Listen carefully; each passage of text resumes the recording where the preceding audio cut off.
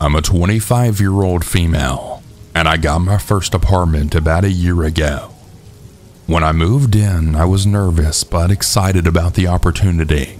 A few weeks after moving in, I bought a puppy so that I wouldn't feel so lonely.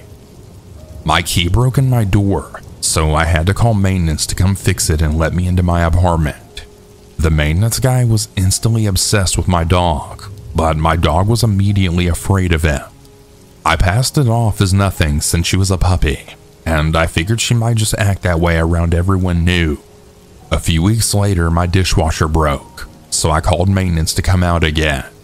I was working on crate training my dog, so I stated it was fine for them to come while I was at work since she would be in her crate, and at most just might annoy them with mild barking. Upon arriving home from work, I found several places on my carpet where my dog had an accident. I thought that I must have missed it before I left for work. I took her outside to go for a walk, and the maintenance guy stopped me and informed me that he let my dog out while working on my dishwasher. He informed me that I was starving her by keeping her locked up all day, and that I wasn't a good pet owner. He then stated he could take better care of her. I was way too shocked to say anything. I talked to my dog's vet, and the vet confirmed I was doing everything right for crate training my puppy. For several weeks after this, the maintenance guy would stop to attempt to pet my dog whenever he saw us. I started taking different routes for walks and began driving to a nearby park to avoid him. This was when I realized my dog didn't react to any other stranger the way she reacted to him, hiding behind me and aggressively barking. He also began making comments about my appearance. I mentioned the occurrences to my parents whenever they visited. My mom thought that I might just be overreacting to living alone for the first time. She walked my dog with me around the complex. The maintenance guy stopped again and proceeded to make a joke about stealing my dog. We got back from the walk, and my mom then stated we were going to go out to buy video cameras for the apartment. After that, things seemed to calm down. Whenever I had maintenance issues, a different guy would come out. My dog would still be uneasy, but wouldn't react aggressively. Today I had a maintenance issue again, and the original maintenance guy came out. My dog once again reacted aggressively. I held her to help calm her down, and she began to relax but still remained on alert. The maintenance guy mentioned that he noticed my family had recently visited, and he then proceeded to ask if they had left. He then started asking me if I was in school or working. I responded by saying I was working. He then asked me how much money I make. I began feeling very uncomfortable, and I laughed off his question by stating that I didn't remember. He wouldn't accept this answer though, and he kept pestering me. I then responded by saying that I'm bad with numbers. He then kept pestering me about how many hours I work. My dog then began barking aggressively at him until he finally left. I honestly feel so creeped out right now. My lease is almost up, so I'm not really sure if I should complain and risk them retaliating by withholding my security deposit. I'm also nervous about filing a complaint and then living here for a few more weeks.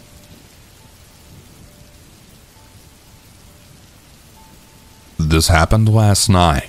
For reference, I'm a 22-year-old female, and my husband is 25 years old.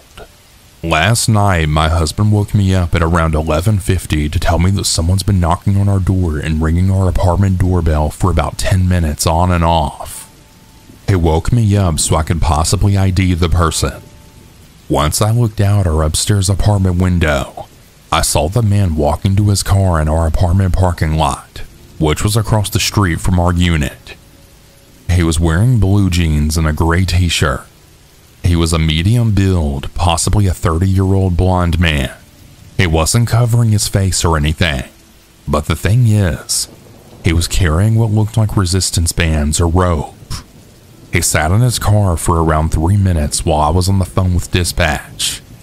Then he came back to our door and knocked hard for another few minutes. Dispatch advised me that the police were on their way, and they hung up. I started videoing the vehicle. I read out the tag number and make and model, and just watched as he put his car in park and reversed over and over again. Out of seemingly nowhere, he backed out of the parking lot and started rushing away. but not before the officer arrived and pulled him over.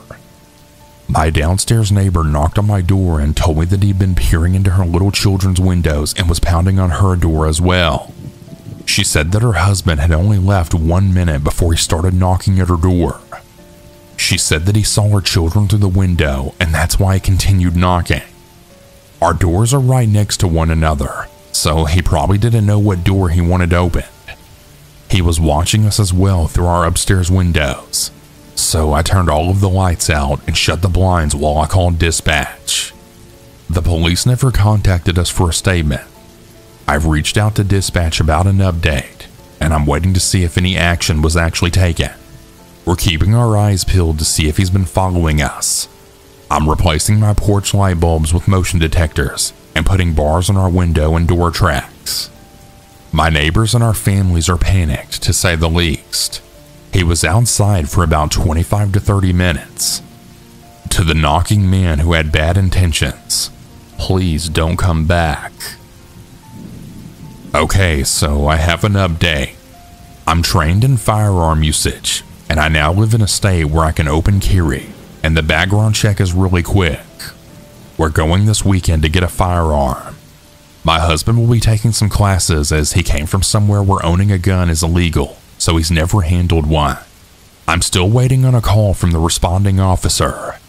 I have his badge number and name, so if they don't reach out to me today or tonight, I'm gonna call the substation. If they didn't do anything, I'm gonna go ahead and make a suspicious persons case for the paper trail. We had no odd encounters last night. However, while I was looking at the video I took, I remembered that car. I was walking my dog at 8 p.m. about a week ago for him to pee, and this car was driving really slow through the parking lot and parked a few spots down from where I was letting my dog sniff. They just sat there with the car running. When I tell you my ears started ringing and I got an awful feeling, I'm not joking. I turned around and went home, didn't give my dog the chance to pee, and shut every door and window. I think this man has been stalking out our apartment building along with me and my neighbors.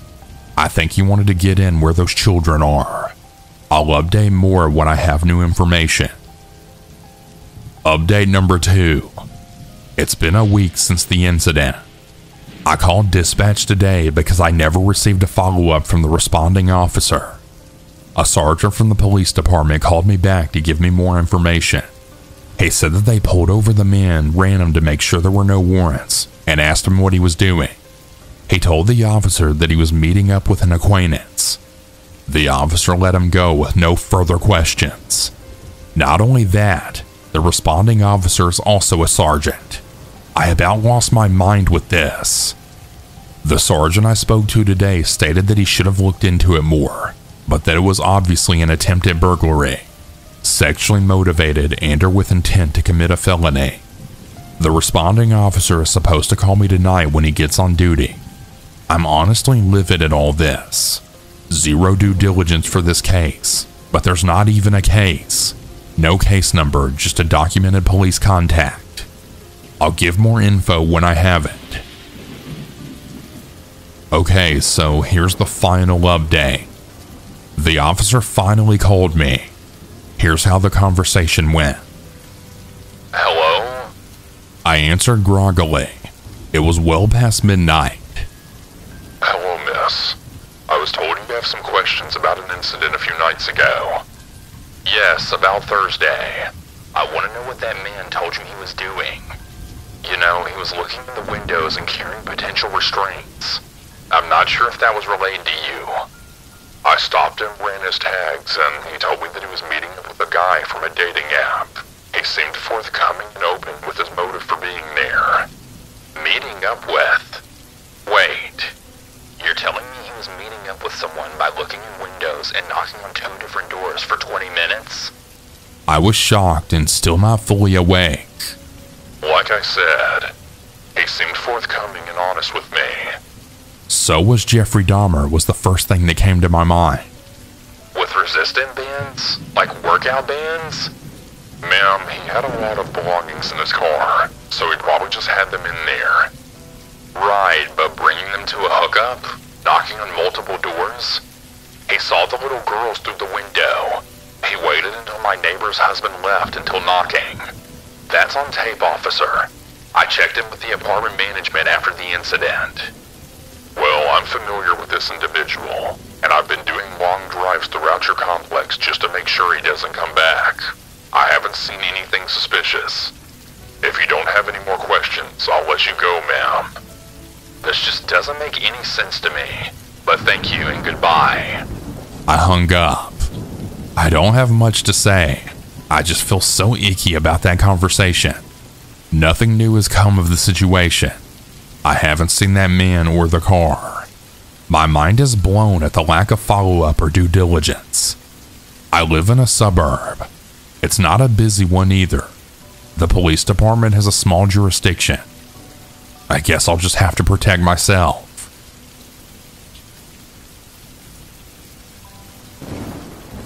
I've lived in the beautiful city of Los Angeles for about 8 years now. My family in the Midwest always asks me, "Isn't there so much crime there? I don't know how you deal with it." But other than getting my car battery stolen a few times and the terrifying incident I'm about to share with y'all, I haven't really encountered much. This occurred in an apartment complex in Hollywood where I was living with 3 roommates about a year before the pandemic hit. For those who haven't been to Hollywood, let me set the scene. Most of it is the complete opposite of the glamorous, celebrity-filled mecca that were shown in the movies and pop culture. Maybe it really was glamorous at one point, and those remnants can be felt in some places. But now it seems to be a magnet for the sketchiest people you can imagine. It's extremely dirty, and sometimes it feels unsafe to walk the streets by yourself during the day, let alone at night. I'm a woman for context.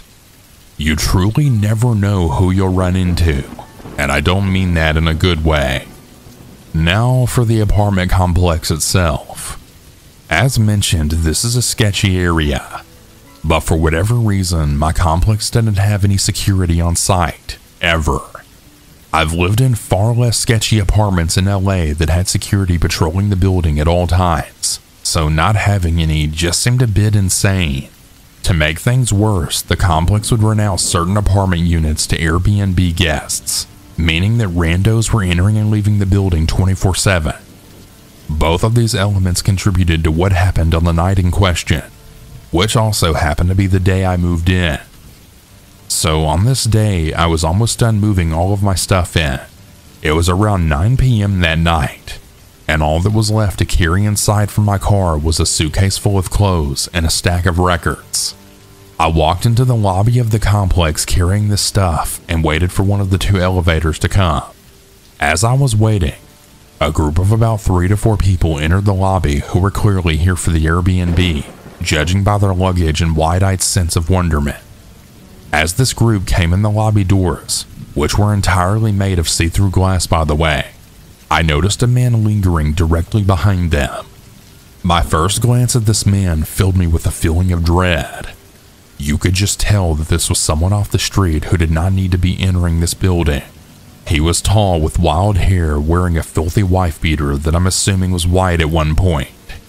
He had a dangerous, dead-eyed quality that communicated to me that he was out of it, on drugs, drunk, or something else. Not sure, but I knew that I did not want this man in my building. The group of tourists continued chatting to each other, completely oblivious to this man trailing them.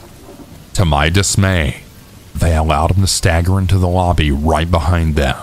Now myself, the tourists, and the man are all standing at the front of the elevators, the tourists still seemingly oblivious to how unhinged and potentially dangerous this man seemed. As both of the elevator doors opened at the same time, I scurried into one, and the tourist shuffled into the other.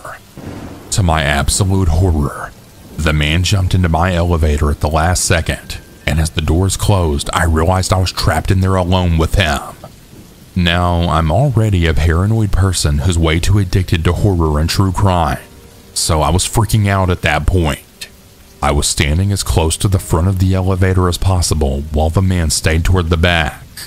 It became more and more apparent that this was a man who was on something and incoherent, as he began muttering things I couldn't understand behind me. I had no idea if it was directed toward me, himself, or an unknown entity that only he could see, but I didn't turn around or look his way out of fear of encouraging it.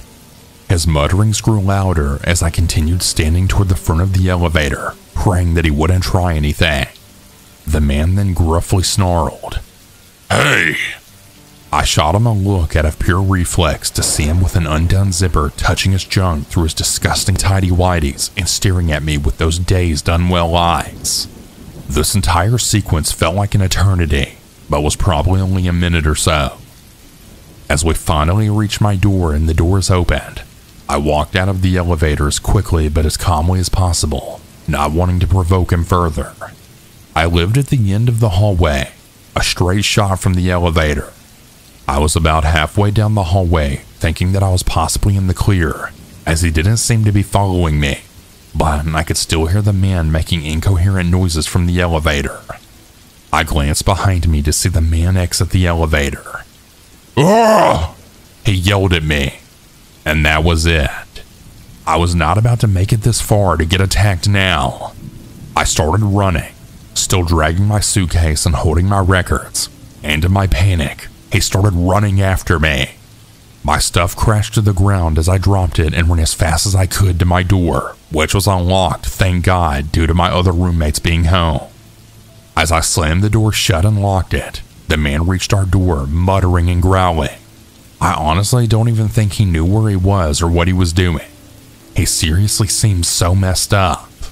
Maybe he only started running because I started running. Who knows? But thankfully I had made it to my door before him, thanks to his pause before coming after me. After I'd gotten inside my apartment, I was shaking and crying from the shock of it all, and sitting with my back against the door. My roommates had heard me scream as I was running down the hallway, which I wasn't even aware of doing, and they came to ask me what happened.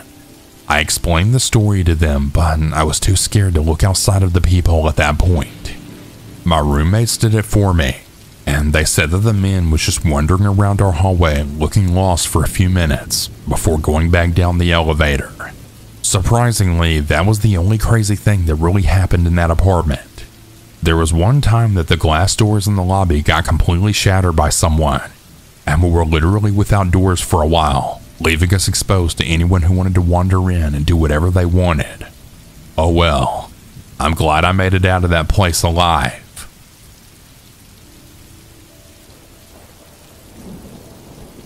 First off, I feel incredibly stupid saying this, but my front door was mistakenly left unlocked. Both myself and my boyfriend thought the other person locked it when we came inside. I almost always double check before bed just to make sure it's locked, but I was running on 3 hours of sleep, and it very unfortunately slipped my mind. That being said, to make things clear, my boyfriend works night, so he's almost always awake during the night and sleeps during the day. I work days, so my sleep schedule is nearly opposite. Every Saturday morning, I load up our 2 baskets of laundry into my car and wash it at my mom's house, since she lives close to where I work, and our apartment complex doesn't have a washer or dryer. I specifically do it every Saturday because it's the only day of the week that I get out of work in the morning and have time to do it, so it works out well. I have Sundays off, but I like to stay home that day, and since my mom's house is nearby work, it's not an issue. I called my boyfriend on my way home and chatted with him during my drive, and ended up getting the 2 of us Taco Bell for dinner. He came outside when I arrived home at about 6 p.m. to help me carry everything inside. Like I mentioned, we were both distracted by food and carrying everything that we both just forgot to lock the door upon coming back inside. Oftentimes I carry everything inside alone since he's usually still sleeping.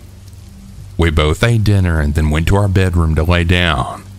He fell right back asleep, but I was awake for a couple of hours playing my Switch. At about 8 p.m., I got up and put my Switch away, and passed out very soon after in bed with him. My boyfriend got out of bed approximately an hour or 2 after I fell asleep, and then went into our computer room so he could play some games himself. I have no idea how I slept through all of this, but it's so horrifying to think about.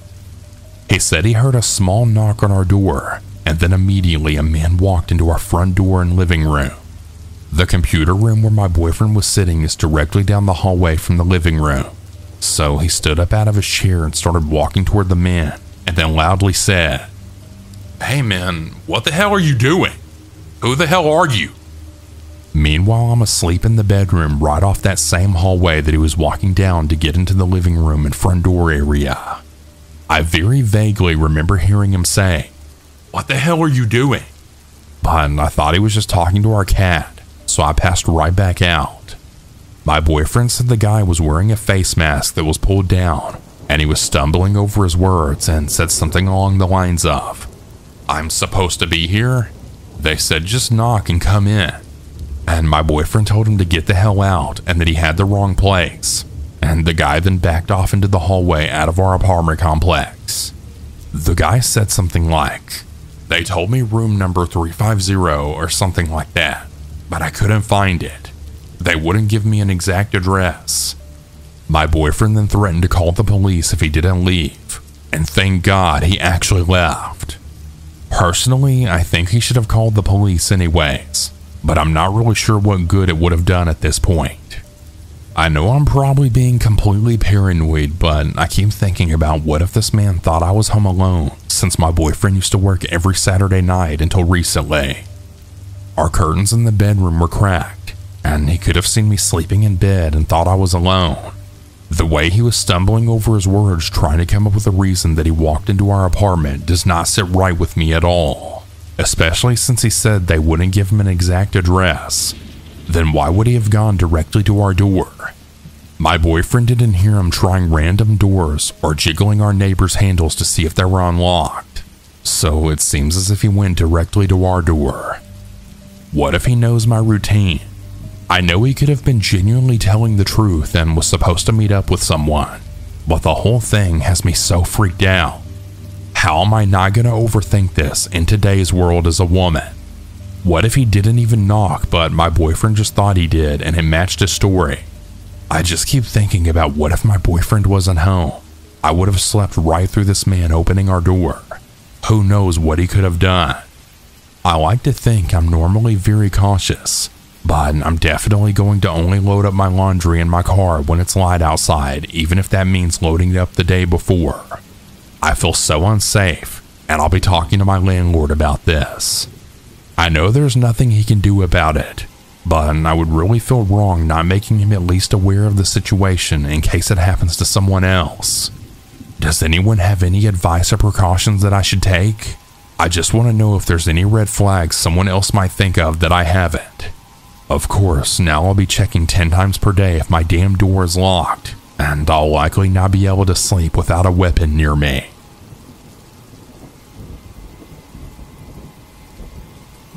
Earlier today, about a minute after I just locked the door from bringing in groceries, I heard a very faint knock on our front door for a few seconds. I approached it to see who the hell was there, and I heard the bottom lock unlock itself and the knob twist, but the deadlock kept the door in place.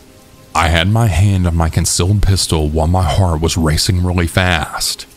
I looked outside, and he just stood there, backed away, and then relocked the door and walked off.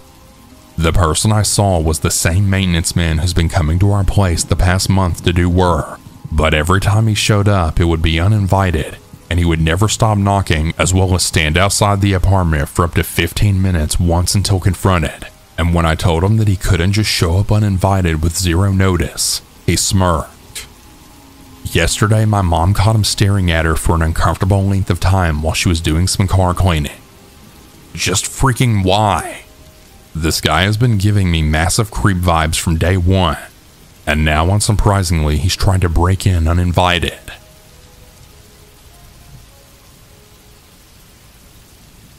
A little while ago, I was living in an apartment complex in Toms River, New Jersey. I lived in a complex where there were doors facing the street, and when you went through the doors, there was a set of stairs going up to the top apartment, and to the side of the stairs was a small hall leading to the bottom apartment. I live in the top apartment, and my downstairs neighbor was a woman probably 10 to 12 years older than me. We had a very neighborly relationship, saying hi when passing, chatting for a bit when we bumped into each other, etc. After I'd been living there for 3 months, I could tell she had a crush on me because it seemed she would go out of her way to be outside her apartment whenever I was, and she would get flirty with me. It got to a point where I knew if I left my apartment I'd bump into her, and I'd have to do mental preparation for these encounters and come up with a plan to be able to move on quickly because she would want to talk for long periods of time. Anyway, I was dating someone at the time, and I made sure to mention this to my neighbor since I thought it would make her back off, but it didn't.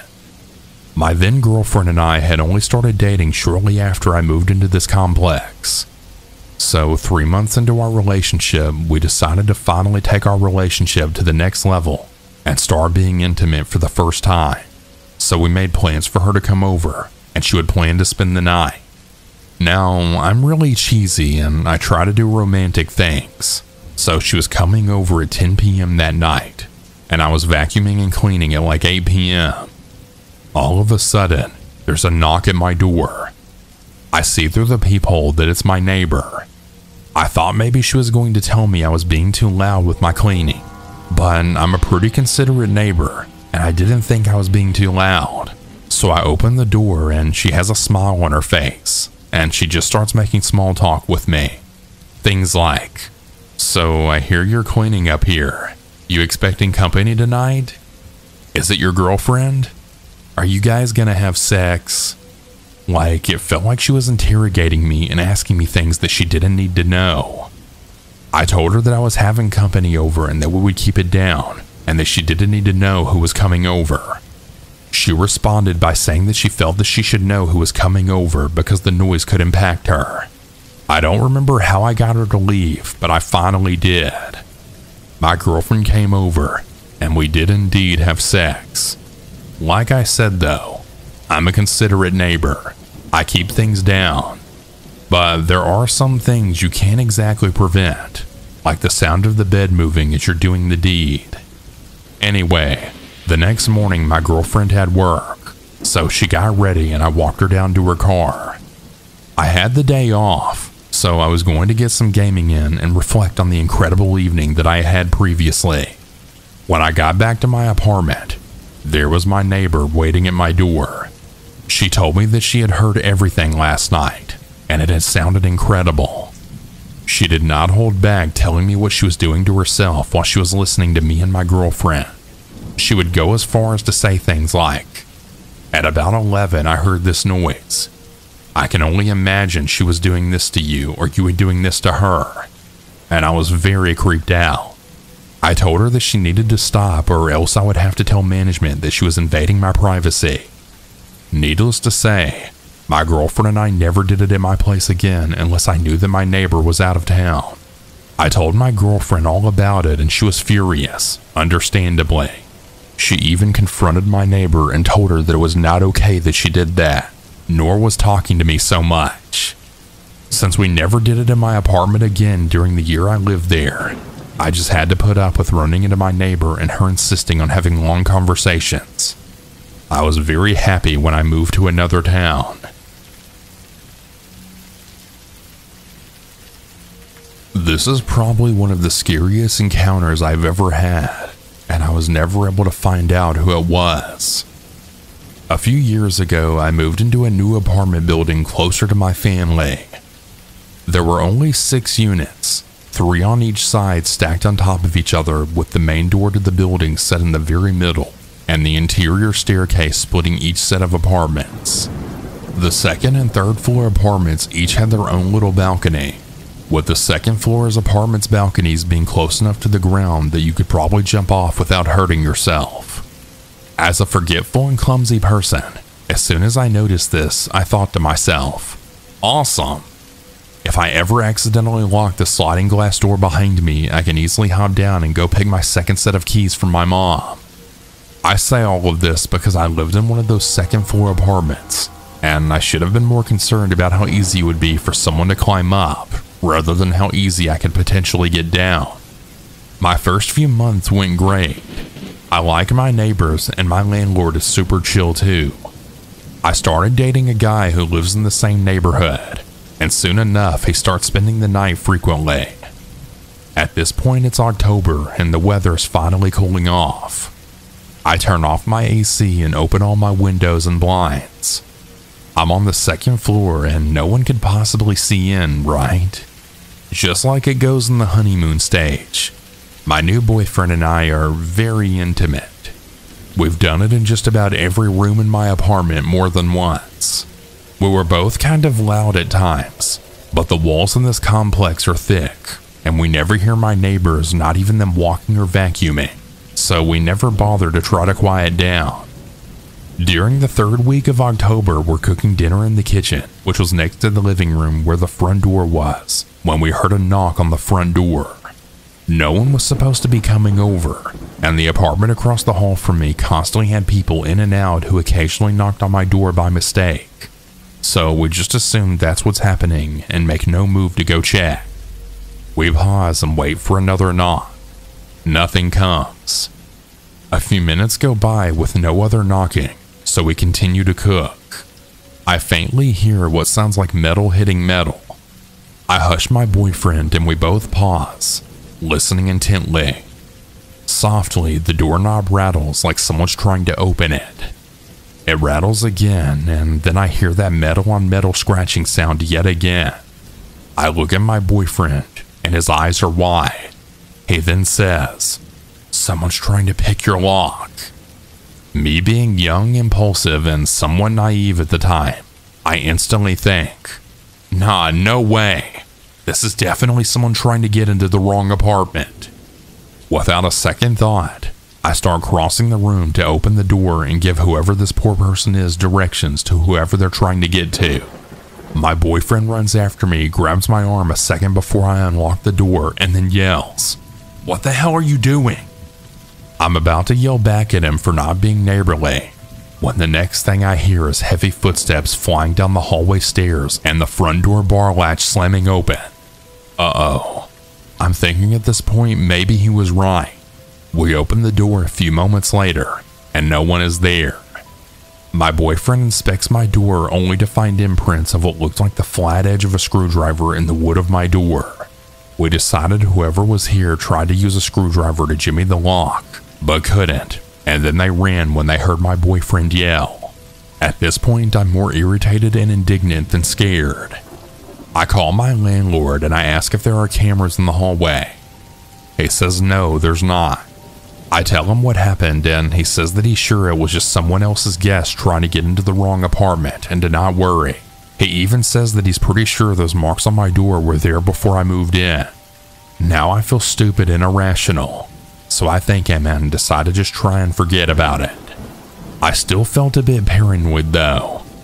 So instead of leaving my balcony door open with just the screen in like I usually did at night whenever I was home, I started keeping it shut and locked. About a week later, my boyfriend and I are laying in bed together at night while we watch a movie. The windows in my bedroom are open to let in the night air, and we're both starting to nod off.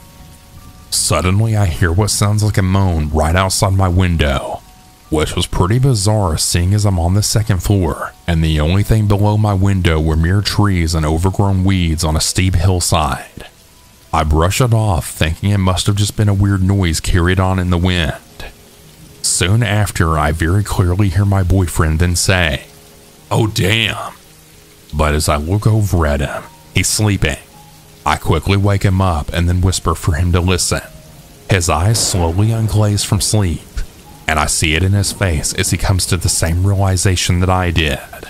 Someone is playing a very loud, very long recording of us having sex outside my window.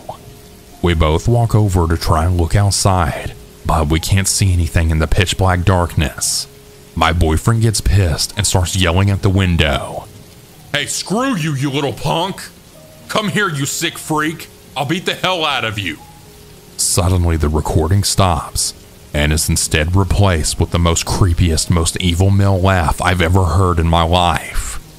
It was the kind of sadistic laugh that instantly makes your stomach drop like you're on a roller coaster, and your anxiety creep up and sit on the back of your neck. My boyfriend wanted to go outside to try to confront whoever this guy was, but I begged him to just stay inside with me.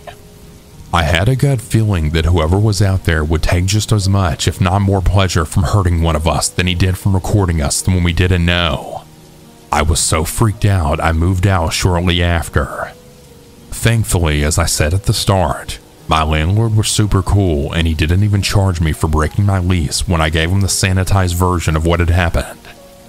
After I handed him the keys, he then thanked me for being an almost model tenant. This surprised me because to my knowledge I had never done anything that would make him upset or bother my neighbors, so I asked him what he meant. He then laughed and said, "Well, you were always so quiet and respectful. It was your one friend I couldn't stand." The building manager had to yell at him twice for going in through the balcony rather than the front door. For reference, the building manager lived in the apartment directly below mine on the first floor. My blood instantly ran cold. I had never ever had anyone in my apartment by climbing up my damn balcony. I pressed further and he didn't have too much more information. Just that some guy had been trying to enter my apartment by climbing up the balcony and going through the sliding door, and then when questioned had laughed it off and said I invited him over and that I told him to come in that way. Our building was secure, so the front door automatically locked and couldn't be opened without a key. The only explanation I have is that this guy was watching us and had tried breaking in more than once. Who knows how many times he had stood below my open windows and recorded the sounds of us having sex. My only consolation was that my windows were high enough that he couldn't have videotaped us without using a ladder, and I'm hoping we would have noticed that at least. I did report it to the police, but they said without video footage or an identity, there really wasn't much they could do unless it happened again, at which time I should call 911. Thankfully, I never experienced anything similar since, and I hope I never will.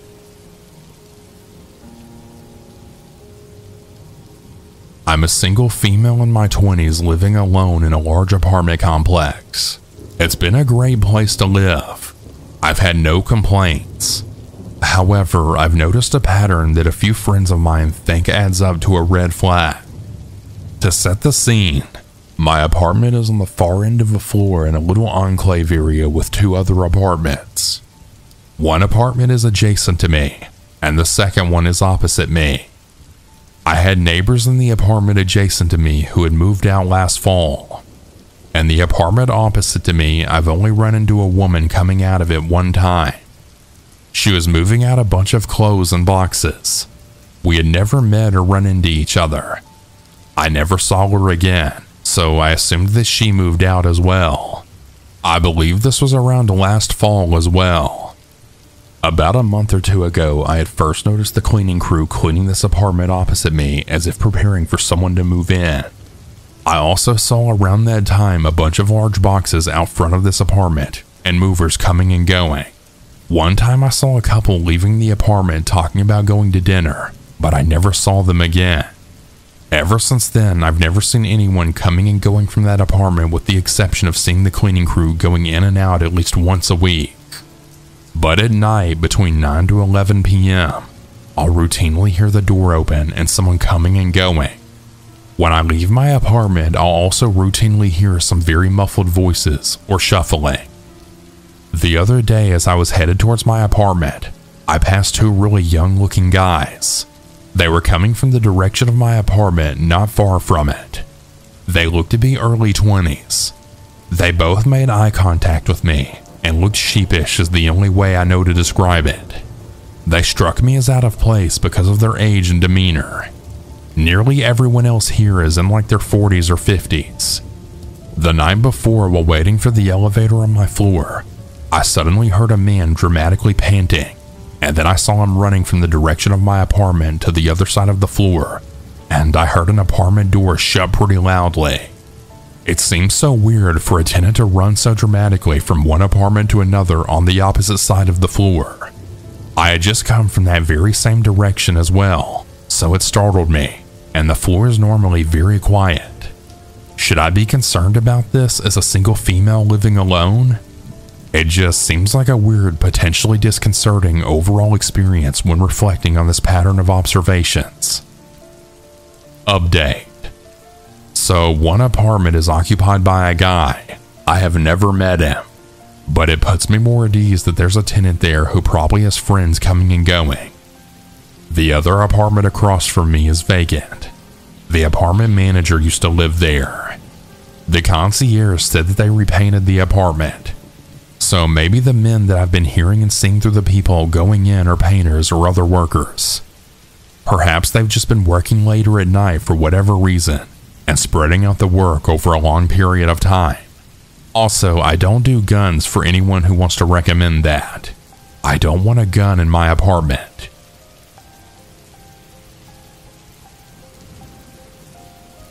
Recently, I moved out of my apartment. I simply had to because I just didn't feel safe with my landlords. I lived in this really nice Dumbo apartment in Brooklyn for a few months with my roommate, who paid most of the rent since her parents were super rich. Our landlords were actually this seemingly really sweet couple who lived a few floors above with their kids. The first few weeks were somewhat normal, except for the fact that every time I saw their kids in the elevator, they would scream at me before they got off and then just ran away. I thought it was funny and cute at first, but then their eldest son came to visit and started doing the same thing, and he looked about my age. I didn't really think much of it since maybe he was just playing with his younger siblings. Things got really weird when I bumped into all of them together and then we talked for a bit. Out of nowhere, while we were having a pleasant conversation, the dad apologized to me, saying that his son might act strange because he's the R word for autism. Yeah, he actually used that word on his son. I was pretty shocked with him just saying that out of the blue. I paused for a bit, and I can't really remember what I said, but I remember just wanting to get the hell out of this conversation immediately. A few days later, I bumped into the dad again on the elevator. I was pretty standoffish, and he was just talking about how great my apartment is and how much of a generous guy he is for giving us such a low rate.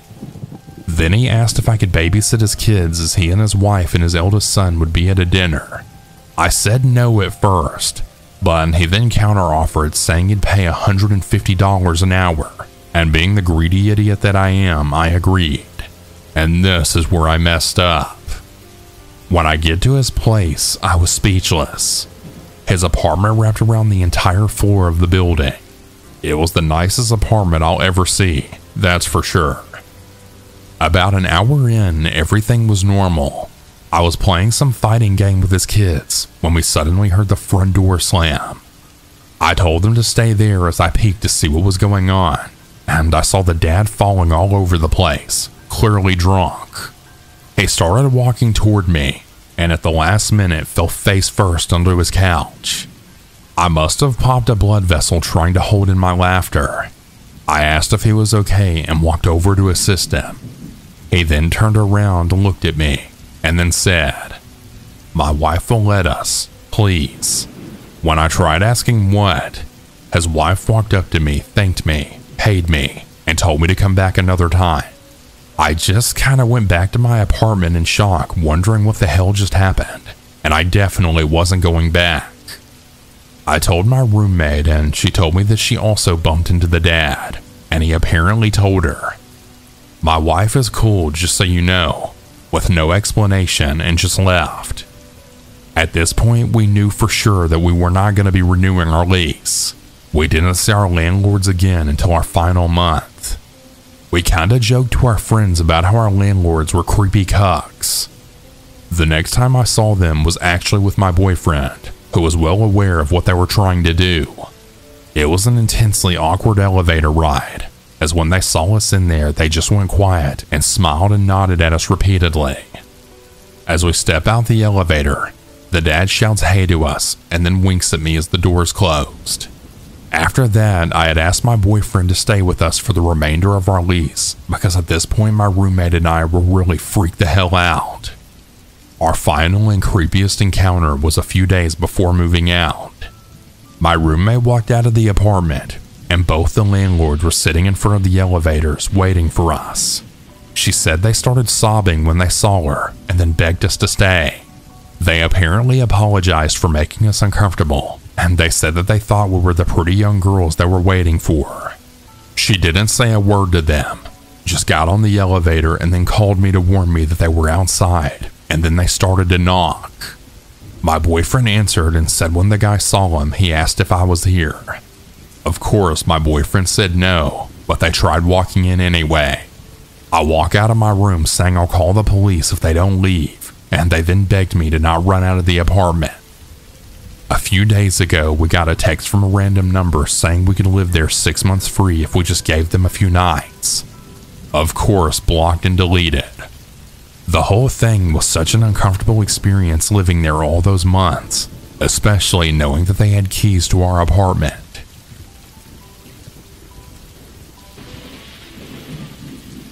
In this story, I'll be referring to myself as Katie. The story was extremely embarrassing for me for the longest time, but I finally feel the courage to share it with you all. This happened in June of last year in 2023. I came into my part-time job at the local salon. Being a senior in high school, I needed to save up some money for college, and working at the salon was the perfect opportunity. As I entered the salon, I clocked in and greeted my coworkers with a smile, and I made my way to the front desk to check my schedule for the day. Just then, the door chimed, and an older man walked in. He was tall and he had a neatly trimmed beard, but what caught my attention was his piercing blue eyes. They seemed to look right through me. "Good morning. How can I help you?" I asked with a smile. "I'm here for a grooming session," he replied, flashing me a charming smile. "Of course, let me check our schedule," I said, trying to maintain a professional demeanor. "May I have your name, please?" "It's Max," he said, extending his hand for a handshake. "Nice to meet you, Max. I'm Katie," I said, shaking his hand briefly before checking the schedule. "So, it looks like we have an opening in about 30 minutes. Would you like to come back then?" "That would be perfect," he said. I quickly made the appointment and went back to my work at the front desk. Despite his charming demeanor, there was something about Max that made me feel uneasy, but I just pushed those thoughts aside and went on with my day. As the time for Max's appointment approached, I saw him waiting outside the salon. He smiled at me as I opened the door for him and followed me back to the grooming area. My coworker, who I'll refer to as Lisa, greeted him and started the grooming process, while I went back to my duties at the front desk. But I couldn't seem to shake off the feeling that Max was watching me. I tried to focus on my work, but his gaze made me uncomfortable. I decided to ignore it and just went about my tasks, hoping that he would leave soon. But to my dismay, he didn't. As his grooming session ended, Max unexpectedly came up to the front desk and he asked me for my number.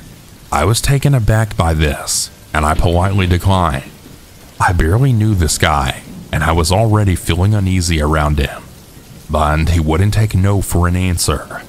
He started to make crude comments about my appearance, since I am what most would consider to be physically attractive. I was taken aback and I didn't know what to do. Before I could say anything, this guy grabbed my hand and pulled me towards him, saying he would give me a large tip if I went out with him. In a panic, I shouted for my manager and Lisa to come help me, but Max didn't seem to care. He continued to hold onto my hand and started to pull me towards the back of the salon.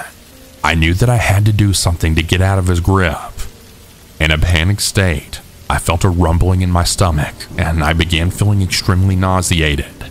At that moment, I then released a loud fart.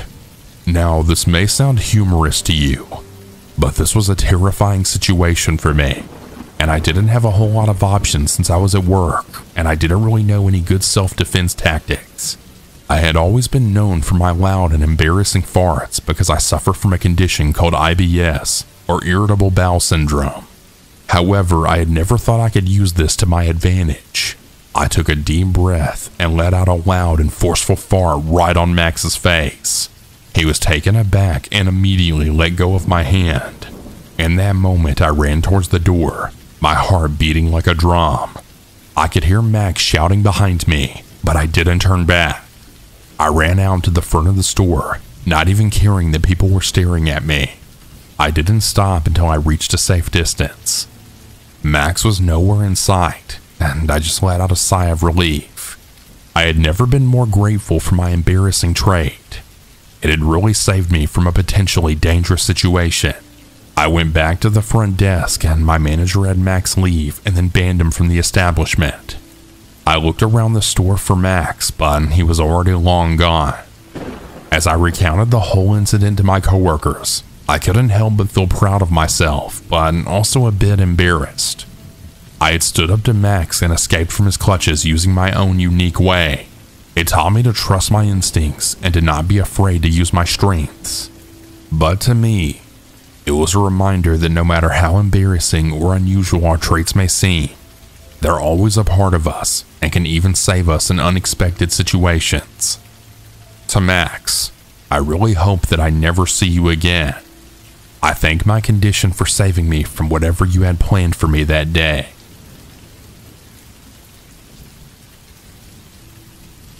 When I was in college, I used to work the front desk at a local gym. It was typically a very routine job. After about 7 p.m., it would get quiet. My usual shift was the closing shift, which was 5 p.m. to 10 p.m. Beginning at 9, I would begin the process of shutting down the gym, as usually by 9, the gym would start emptying out. On Fridays from 7 p.m. to 10 p.m. was teen gym night. This meant that teenagers 13 to 17 could have access to the basketball courts. On this night, about 15 to 20 teenagers were playing in the gym.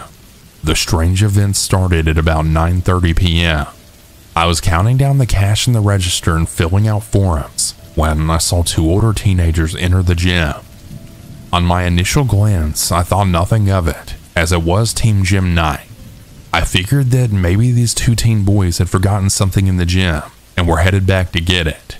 But on a second glance, I had noticed the 2 whispering to each other, and they kept looking back at me as they were whispering to each other. They were also wearing jeans, which made me think that they probably were not in the gym before. The 2 also did not present a key tag to scan in, and they walked right past me. I immediately got the feeling that something was off. One of the trainers was coming down the stairs as the 2 had passed me, and he had also noticed the same odd behavior. The 2 began to head towards the back of the gym. They didn't use any of the equipment. They just went to the back and just continued to whisper to each other. The trainer started following them. A few minutes later, the boys and the trainer started walking back towards my desk. The boys once again were whispering and looking at me. Then the 2 exited the gym. The trainer then came up to me and was like, "Those 2 were pretty off, don't you think?" I felt relieved when he said this, now knowing that it wasn't just me overthinking it. I told him that I thought so too. He then explained that he followed them and pretended to shut stuff down so they would think he was just doing his job, when in reality he was keeping an eye on them. A few minutes after 10, we walked out of the gym and then locked the doors.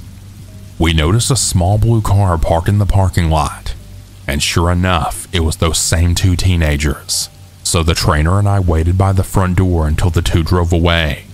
Ultimately, nothing actually happened. I often wonder what the trainer and I may have prevented from happening that night, and what those 2 were actually up to and what they were planning.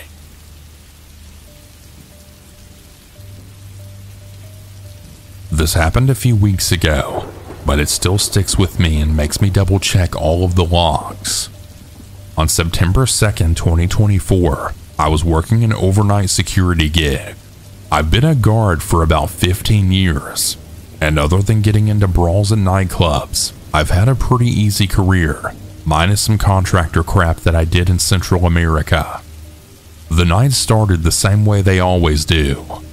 I had gotten off my first gig and went to relieve the normal night guard, who we'll refer to as D from here on out. I arrive and D looks frazzled. He's an old martial arts guy that works the apartment job for the same reason I do, half off the rent. I walk in and I ask him what's up. He says he encountered a guy by the gate and, I quote, gave him the heebie-jeebies. He asked if I would go back to my apartment and grab my carry firearm. I hesitantly agreed because, having worked in this industry long enough, guns rarely lead to good outcomes. But D is scared green, so I agree. I go back and grab not only the gun, but my dog, a 120-pound Anatolian Shepherd. I suit her up in her harness and grab her QD muzzle. On the off chance that something goes down, I'd rather have the dog ready to go. I arrive, and D is elated to get the hell out of Dodge, gives the dog her standard good girl chicken strip, and takes off back to his apartment. I attach my dog's leash to my waist and we go on patrol. I live in Texas, and our apartments are sealed by gates that you have to have the code for. I go to check the first gate and immediately come into contact with the same person that D was so worried about. It's 93 degrees out, but this dude is wearing a damn trench coat with a hood, and before we even get near him, the dog starts going ballistic, hackles up in between my legs, snarling like some sort of feral monstrosity. I give her the command to chill, and she does. But what bothers me is that the dude doesn't even flinch. Most people see a dog that big barking and snarling and insist upon being no part of whatever it is the dog is protecting, in this case me. At this point, I step forward and initiate contact. "Hey buddy, how we doing tonight? You alright?" The man turns to face me, and at this point I see that he's horribly disfigured. One eye missing but sealed up from surgery, the other a brilliant blue, and a horrible scarring on the side of the face missing the eye. "Yeah, I'm fine." He responds rather quietly, sort of in the way a child who's trying to fix something on their own might respond. "So, do you live here? I haven't seen you around. My name is H. You new in town, or has anybody ever told you that you have incredible eyes?" This simple statement made my blood run ice cold. At this point, I tap the QD on the muzzle, and it swings out of the way. I'd like to think my mother used to tell me that, but I can't say it's something I hear often. "Listen, man, you gotta get moving. If you don't live here, I can't have you standing out here." At this point, he sort of goes rigid and reaches in his pocket, but I don't give him the chance to do much more as I draw my weapon at this point. "Hey man, you gotta leave. I'm not telling you again. I don't know where the hell you're from, but it ain't from around here. Last chance. Screw off." At this point, he sort of slowly removes his hand from his pocket, and he's holding this little 35mm disposable. He lifts it, snaps a photo, then says, "Have a good evening. Your eyes truly are beautiful." And then off he goes. About 5 minutes later, I'm still shaking up when the cops arrived. It turns out one of the apartments close to the gate heard the dog going nuts and heard me raise my voice to our oddball friend, and they called the cops. They tell me they'll up the patrols, but that they hadn't gotten any other calls about the dude.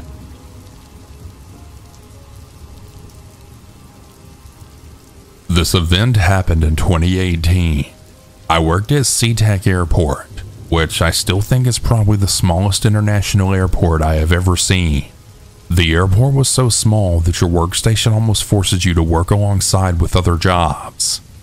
In this case, I worked in sales, and we were stationed next to the wheelchair lane, which usually had one wheelchair pusher in the lane. Now keep in mind, I was only 19 when this incident happened. I would say I'm a sweet person who goes out of my way to start conversations with people that look bored.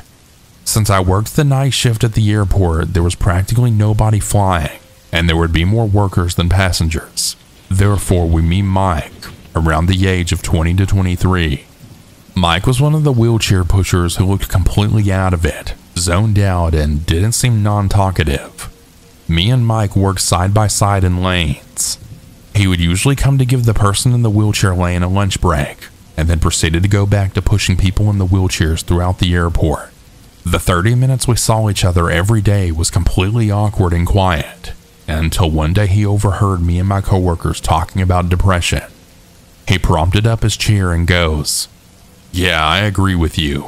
Depression sucks." That's when I realized, oh man, the kid doesn't just look depressed, he probably is. Now, I didn't know how that small interaction changed our perspective on Mike. He would join our conversation and even went out of his way to say hello and give us a hug when he finds us throughout the airport. One day my lead suggested that me and Mike should go out for tacos since we both kept complaining how nothing opens late at night and how we're always hungry. Now, we've known Mike for almost a month at this point, and his depressed-filled body started filling with joy every time we would find out we were stationed next to each other. At this rate, we laughed it off, saying no way. It would be too weird if we went alone together. I was currently single and was no way attracted or interested in Mike like that. He then looked at me saying, "I actually know this amazing Mexican spot that's nearby if you're actually really hungry. They serve the best fish tacos." Now, the fatty I am, I didn't decline. I loved eating late at night, and Mike never gave me stranger danger vibes. I agree because I didn't really see the harm going out to get tacos before I sleep. We exchanged our numbers and I headed home before him since I clocked out an hour before he did. Now, when I arrived home, I was getting dressed to go out to eat, and the plan was to just meet up at the spot, since the Mexican spot ended up only being 5 minutes away from my house. I got a text from Mike saying he wanted to pick me up. I kept refusing because I just finally got my driver's license, and the place was only 5 minutes away from my home.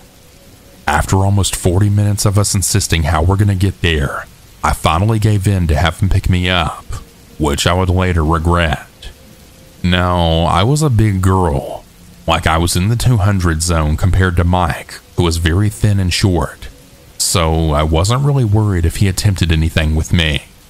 I told him to pick me up along a street down because I didn't really want him to know where I exactly lived just yet. His beat-up trashy Toyota pulls up and we head to the Mexican spot. We get our food and it was so amazing that we went for seconds, and we had a really good talk watching the soap opera on the TV. After we were done, we get back into his car where he was supposed to drop me off back at home, but he stopped. He then looks at me and says, "Can we talk in private? I know a spot." I kindly refused and I told him that it's already 2 a.m. and that we should really get back home, and he says, "I know it's late, but I just have a lot going on in my life, and you're the only person that's really hung out with me like this." The kind of idiot I am, I said sure. Already seeing him drive down the road, I noticed so many red flags. As the streetlights start disappearing more, his mood and tone starts to change. A complete difference in the atmosphere around Mike emerges. He starts telling me, "I sure do hate the society about women nowadays. They all have this stupid standard. I hate them. I hate them." And I'm just like, did I just find a woman hater? Mike never rubbed me off as a gay guy. He's starting to state how every time he attempts to talk to women, they blatantly reject him. And I, a woman, is now a dummy that he's projecting all his female hate talk to. I was actually too stunned to speak because he became a whole different person during the drive. We arrive in an abandoned skate park in the middle of God knows where, and he tells me to get out. I listened, and here we are at 2 a.m. sitting on cold concrete and freezing temperatures. He goes on to tell me how he hates women, and how he would lie to his passengers that he takes on wheelchairs and tell them he's from the UK and speaks in a British accent. I was so overwhelmed, like what the hell was happening right now? He then talks to me in a British accent from there on, saying how he would give his life up for God, and how God was the only thing keeping him chained down. He looks me dead in the eyes and then says, God would want me to castrate myself since he doesn't want me touching or near a female creature for my safety. I was completely quiet the whole time, really confused, questioning myself how much of a fool I was to even think that I thought this guy liked me. I was completely wrong.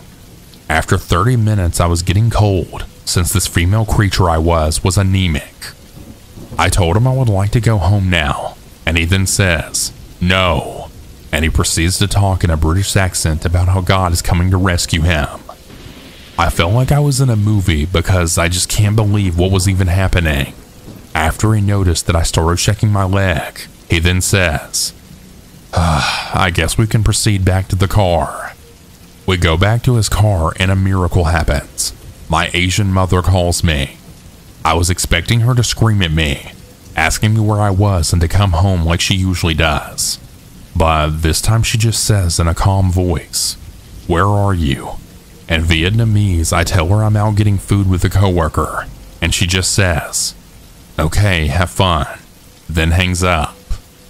Again in disbelief that she didn't even care where I was at almost 3 a.m.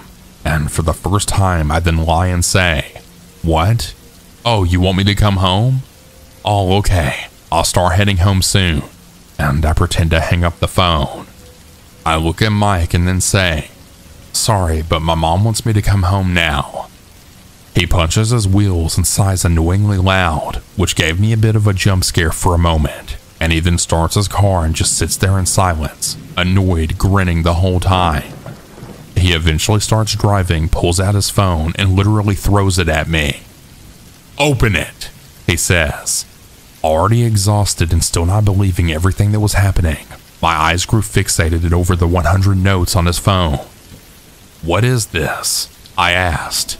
He says it's songs and poems that he wrote. He then looks at me and says, "Go ahead, pick one." I don't quite remember what the note said. The only keywords I saw were betrayal and woman. That stood out to me. He goes, "That one. Would you like for me to sing it to you?" I straight up said no, and he continued to sing it for me. And the worst part is he sings it in a British accent. The whole drive was him singing to me in a British accent how God's plan is to stray him from the human race so he can overcome himself. I was zoned out the whole car trip. It all didn't feel real. My sense of danger gets lower due to how exhausted I was and how I was listening to how this man wanted to eradicate the female species off the face of Earth and how our judgment day was coming. He dropped me off on my street and had the audacity to say, "I had such a lovely time with you, darling." I just slammed his door shut and ran down my street before he had a chance to start up his car. After that incident, I ignored his messages, which he texted me 2 pages long on how he's sorry and how he believes God was here to put us together, how my Asianness was the only thing holding him back to committing real love to me. I stood in the back of my station to avoid talking to him. He would follow me back to my break room, and thankfully my manager was there and yelled at him to piss off before he called security. He later got the hint that I was not interested, but he would continue to stare me down every second that he had the same station with me. Thankfully, during that time, I had found a second job, and my whole schedule was changed, and I never had to see him at work again. I saw him at Target once, but quickly ran back to my car before he had the chance to walk up to me. I later found out that Mike was living with one of my lesbian coworkers. He was sleeping on her couch. I told her everything he said and did, and she was completely shocked. She never saw Mike like that. He was just very quiet and would just crack a joke here and there.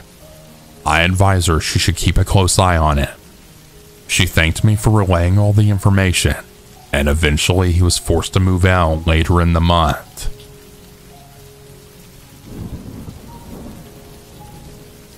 This event took place in 2015, just a few months after my 21st birthday. For context, I'm a female. I was working at a bank, and it was my last shift before my vacation that I was so excited for. I was only scheduled for a 4-hour shift, and I was eager to leave and get my nails done and pack. I worked as a bank teller. For context, there's an area where the bank tellers work that is surrounded by bulletproof glass, and there are desks out in the open where people open accounts, etc. I was at my desk when a man completely covered in a burqa approached my station. My coworker immediately sensed that something was off and then walked away to an area where you can't be seen. I have no idea why she walked away and greeted the customer and asked how I could help him. He then slid me a note without saying a word. I reached for the note and my heart felt like it stopped. It read, "You have 10 seconds to give me $30,000. I have a bomb strapped to my chest and I will kill us all." Time stopped at that moment. I knew at that moment there was a chance I was going to die. I had to listen because my coworkers were right there out in the open. He could take them hostage. and there was no chance I was risking my life over some money. I signaled him. One moment, as I frantically opened my drawer and threw whatever I could at him and prayed that he would leave. I knew it was a he because I could tell by his tall and skinny structure. He was wearing these black glasses, and all you could see were his lifeless eyes. I frantically gave him everything in my drawer, and I was panicking because I had nowhere near $30K in my drawer, so I was convinced my life would end.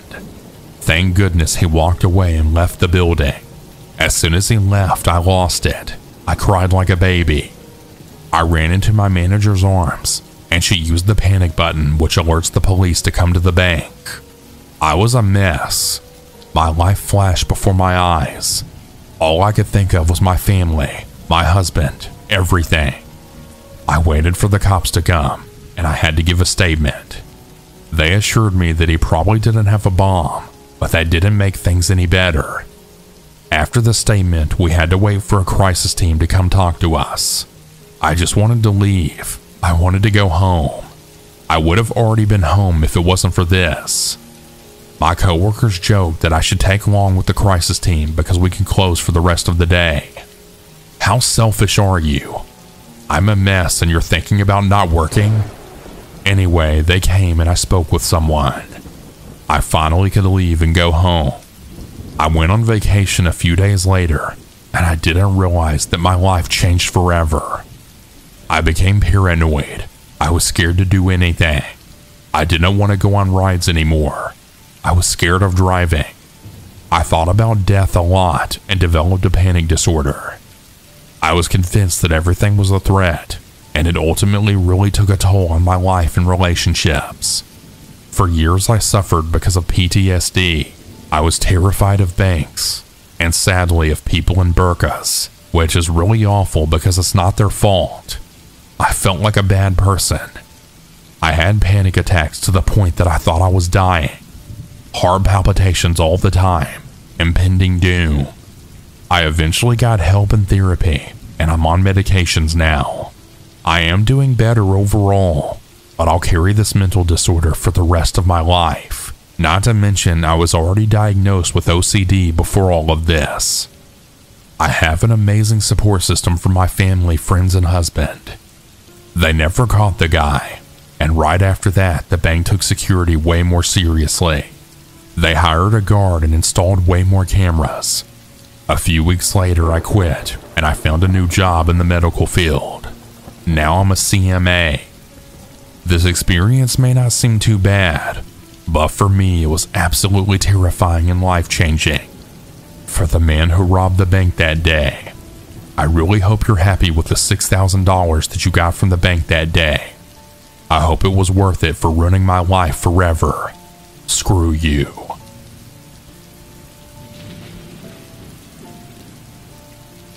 So I work at a local pharmacy on the rougher end of my small hometown. About a week ago, I was at work filling prescriptions per usual. All of a sudden, 5 undercover cops pull a vehicle over in our drive-thru. When the individuals inside the vehicle stepped out, we immediately knew it was a drug bust. There were 3 of them, 1 woman with 2 men, and they were all deathly skinny with sunken eyes and little to no teeth. Immediately, the cops start patting them all down for drugs. We assumed they caught them dropping off some drugs after a sale, and then followed them until they could find a place to pull them over. The woman and one of the men are immediately excused after their first pat down, and they wait patiently for their friend who had been driving. He was covered face to ankles in tattoos, and he was wearing nothing but basketball shorts and shoes.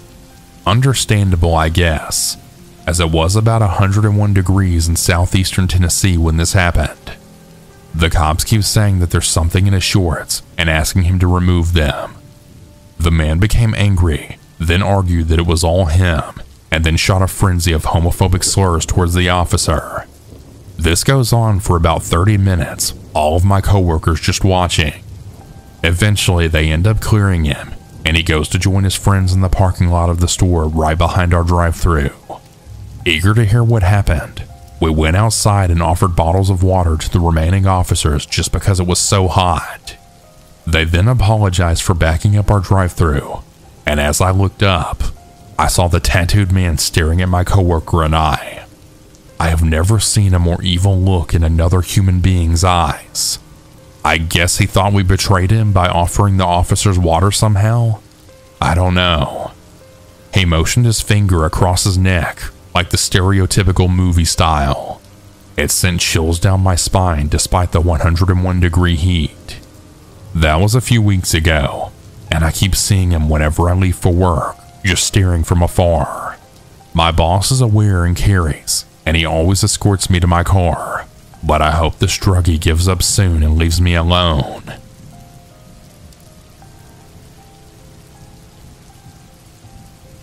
To start out, I'm just going to say that I'm an 18-year-old female, and this is from my 70-year-old grandma's perspective. This happened a couple of years ago in a small town southwest of British Columbia. It has about 10,000 people, and everyone knows each other. Now to the actual story. It was a pretty normal night.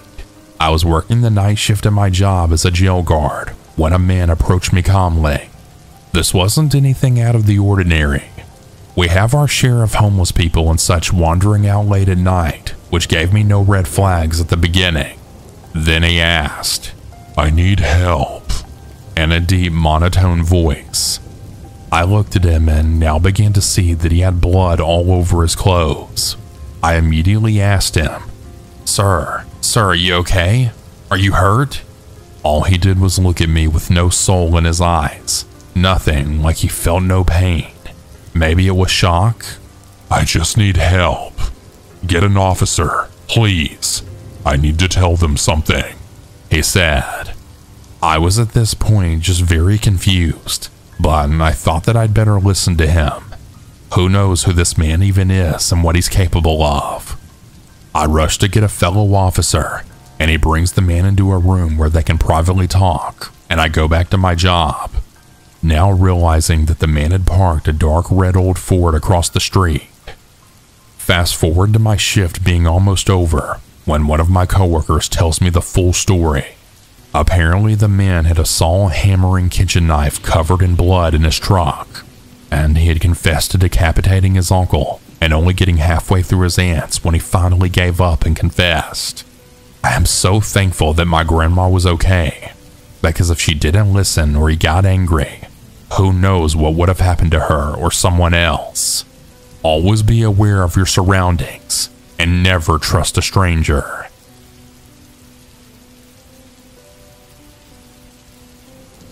I'm a female, and at the time of this story I was 22 years old. I was working unhappily at a dental surgery, and I was in the process of applying for different jobs. I have never known what I wanted to do for my career, so my career search was a bit random. At the dental practice, I would work late nights on reception on a Wednesday. One Wednesday night, I had just seen the last male patient out, and I began to shut down the practice by closing the shutters and locking the patient entrance. When I had already shut down the practice and locked the door, I had heard a knock on the staff entrance door, and a man's voice then said, "Hello? I can see you. Can you open the door?" I tried to look through the shutters, but I couldn't see anyone.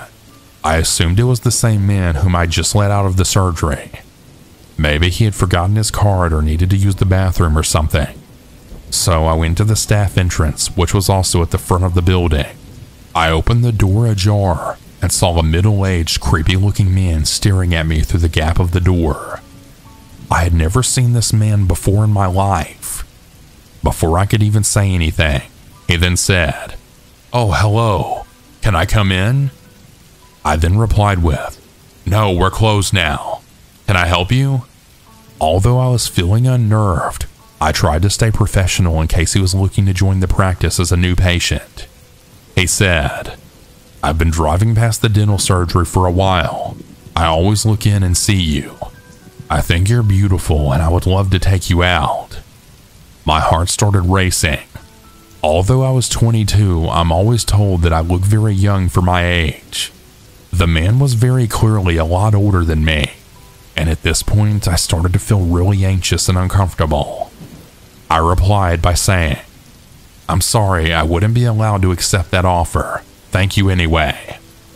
He seemed upset by this and began to move closer to the door, then saying, "What's your name?" I didn't think fast enough to use a fake name, and I gave him my real name. He then said, "That's a nice name. I'm Jay. Nice to meet you, and I'll be seeing you very soon." And then he walked away. Luckily, I wasn't alone at the practice, and my colleagues were in the surgery office cleaning up for the day. I rushed and told them about the situation because I was really shaken up by it. It almost felt like a threat. My boss has CCTV, and he checked it over and saw his registration plate, then sent it to me so I could keep a note of it. My other colleague walked me to my car every day for about a week, as I was so scared of seeing this man again. A week passed and I had not seen this man again. I had been going to a couple of job interviews, and I had another one which I applied for a few weeks ago on the following Monday. It was for a receptionist position locally again. My mom dropped me off as I was unsure of the parking situation. When we arrived, I really felt uneasy, as the office just looked like a house and was secluded and quiet. I walked up to the address and rang the doorbell. I heard someone coming down the stairs approaching the door, and to my horror, it was Jay, the same man who had turned up to my work the previous week. He said, "See? I told you I'd be seeing you again. It's fate." Before I even entered the building, I quickly turned back and called my mom to come get me straight away. Luckily, he wasn't following me. I told my mom and she said that he would have all my details due to them being on my CV. I realized that he would have been able to see my current place of employment when I applied. That's how he knew where I worked and turned up there. Luckily, I didn't have my address on my CV, but I did have my number and email. Just about 30 minutes from leaving the building, I had 2 missed calls and an email from him offering me the job, although I hadn't even had an interview or even entered the house at all. I blocked his email and his number straight away. I even changed my phone number too, as the emails didn't stop. They kept on saying that I don't want to miss the opportunity and how I'd be on fantastic money. I reported the job position and let the authorities know. I do not like to think what would have happened if I entered the office, and I still get anxious now even as I work at the same place. I still get my colleagues to walk me to my car. I've never seen him again, and I never want to. Stay safe out there, people.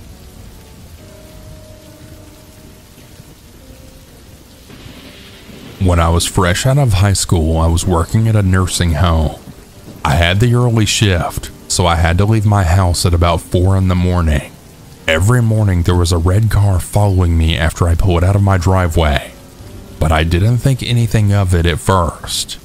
Then I realized it was following me home every afternoon as well. After the second week, I started to get paranoid, and I mentioned something to my best friend at the time. She assured me that I shouldn't be worried. When I got a job at a daycare, I figured the following would stop. I was wrong. My shift was 3 p.m. to 12 a.m.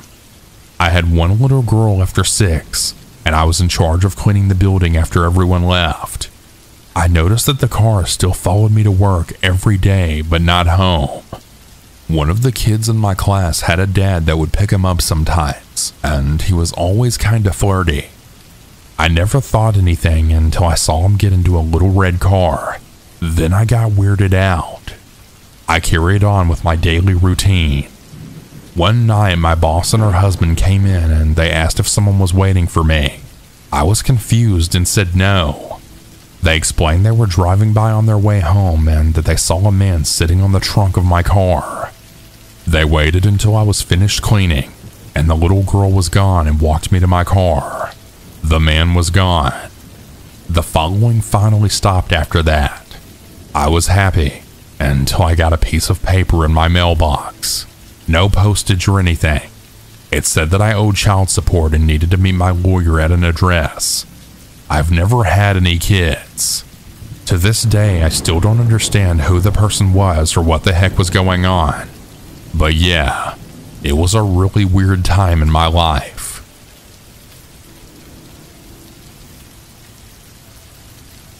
I usually get over creepy encounters fairly quick, but this one was quite different from the rest. I go by the rule, be nice to everyone, because you never know who could be a secret serial killer, and that has worked out well for me majority of the time. Although this time it was probably what got me into that situation. When I was 18, I worked as a lifeguard by a small pool. Nothing fancy. I was basically just a babysitter to all ages. When adults got bored looking after their kids, they sometimes sought me out, for some reason, to have a free therapy session, I guess. Mothers and fathers talking about their hardships. I know I worked as a lifeguard, but I can't save that kind of life. One day, a 50-year-old man with his 2 kids came to the pool. As many other people did, he went up to me and we started talking. It started with some small talk, like how he didn't let his children eat ketchup because it has the properties to remove even rust from metals. But as the hours went by, he started talking badly about one of his kids, how she was overweight, had anger issues, and was worried about boys when no one would even look at her. I'm not gonna lie, that last statement made me go quiet, and I tried to somewhat reason with him to not speak like that about his daughter. He seemed to listen to what I had to say, so I was happy that I could possibly help this kid in some kind of way. Having a parent like that would have given anyone a hard time. The next day he came back extremely happy, telling me that I was so good with kids because my talk apparently helped him. He then began the day by trash-talking his ex-wife to oblivion, like how she had the most custody over their kids and that the kids only ate fast food at her house. I didn't say much because I felt like it wasn't my place to speak, and I didn't want to create unnecessary drama in my workplace.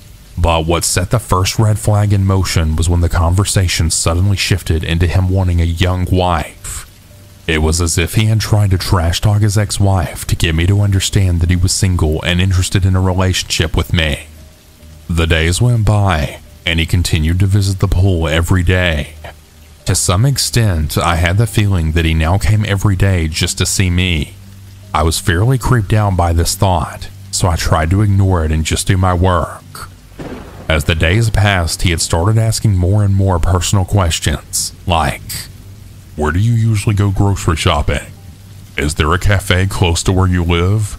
As I was fairly sure that he was trying to figure out where I lived, I kindly deflected all of his questions with something very obscure. During my last work week, I had an afternoon shift. I asked my colleague who had the morning shift if anything had happened that day that I should be aware of. He told me that they had to ban a man from entering the pool area because he had reached behind the counter at the small pool shop where the workers keep their personal belongings. Apparently, he had been denied by my coworker to get a look at our work calendar, so he had tried to get a glance at it in a more illegal manner. That last week, I saw him twice at the end of my shifts, standing near the pool entrance.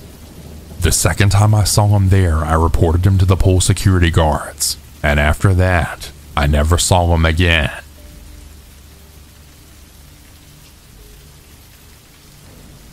I was 19 years old, and the only female working at a shop specializing in automotive batteries and things of that nature.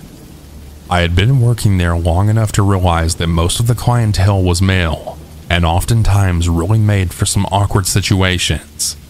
For instance, I would get talked down to and patronized quite a bit, or flirted with to the point where I would be somewhat uncomfortable. I have really thick skin though, so either way, I typically wasn't that bothered. One day during a particularly busy rush, a very tall and well-built man who was maybe in his mid-30s came through my line. I consider myself to be pretty good at reading people, and this guy had some very, very strange energy. He seemed a little off. However, it was my job to be professional and assist whoever came through my line. I brushed aside the uneasy feelings. I just wanted to ring this guy out and get through the rest of the line that was now trailing out the front door. I greeted him and talked to him as I would any other customer while I was processing his transaction. Things were going fine until he realized I was almost done. He started stalling, making up weird excuses as to why he couldn't use certain credit cards, how he needed me to put his battery on hold and he would be back, etc. I told him I would hold it for him and that he could come back whenever he found the time. I figured he would leave at that point, but he just stood there and stared at me. Now that I think about it, he was staring more through me than at me. I was a bit uneasy but kept my polite professional demeanor. "Sir, if you're not purchasing anything at the moment, may I ask that you step aside so I can assist the other customers?" I said. He completely disregarded my question, and in a low raspy voice then asked, "So what's your name?" I didn't wear a name tag specifically for reasons like this. I've had customers find me on Facebook before, and it was really unsettling. So thinking quickly, I threw out my nickname. "It's Rhea." "Rhea," he said as he kept staring. I just smiled awkwardly and then said, "Yep, that's me." By this point, my manager had realized what was going on, and he proceeded to ask the man to step aside as well. After hearing it from my manager, the man then walked to a corner of the store by some shelving and continued to stare while I was ringing the rest of the customers out. A bit of time went by, and the line had cleared up, but he was still standing there staring, and he was now smiling with the most sickening smile I think I've ever seen. It made my skin crawl. Of course, my manager and coworker saw this too, and my coworker grabbed my arm and then said, "Come on, dude, let's go out back." As we were walking to the stockroom, my manager asked the man if there was anything else he needed. The man muttered that there wasn't, and then left. I really wished that was the end of it. But of course, he had to come back in to purchase the battery. When he came back the next day, we again had a line. He let people go ahead of him and waited until I was free before coming up to the counter to make his purchase. I greeted him again and tried to remain professional, but it was hard considering how creeped out I was. I was again met with the same stare and the same freaky smile. I can't really remember the entire conversation, but at one point the questions he was asking became personal, weird, and inappropriate, enough for my coworker to then cut in. He looked at the guy and then at me, then said, "Rhea, go take your break," before he basically pushed me out of the way of the computer and rang the guy out. I stayed in the back until my manager came and got me, then telling me that it was safe to come out now. We were all pretty creeped out, and I really thought that was the end of it. A few days went by and we had all mostly forgotten all about this creepy dude until he freaking walked in again. This time though, he didn't look through the store, didn't approach the counter, didn't say a word to anyone. He just stood there, jacket hood pulled over his head in the corner of the store, just staring and smiling. The smile had become even wider and more sinister looking, and at this point I had started to freak the hell out. I started shaking and feeling sick to my stomach. Then my manager cut the horrible tension by pretty much screaming at the guy, "Hey man, I'm sick of you coming into my store and pulling this crap." The creep paid no mind to him and just kept on staring. This pissed my manager off, and he walked out from around the corner and then told the dude, "Look man, if you don't quit coming in here and staring at her, I will not hesitate to call the cops. What you're doing is harassment, so you need to get the hell out of my store." At the mention of the police, this dude's smile totally dropped, and he then slowly ran out of the store.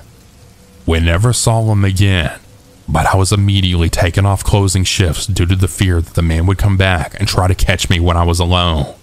I definitely dealt with my fair share of creeps at that job, but this guy was by far the most disturbing.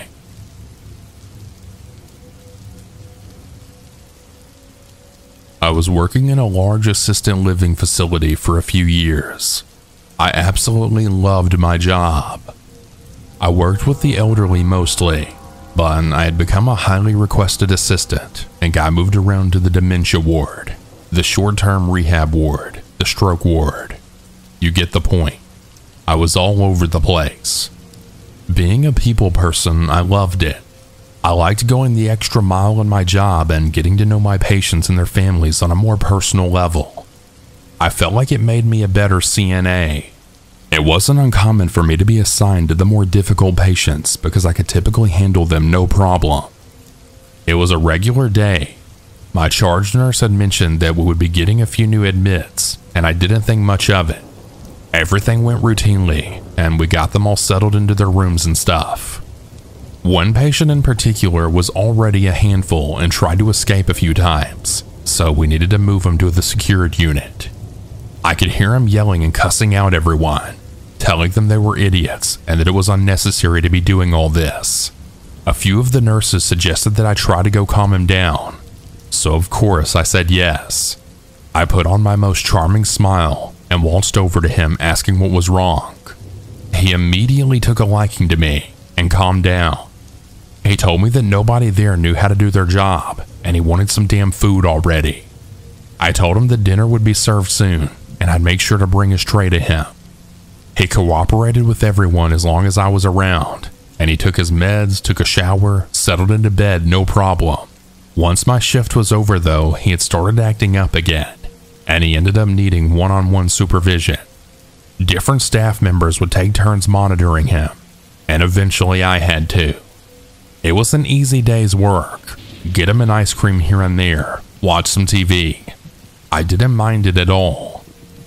He told me about his life, and he asked about mine, mostly if I liked what I do and how come I never worked in the secured unit. I told him that I usually had my own group of patients in the front that I had to look after, but I'd make an effort to drop in and see him when I could.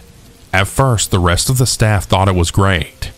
They would call for me if he started acting out, and everything was fine. But then he started getting a little too attached. He started saying that he wouldn't do anything unless I was there at all times, which of course I couldn't do since I was needed elsewhere. While I floated to different wards, the secured unit was one of the ones that I spent the least amount of time in. He started getting mad at me, saying that I needed to make more of an effort to see him and that I wasn't trying hard enough. I explained to him that technically he wasn't my patient and I couldn't spend my entire work shift just hanging out with him. That's when things started getting really bad. He started lashing out more, yelling and screaming at everyone. He was becoming violent with not only the staff but other patients. He was a liability. I had to drop something off in the secured unit one day, and one of the other CNAs told me he was asking for me. So I popped my head in and he started saying things like, "There's my girl." I felt uneasy, but I remained calm on the outside. If he was in a good mood, that I didn't want to be the one to ruin it for everyone else. He gave me a huge hug and kissed me on the cheek, immediately making me feel queasy. I kind of laughed it off and I got myself out of there as quickly as possible. After that, I avoided the secured unit at all costs. He started telling the nurses he only wanted me to take care of him, and when they said that wasn't possible because that wasn't my ward, he started going to my bosses and the heads of the facility, saying that he only wanted me to look after him. Luckily, my bosses had my back, and they told him that there was no way I could be assigned back there due to my high demand in the other wards. I was already running all over the place, and the secured unit was completely out of my way. He didn't like hearing that, and he started threatening everyone, saying they would be sorry and that this wasn't the end of that, and so on. My bosses called me into the office as soon as I walked into work the very next day and explained that I wasn't allowed anywhere near that wing and to avoid any contact with him. I had no problem with this and just went about my day. He would start banging on the doors to the secured unit, demanding to be let out and saying that he needed to see me. My anxiety was through the roof, and I had even called out a few times because I didn't want to see him. The facility was working fast to get him out of there because they had reason to believe that I could possibly be in danger with his violent behavior. On top of all that, it didn't help that some of the other staff members were whispering behind my back, saying that I had let this all happen and that I was always flirting with him and a bunch of other ugly things. Eventually, they got him discharged, and I felt a huge weight lifted off of my shoulders. Other than people still talking about me behind my back, I feel like I could get back to doing my job properly. I didn't let the negative and disgusting comments change the way I treated my patients with open arms and an open heart.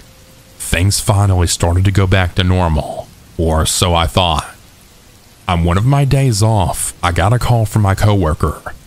She told me that he had called the facility asking for me. She told him that I wasn't in for work that day, and he had started to ask for my schedule. I've dealt with someone stalking me before, so I immediately started to shut down. She told me that she had already informed our boss and that I should go to the heads of the facility when I came back to work the next day, so I did. I expressed my feelings and I told them that it made me nervous that he called for me, and the head of the facility's face just fell. She told me that it wasn't just the one time that he had called. They were receiving phone calls nonstop from him asking when I would be in, and that if they didn't tell him my schedule, he was going to go over there himself to find out. We had to make a plan of action in case he did show up, and they even suggested changing me to a different shift time because he knew that I worked mid-afternoon and evenings. I wasn't allowed to go anywhere by myself, and I had to be picked up and dropped off at work. While I waited for my ride, I had to wait inside the building and have someone escort me in and out. The calls continued, and finally they had to threaten legal action and had a huge meeting with the entire staff of the facility. I felt humiliated and small, knowing all the whispers and snide comments would come flooding back, but luckily I had more support than hate. The calls eventually started to slow down, and my true friends at work stood up for me when I wasn't there to defend myself to the people who didn't believe me. I started to get back into my normal routine once again and started feeling like my old perky self. One of my bosses called me into the office one day with a big smile on her face and told me, "It won't be bothering you anymore. He's in jail for violating parole." I was over the moon from hearing this. I felt like I could breathe again. My nightmare was finally coming to an end. A month or so later-ish, this was a while ago, so I can't remember exactly how long, but I was at work getting people ready for bed, and suddenly everyone started talking and whispering like crazy. My phone was ringing off the hook, so I finally took a call from one of my charge nurses. She told me that he had been murdered in jail and to check out the article she sent me. I learned he had an incredibly violent history, including child abuse and neglect, and other unspeakable things, such as domestic abuse, robbery, and a few other things. My bosses asked me how I was feeling, and I told them that I couldn't say that I was the least bit sad, and that I really wasn't surprised that his temper and mouth finally got him into some real trouble. I've left that facility since then, and moved on to bigger things, and I sleep soundly at night knowing someone like that can never bother me again. I'm not sure if him getting killed in prison was the karma he deserved, but it's what he got in the end.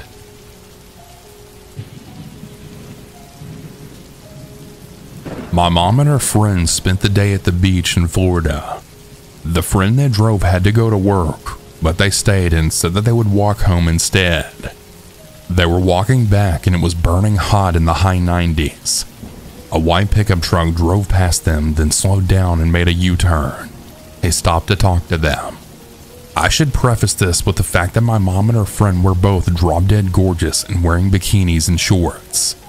They said the truck that stopped was driven by a young man that was very handsome and probably in his late 20s. He offered them a ride. My mom, who was always wary of strange men even back then, said no, but her friend started to whine and then said, "Come on, it's hot and we have another mile to go. It will just take a few minutes." My mom still didn't want her to, but her friend climbed in the truck, and my mom didn't want to leave her alone.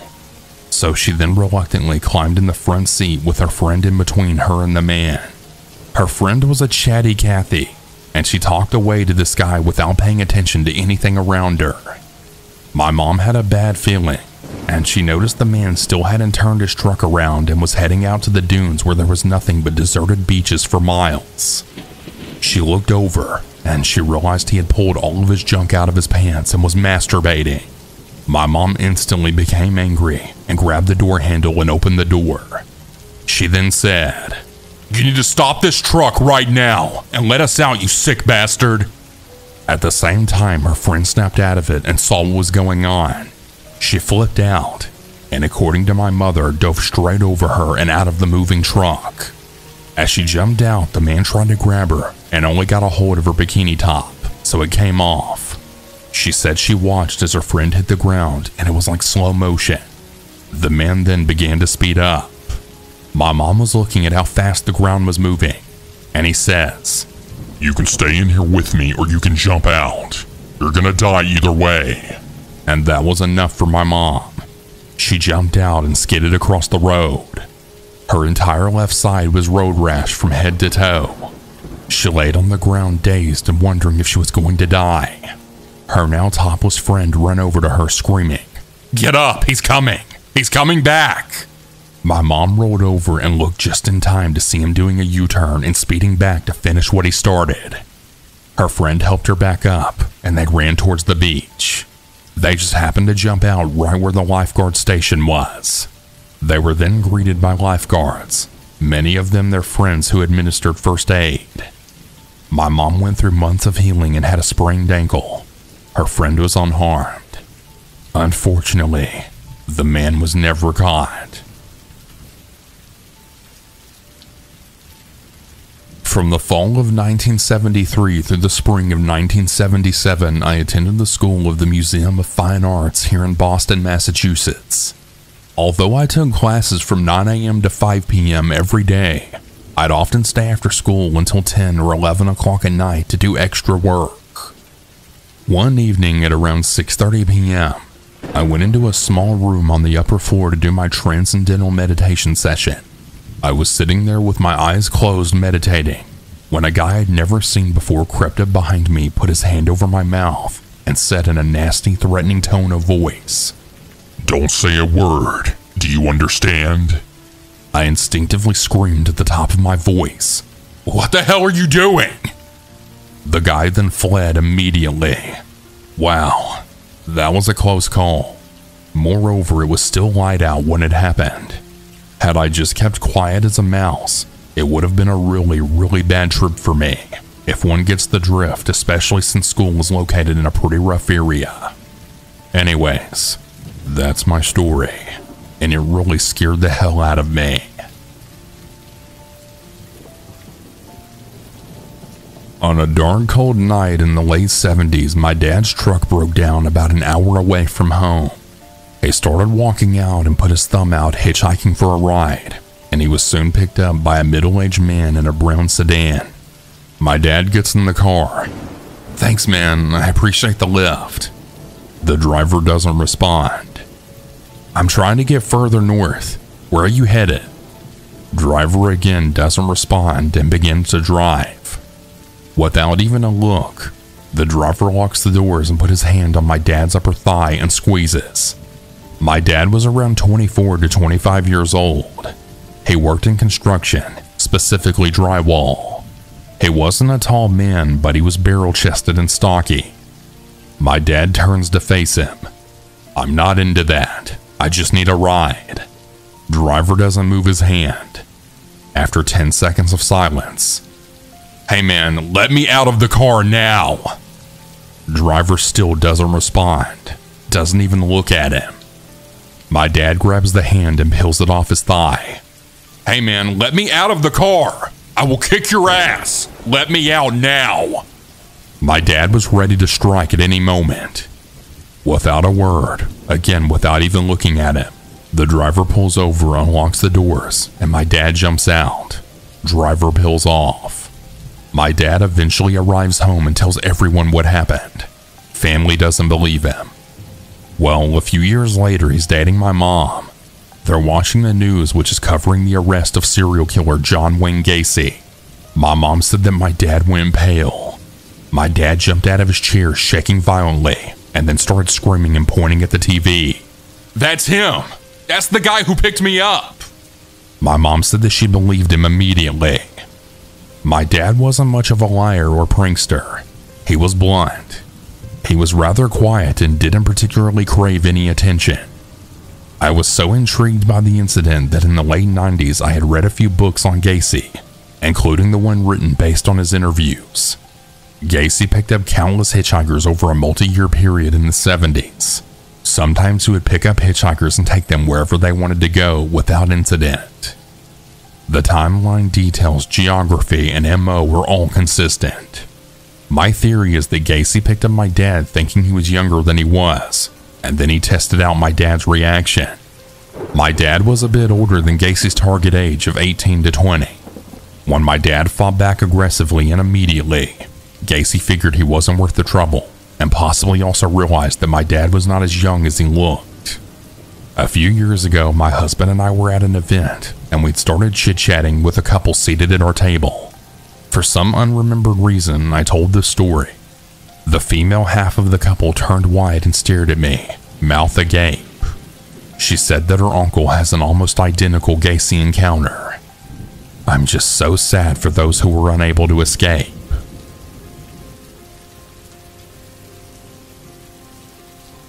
My mother at one time was in the military and dating some dude. They broke up over whatever, but this didn't sit well with him.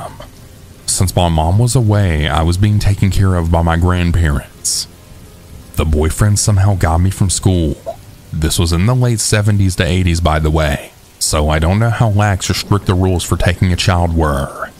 Long story short, he took me to the airport.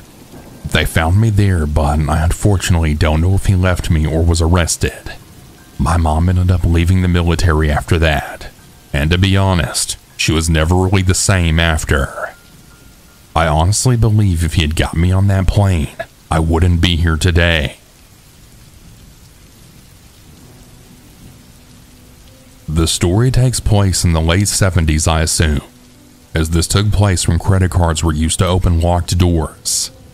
My Nene lived in South Richmond, Virginia, which was at the time the murder capital of the United States. She worked the night shift as a security guard at a hotel and lived in a new apartment complex in the inner city. She was fresh out of college and she didn't have the income to live anywhere else. She lived on the 3rd floor of said apartment complex. It was unlit and rather dark, even at high noon. Not long after she had gotten home from work one night, she had heard shuffling outside of her door. Thinking it was the wind, she ignored it and sat down to eat dinner before going to sleep. The shuffling started off again, along with a thud on her door. She didn't pay a large amount of attention to this and just kept eating. It was then that she had heard a credit card being inserted in the space between her door and the doorframe in an attempt to get into her apartment. She did not ignore this. Grabbing a baseball bat under her couch, she got up and shouted at the wannabe intruder that she was a security guard, and she then warned that she was armed. She expected to hear footsteps heading in the opposite direction. Instead, she had heard a man say, "You're going to open this door and I'm going to kill you." She froze, as I imagine anybody would, and was silent. The man then chuckled. She didn't open the door, and he didn't try to jimmy the lock anymore, instead banging and scraping on the door until 5 in the morning.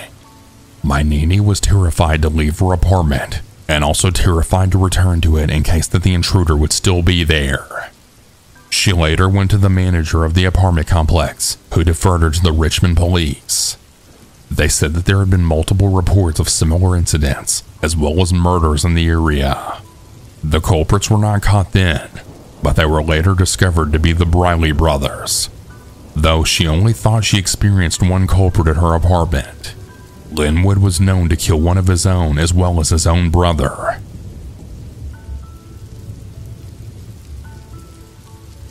This happened to me in the 70s when I was 11 years old. My 2 brothers and I have always had to walk to and from grade school each day for 8 years since they didn't have a bus for our area. This was quite a distance away, and there was no way in current times there wouldn't have been a bus for our grade school days. We were the last house on the right in a very small subdivision on a dead-end street.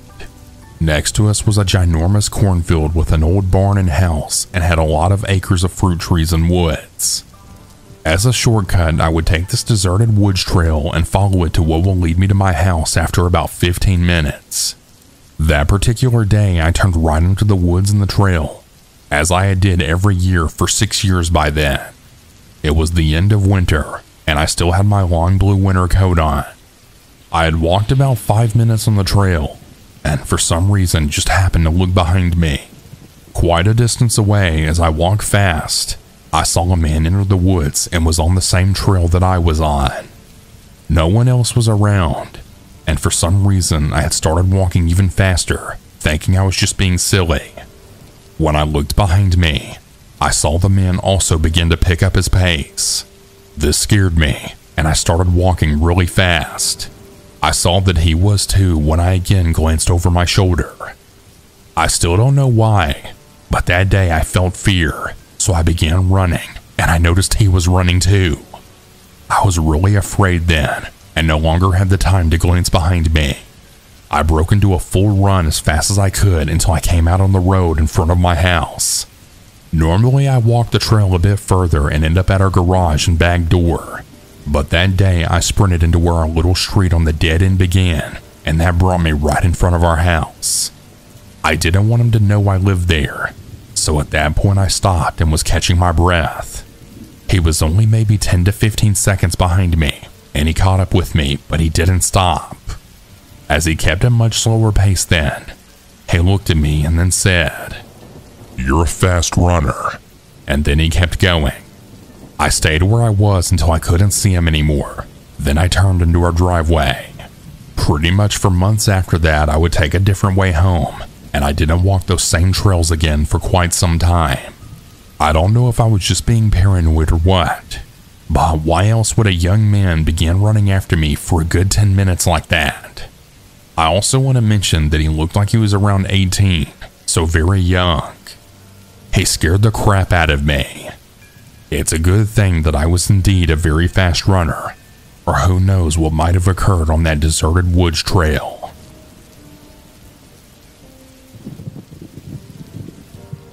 This is a story of a scary encounter that my dad and uncle had when they were young boys, about 10 and 13 years old in the mid-1970s. Growing up, they moved around a lot because of their dad's work.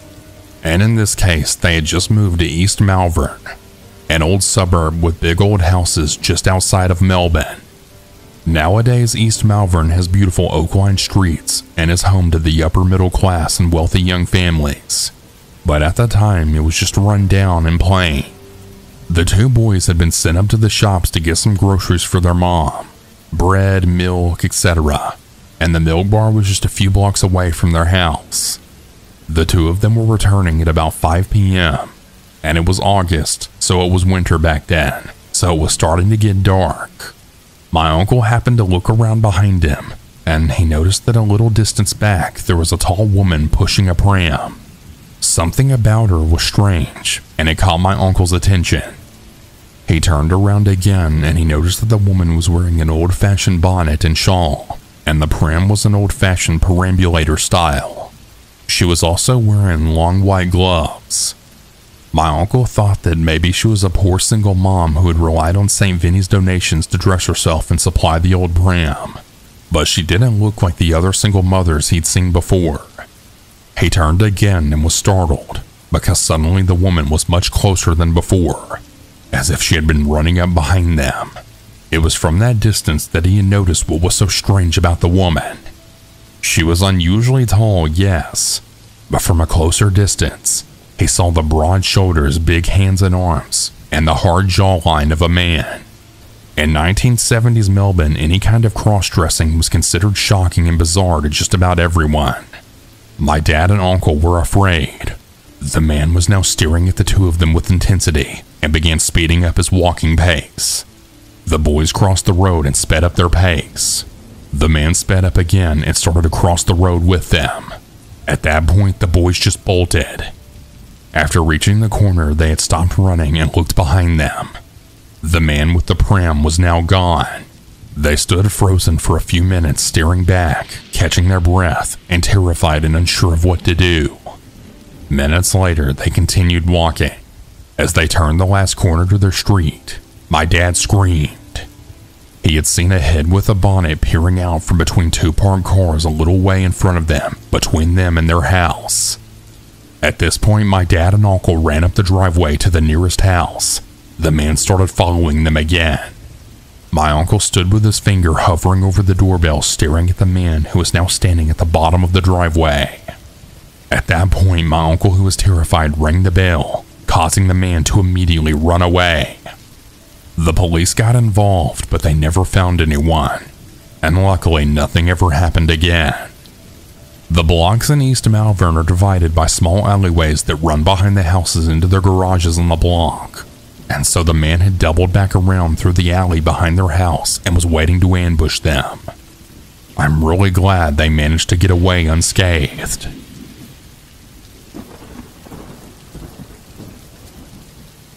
This was a very long time ago, back in 1973. I know it was summer. I was 6 years old and we were living on Monica Lane in Madison, Wisconsin. The thing is, I sort of recalled it but never put two and two together until a few months ago when I was talking to my mom, who went into great detail. I was a very gregarious child, outgoing, extroverted, and friends with anyone.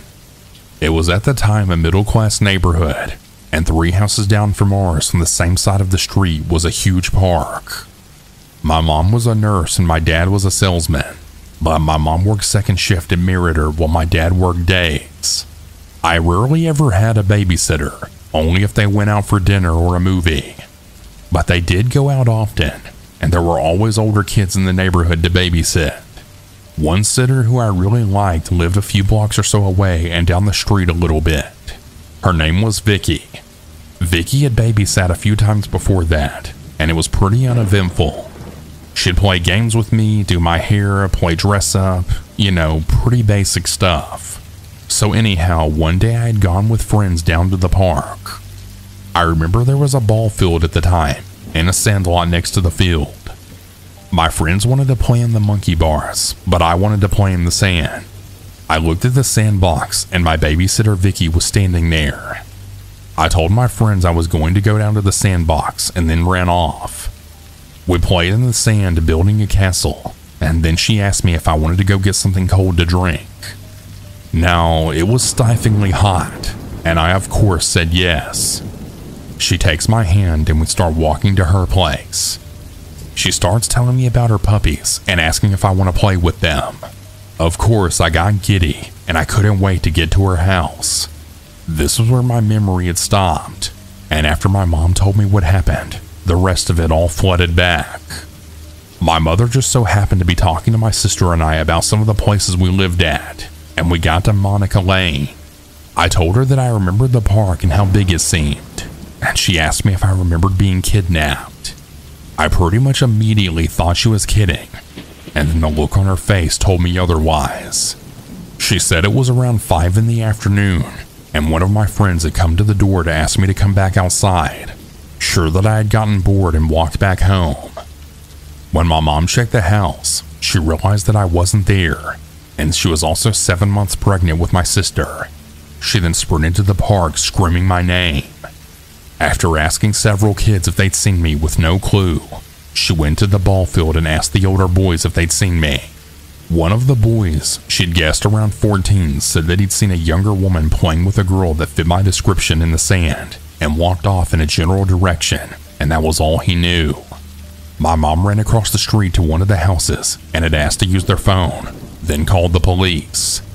By the time the police got there, my dad had come home and some of the neighbors were trying to help my mom. So there's now this search party out looking for me, screaming my name and knocking on doors. The police had gone back to the park to ask the boys if they knew who had been with me and if they knew who she was. Between the boys and the neighbors, they deduced who it was that had led me off, but I have no idea how, honestly. The police and the entourage go to her home. She lived with her parents, but they weren't home, and they knocked on the door. She came to the door and told them that she hadn't seen me, and that she'd been home all day. The police asked to come in, and for some reason she said okay. They went through the house and then went to the basement, and that's when they found me. That's what my mom knew, and then I remembered. It was literally like a floodgate had opened, and I started crying. At 6 years old, you sort of just trust everyone, and she'd been in our home. I never got a bad feeling from her, and my parents didn't either. But when we walked into her house, I remember that cold, holy crap feeling washing over me and getting very worried. I remember starting to cry and saying I wanted to go home over and over. She takes me into her kitchen and gets me a glass of water and a tissue. I hear dogs barking. and next to the kitchen is an open stairway that goes down and where the barking was coming from. She starts trying to cajole me into going downstairs, telling me there's all sorts of toys and games. I reluctantly agree, and she grabs my hand to head down the stairs. The dogs are going nuttier, and I start screaming. At this point, Vicky's getting really bizarre. She then starts screaming at me. "Shut the hell up! If you don't shut up, I will throw you in the cage with the dogs and they'll eat you. Now shut up!" Dragging me down the stairs and still screaming. I was scared out of my mind. I remember crying so hard I was hyperventilating, and I'm screaming so hard that I'm not making sounds. Vicky then flips a switch and starts being syrupy sweet, trying to calm me down. She tells me that she was just playing a game, and she tells me that she wants to play hide and seek with me. She must have been relatively skilled at calming me down, because the next thing I know, I hear knocking on the door upstairs, and I wasn't crying. The houses were all the same sort of tract houses that Sears used to sell. Not huge, but not small, but you could hear everything at any spot in the house. I keep hearing the knocking, and she tells me that it's her friends. They're coming to play hide and seek too. She convinced me to let her put a piece of masking tape over my mouth so I wouldn't make a sound, and she then lifted me into this big wooden box next to the kennel. She then put a big pile of blankets over me and told me to be really quiet so they didn't find me. The whole time the dogs were going crazy, but when she calmed me down, they calmed down too. They still looked incredibly mean, but they were no longer frothing at the mouth and only slightly growling now, until the knocking started. I remember scrunching in there confused, still scared and convinced that the dogs were going to get out and eat me. I was crying again and hyperventilating. I remember taking the tape off my mouth because I couldn't breathe, but I remember that I needed to be quiet because I was afraid of what she'd do if I screamed. I laid in that smelly box next to a big bag of dog food, sweating to hell, tears rolling down my face. I sort of pushed the blankets to the side, but only enough so that I could pull them back over me when someone came. I recall thinking about my dad and wondering if he'd come to find me. All of a sudden, I hear what sounds like adults yelling my name. They all come down the stairs, and the dogs are going crazy again. Over and over, men are yelling my name, and then I hear a man then say, "If you don't shut those damn dogs up, I will." I was in a large storage box with tape hanging off my mouth when they opened the lid. I remember a very nice man asking me my name and if I was okay. I don't remember answering him in anything other than screams and tears, and grabbing his neck so hard my dad had to practically pry me off of him. I remember my parents taking me to the hospital to be checked out, and that's all I really remember. My mom said that Vicky was found guilty of attempted kidnapping, and last she knew she was in prison, but couldn't remember when the last time she heard anything about her. We moved from the area shortly thereafter, and I haven't been back since. I do know that Mom said that her parents were odd, but they didn't know them. She had met Vicky from neighbors that had used her as a babysitter, and had never heard of anything bad, and that I always seemed happy with her. She lived in the general neighborhood, but it would have been 2 blocks over and 1 block down. My mom said that they never picked her up. She always walked over. When they'd get home, they'd drive her home, but they never noticed anything out of the ordinary about her. My mom and dad had only met her parents when they came to the door to ask for forgiveness, that Vicky hadn't meant to do anything bad, and she was a good girl. My mom said that my dad picked her dad up by the shirt and told him that if they ever come to our property again, he'd kill them. I remember her name and sort of what she looked like, but I would have no idea if she walked up to me who she is.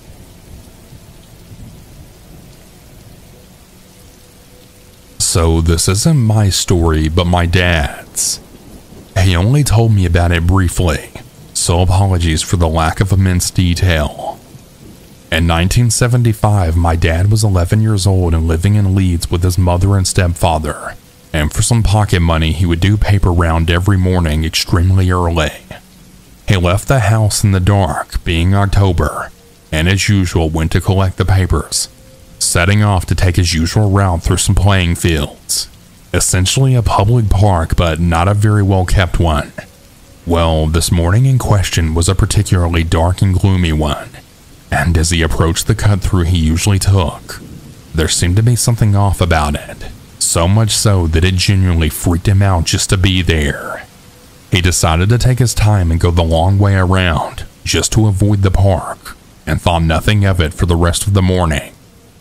Well, when he got to school after his paper round, everyone was freaked out and in a quiet state.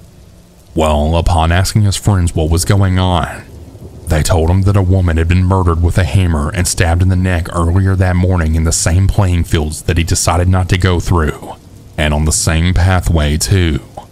It's probably just a major coincidence, but a very lucky one at that, because the time he was on his round was the apparent time the crime was happening. This turned out to be the first of 13 gruesome murders committed by the notorious Peter Sutcliffe, aka the Yorkshire Ripper.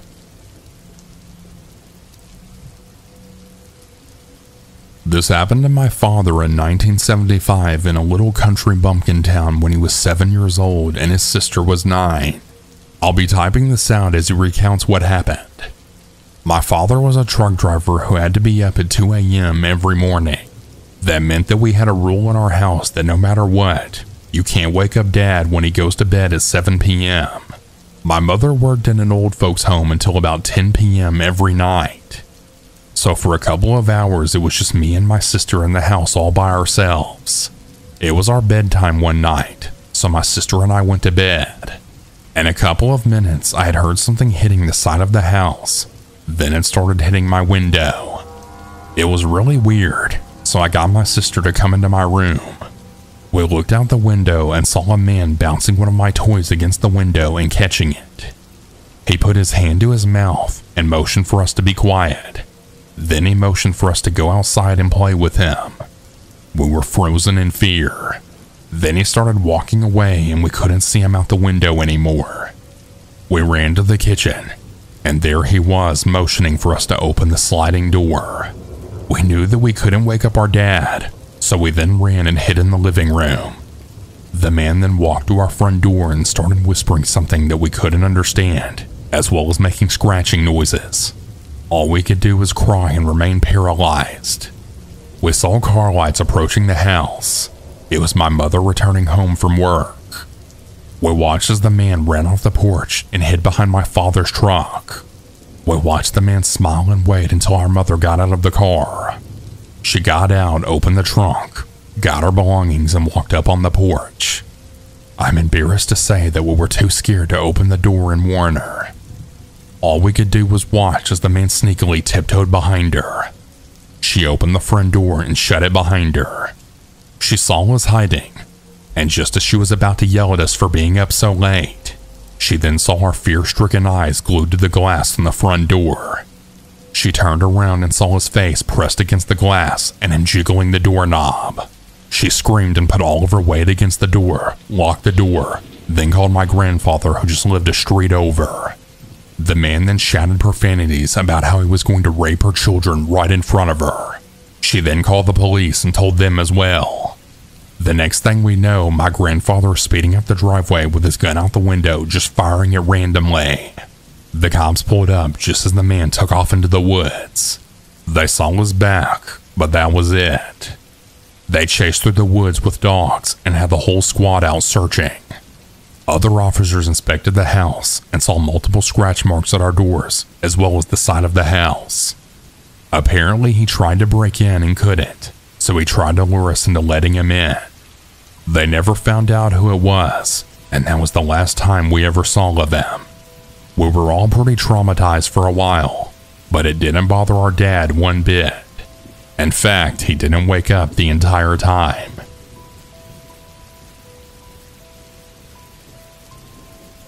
This story is about an event that happened to my mother around 1972 when she was 8 years old. She's told me about it since I was young, and she truly thinks about it and is still affected to this day.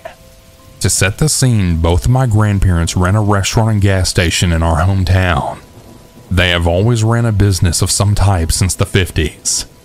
This meant that a lot of days my mom would have to take the school bus home and stay by herself if my grandma had to stay and help run things. but usually no more than an hour or two.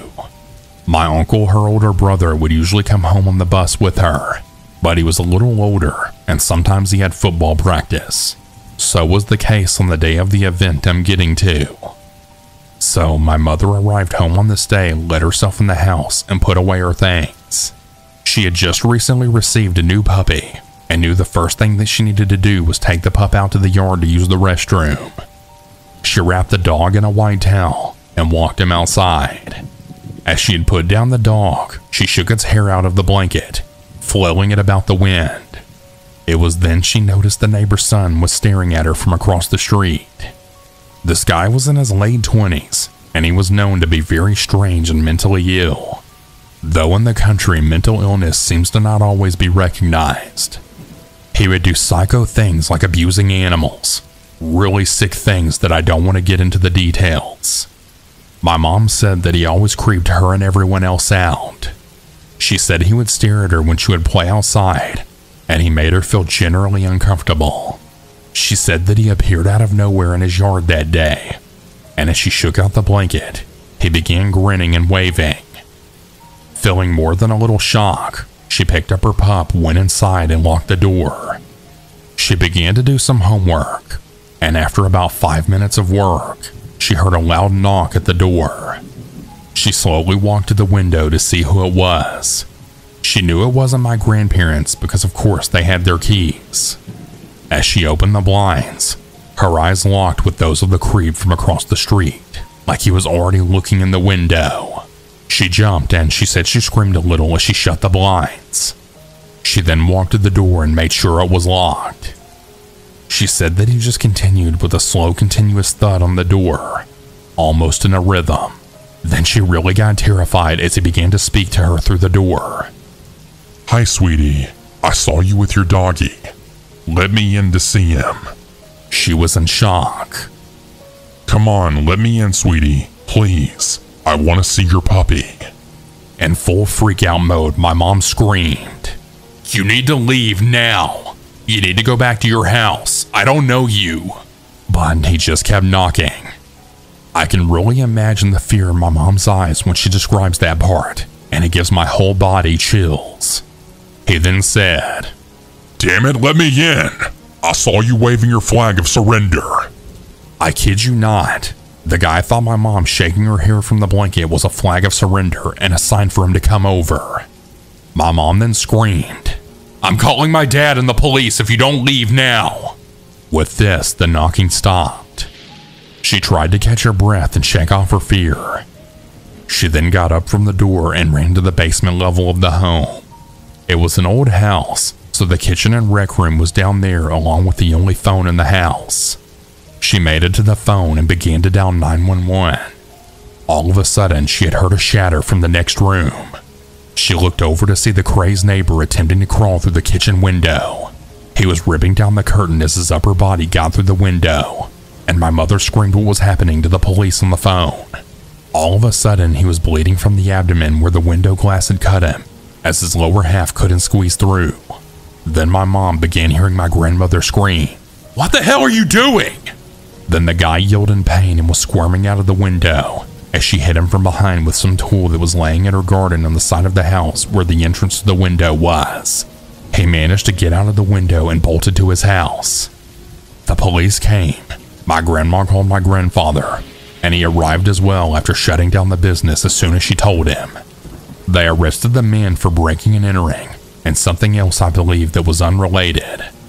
On the day of his court date, he told them the white flag of surrender story, but this was the final nut on his crazy cake, as they then put him in a mental institution that very day. He may have gotten out, but I know he eventually went back because my mother said that he later died in an institution.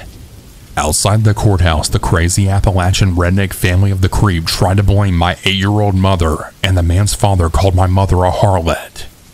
Needless to say, my army-trained grandpa beat the guy's ass on the courthouse steps as the local cops turned a blind eye. That story has always stuck with me. My mom had to receive therapy for it, so it haunts her a lot even to this day. We always can't help but wonder though, what would he have done to her if my grandma didn't come home at that moment?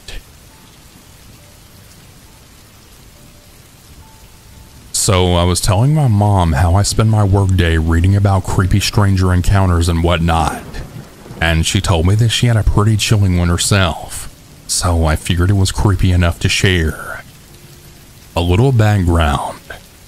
My parents both lived in New York for the majority of their teenage and young adult lives, and they were pretty big into the disco scene in the mid-70s and would go to one almost every other night once they started dating. They also actually met at one. Now, this was around the time when the Son of Sam was prevalent in New York. For those that don't know who that is, he was a serial killer who had killed a few women and some couples.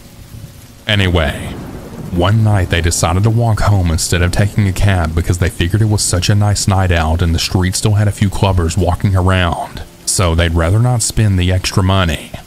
From what my mom says, they were aware of the killer going around, killing people, but they were pretty young and dumb, and just figured, well, this couldn't happen to us.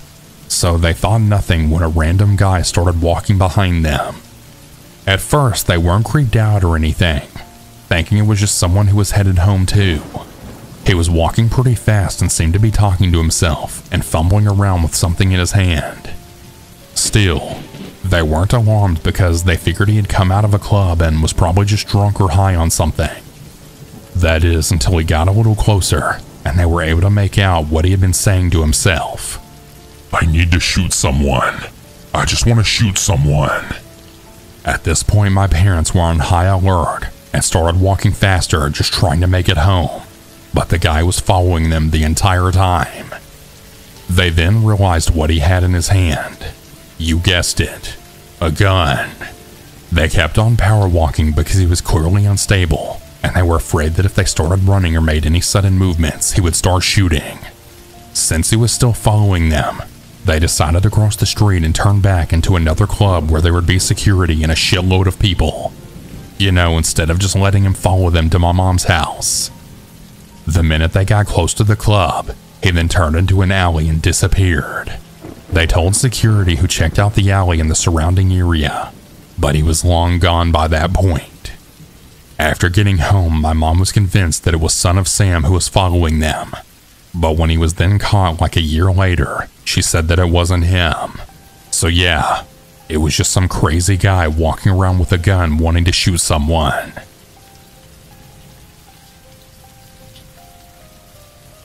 This happened to my mom, but it really creeps me out to think about. It happened back in the 70s when my mom was about 20. One night my mom was at a gas station with a friend visiting her friend's brother Mike, who worked there. They stayed and hung out for a little bit before my mom decided to leave, so she got in her car and headed home for the night. Not soon after she pulled out though, she had noticed a car following pretty closely behind her. At first she thought nothing of it, and she just kept going. But as she kept driving, the car continued to follow her. There weren't very many other cars on the road that night, and my mom lived in a semi-rural area with a ton of neighborhoods or houses nearby, so it started to seem a little weird that this one car would be following so closely behind her for that long of a time. Something felt off. Finally, she turned down her street, which was pretty secluded and only had a handful of other houses on it. The car turned as well. Something definitely wasn't right. She lived in an old house at the end of a long driveway with a lot of trees, so the area was nearly pitch black at night. There was no way she could get out of her car and into her house with the car still behind her. The only thing she could think to do was turn around and drive back to the gas station where she had just come from, where she knew Mike would still be. The car followed her all the way back. When she turned into the gas station though, only then did she see the car drive away. She then ran inside and told Mike what had happened. She stayed there until the end of his shift, and he drove her home. What makes this even more unsettling though is that about a year later, a man was arrested for murdering 5 young women right around the area where my mom lived. To this day, she can't help but think that it was him following her that night, and she wonders what could have happened had she tried to get out of her car and gone into her house.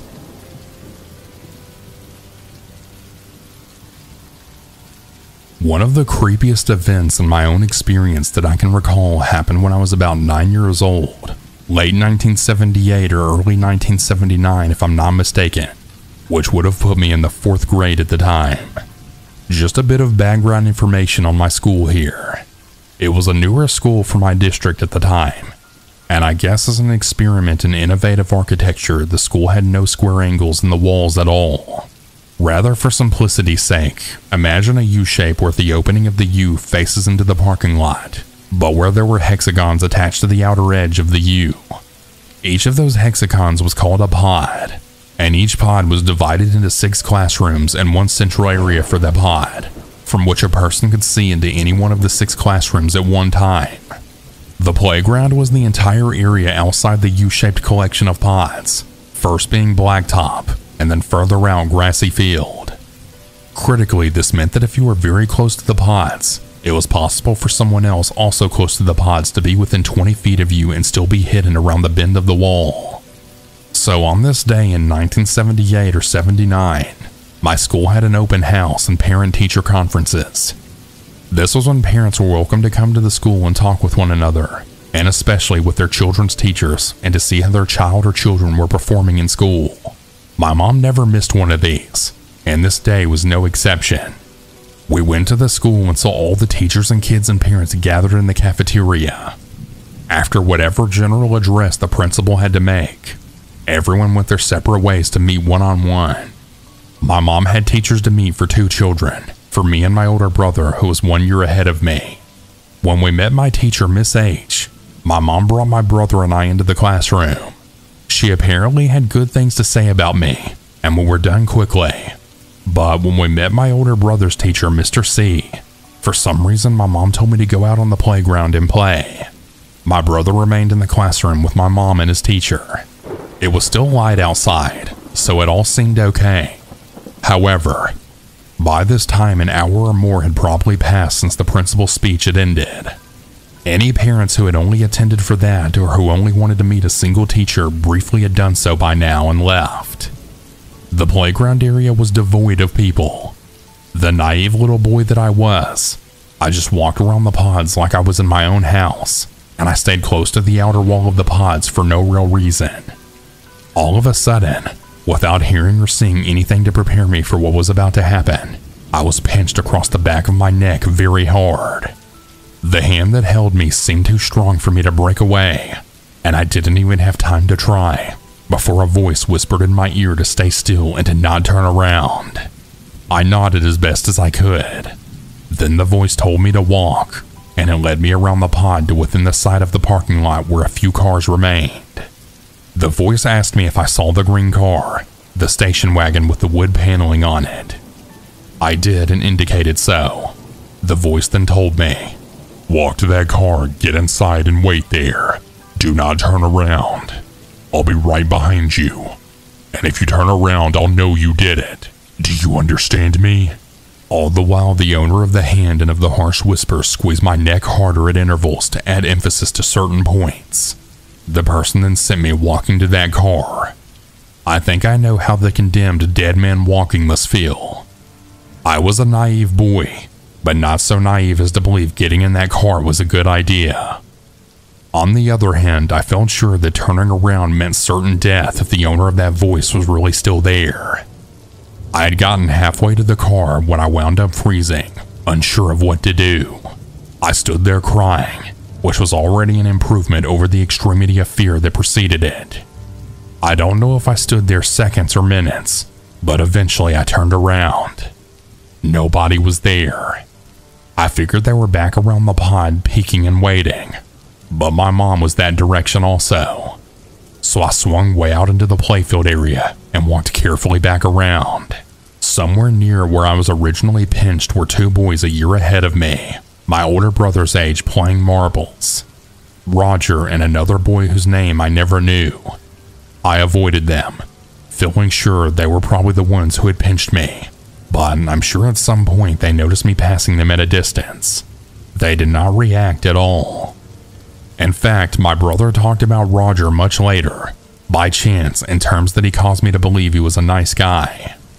Probably as importantly, later reflection led me to consider the whispered voice and the powerful hand most likely to have belonged to an adult male, not a fellow child. But why did that fool want me in Mr. C's car?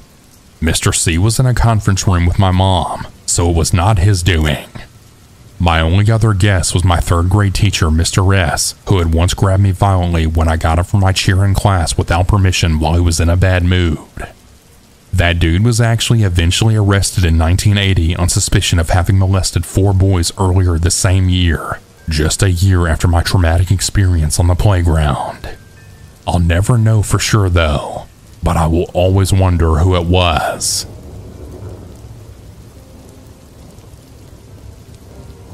My mother recently told me how she was almost raped and possibly murdered by Mike the mall passer DeBartoleben. He was a serial rapist, murderer, and counterfeit money passer and sexual sadist. She told me recently that in 1979, while she was in college in North Carolina, she noticed someone following her in a big car as she walked home one night from class. She tried to ignore it at first, but when it was obvious that she was being stalked, she got scared. She saw a cop car parked at a gas station and ran to it, and the car that had been following her peeled off. Once she thought she was safe, she continued her walk home. Everything was okay until she had to cross the little footbridge that was on her way home. Once she was over it, the same car ripped around the corner and stopped her, and a man rolled down his window and started small talk, and he asked her if he could give her a ride. She said no and started to run, at which point he grabbed her and tried to pull her into the car. She said that she jerked away and immediately ran to a house that was across the street, and he sped away. 2 weeks later, she awoke to the sound of her roommate screaming. Mom and 3 other girls all shared a 2-bedroom apartment, so it was 2 to a room. When she gained her vision, she saw the same guy standing in the middle of her room looking at her. She said that the look on his face was calculating. The roommate screamed, "Who are you and what the hell are you doing here?" And he turned and replied, I forgot my guitar," and then grabbed a guitar that was leaning on the wall. The roommate then shouted, "That's my guitar!" and he threw it on the ground and then ran out. After reporting this event to the apartment manager, the manager told my mom that some guy had come by a few days earlier stating that he was a family friend of the pretty girl with long dark hair that lives upstairs, and how he wanted to surprise her. So the apartment manager gave him pretty much every detail about my mom, where she works, goes to school, basic weekly routines. Of course, my mom flipped out on her as anyone would. That was the last time she ever saw or heard of him until several years later. She was reading a book about notorious serial killers in America, and she read the story of Mike DeBartoleben, who was all over the country raping and apparently killing some of his victims. When she flipped the page and saw his picture, she gasped. It was him. They also showed a picture of the car, and it was the same one that followed her that night. Once she told me, I started to research. I found this page that showed that he was in the North Carolina area at the same time my mom was attending college there. Also, the victimology shows that he targeted women around the age of 18 and 19, my mom's age at the time. I seriously got the creeps. He died in 2011. I wouldn't be here today if he had done what he was planning to do.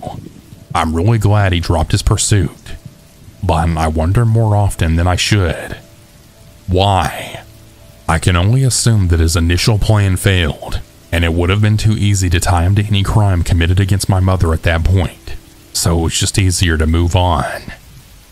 His next victim was Lori Jensen. She survived, but not before going through major hell.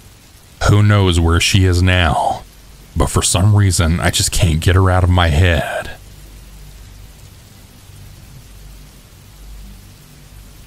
Let me just tell you, this is a long one. It has to be, since I've been dealing with this guy for over 4 years now. It all started my last year of high school. I had gotten really into the hardcore scene from my city and attended a bunch of small gigs with my best friend. One day I received a Facebook friend request from a guy named Alan. Looking at his profile and the stuff that he posted, I noticed that he was just 3 years older than me, from the same city, and he liked many of the same bands that I did. So 17-year-old me added him, We soon started talking, mostly about bands and school. He was in the middle of getting his college degree, and I was just about to choose mine. From time to time, he would tell me how pretty I was and ask if I had a boyfriend. I did find him attractive too, so I flirted back. However, I very quickly lost interest. Within a few minutes after flirting, he would tell me that he actually had a girlfriend, but they were having some trouble. I didn't want to take part in any cheating kind of stuff or such, so I just told him he should think what was best for him and his girlfriend and do the right thing. From then on, I limited my chats with him to music and school once more, and he too stopped flirting with me. Anyway, a month or so passed without texting when suddenly I got a message from him. We talked like we used to, and just before I had to say bye, he told me that he had broken up with his girlfriend and felt so much better. He thanked me for always listening to him without judging and said that my advice had really helped him. I felt happy for him. I honestly don't know if this girl was really mean or not, but he seemed happy to be out of the relationship, and I wanted to be a good friend, so I was happy for him too. Now, at this point, I don't know what came to me. Maybe it was because I did find him attractive, or because it was very late and I wasn't making the best decisions. But I told him my best friend's birthday was in a couple of days and that he should come to the party too. He agreed within a second, and I told him to meet me at the station close to her house. So I finally got to meet him at the station after almost half a year of talking online. I know what you're thinking, and no, he wasn't a 50-year-old sexual predator. Although I must admit, I should have been more careful since he could have been someone interested in taking my liver. Nevertheless, we met. It was a bit awkward at first since neither of us knew what to say, so we just walked away to my friend's house making small talk. I guess we were both very nervous. When we got there, things got better and we actually had a good time, although he pretty much only talked to me. For the next month, we kept going out for the basic dates until he officially asked me to go steady and we became a couple. From here and on, the actual creepy stuff would start. It hadn't been more than 3 weeks and I was starting to feel anxious. It's a weird feeling that I used to have when I was little, and I knew I was going to be punished for either getting bad grades or doing something bad in general.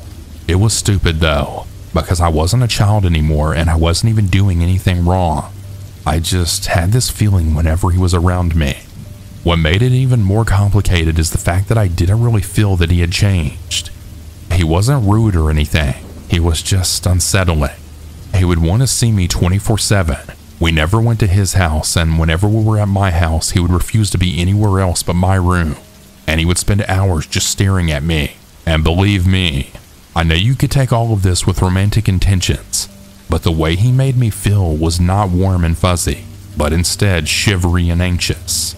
I must admit, I took the first chance he gave me and broke up with him. He meant to text his ex some lyrics to a breakup and love song, and then texted them to me by accident. He apologized and he explained it was just to let her down for good. I had none of it. I told him that we may have jumped into the relationship thing way too soon and that I thought it was better if we just went back to being friends. That night, he called me 37 times. The next morning I had school, and throughout the day I got a text that immediately got me nervous. "What time will you be at home? I'm coming over to talk," he wrote. I really didn't want to see him, so I told him I wasn't sure and that he shouldn't go. He should just leave it. Plus, we had only been dating for like 4 or 5 weeks, so why make a big deal out of it? Just let it die. I did in fact get home late that night, and oh surprise, guess who was standing in front of my door? He had a blank stare, and when I was passing by to park the car in the garage, he followed me with expressionless eyes. I went inside and left my stuff in my room, shaking. My brother came to me asking what the hell was going on. He said Alan had been standing outside for over 4 hours now. I told him I would handle it since he's my little brother, so I didn't want to worry him. I took a deep breath and went outside. We argued for around an hour, in which he would tell me he loved me and that he knew that we were meant to be together. I told him I wasn't feeling comfortable and that I just wanted to go back to being friends. He then told me to move in with him. For a few minutes, I was speechless. He used this time to explain how he would get a job and keep studying so I could finish high school and then get a job too. According to him, we would then start a business together and have our first child by the time I was 21. He had our whole life planned out, and I had no saying in it. I managed to catch a moment to speak and tell him straight up that he was out of his mind. I was only 17 and nowhere close to thinking about living with him, much less having a child. Alan then made this weird face, like he wanted to cry, but not actually. I swear it was like a cheap acting trick, and it just creeped me out even more. I cut him off and told him we were over and ran inside. From here on, he got worse and worse.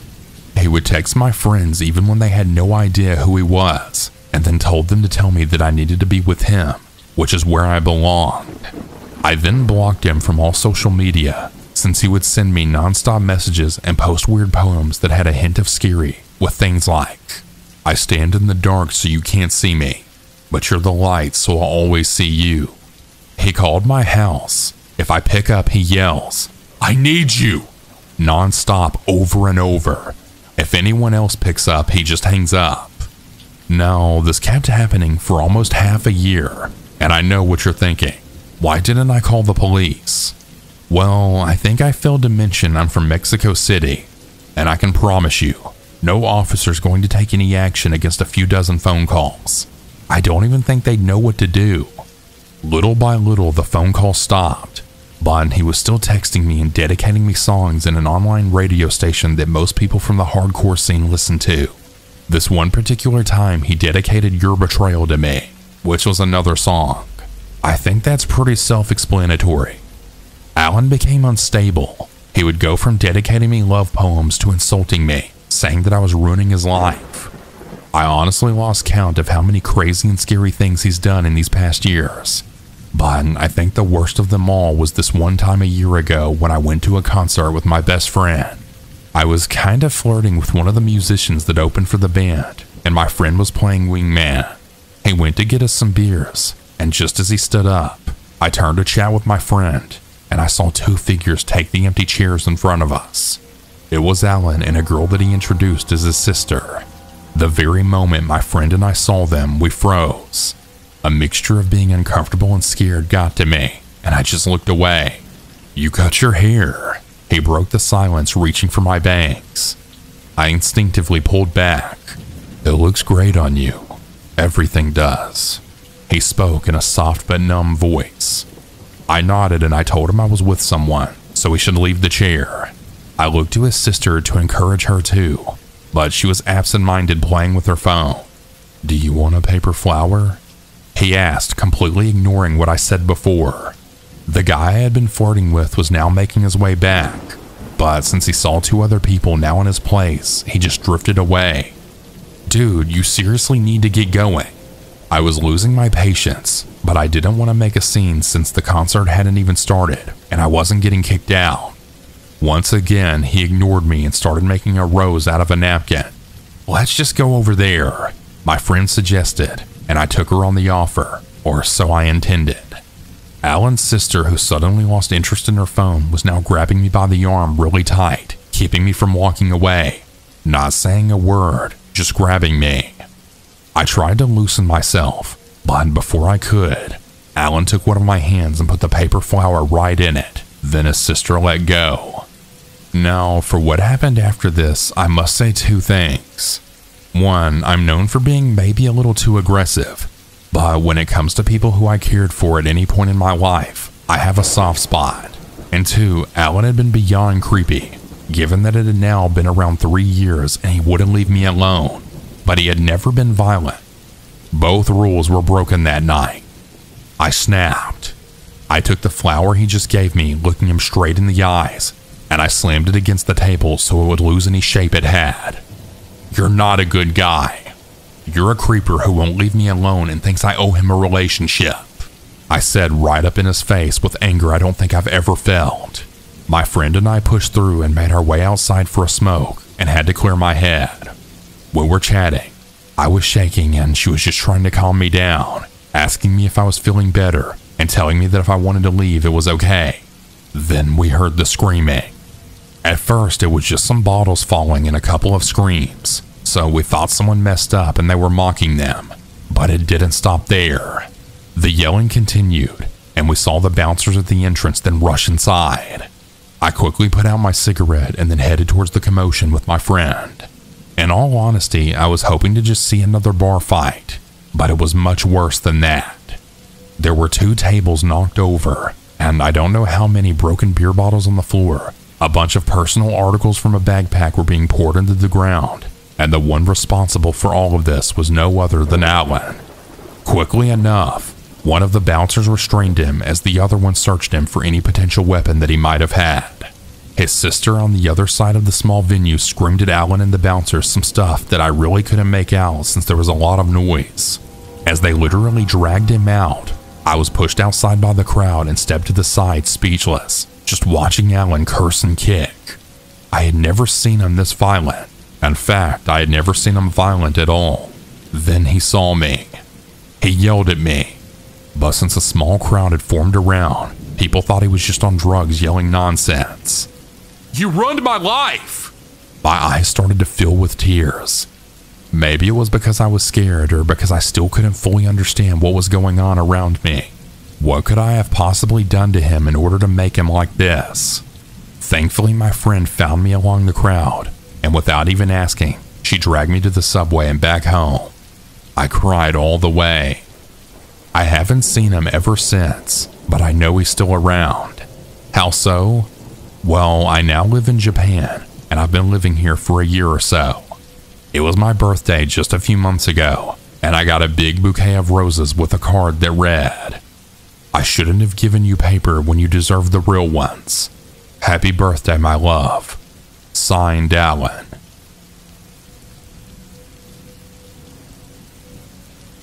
I live in a middle low-class neighborhood in the Caribbean. It's a quiet place where nothing happens.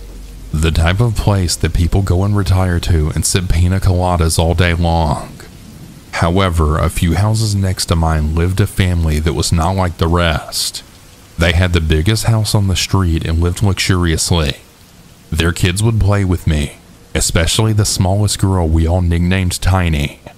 Tiny was about 5 when I was 11, and she was always at my house. I knew my mom and the neighbors were concerned about a 5-year-old being outside all day and not arriving at her house until midnight on school days. But it was a quiet place where nothing happened, so no one got worried. When Tiny turned 6, her parents threw a giant birthday party for her, and all the neighborhood kids were invited. I wanted to go. They had bouncy houses, water slides, and everything a kid would want to play with, but my parents didn't allow me to go. I never knew why. I suppose it was because my mom didn't know her mom. I remember feeling very sad because everyone was there and I was just playing alone at my house. After the birthday, things went back to normal, and one day we were all playing and talking about what our parents did for work. We asked Tiny and her siblings, but none of them knew what they did except that he traveled a lot and that he was always at meetings. I didn't pay much attention, and we all just continued on with our day. One night we were playing on the street when we started hearing loud pops coming from Tiny's house. I will never forget that day. The neighbors, including my own mom, came out rushing us inside, yelling it was gunshots. Some of us even got in my house, and we stayed there as my next door neighbor, who was a cop, ran towards Tiny's house. All we saw after the gunshots were a black van rushing down the street and almost killing a dog. Some men then entered the house. Tiny and her siblings wanted to check out what was going on, but everyone forbade them to go. All I remember was a bunch of cops and ambulances a few minutes later, and then in a day, I never saw Tiny or her siblings again. For a couple of months, the house sat empty, but black vans and strange men kept coming into the neighborhood door to door asking for any information about the man and his children. No one in the neighborhood spoke about it. I know the cops asked me about Tiny and the kids, and if they ever said anything weird about her mom and dad, but I was only 11, and I was much more concerned about playing Mario Kart Wii than about what happened that night. Years passed and the story faded away. Now that I'm grown up, I asked my neighbor who was the cop what actually went down that night, as there were rumors the guy died. He said that night the man had a gun emptied in his skull, and that his wife was gravely wounded because he was a drug lord that was trying to make a deal with the police to turn in his rival gangs and some other people to the cops. The men in the van that were going door to door wanted to know where his kids and wife were to also shut them up. As to the kids, his oldest son was found dead a few hours away in a neighboring town, his car set ablaze. His other children are now living in other countries under witness protection programs. I just hope wherever Tani is, she's doing okay, and that her family got the help they needed. The wife was shot in the leg, and it caused her massive blood loss, but overall, she survived. This was the first major news in my town besides another massacre that happened in the 70s, when a prominent woman was hatched to death alongside her adult daughter by the daughter's husband.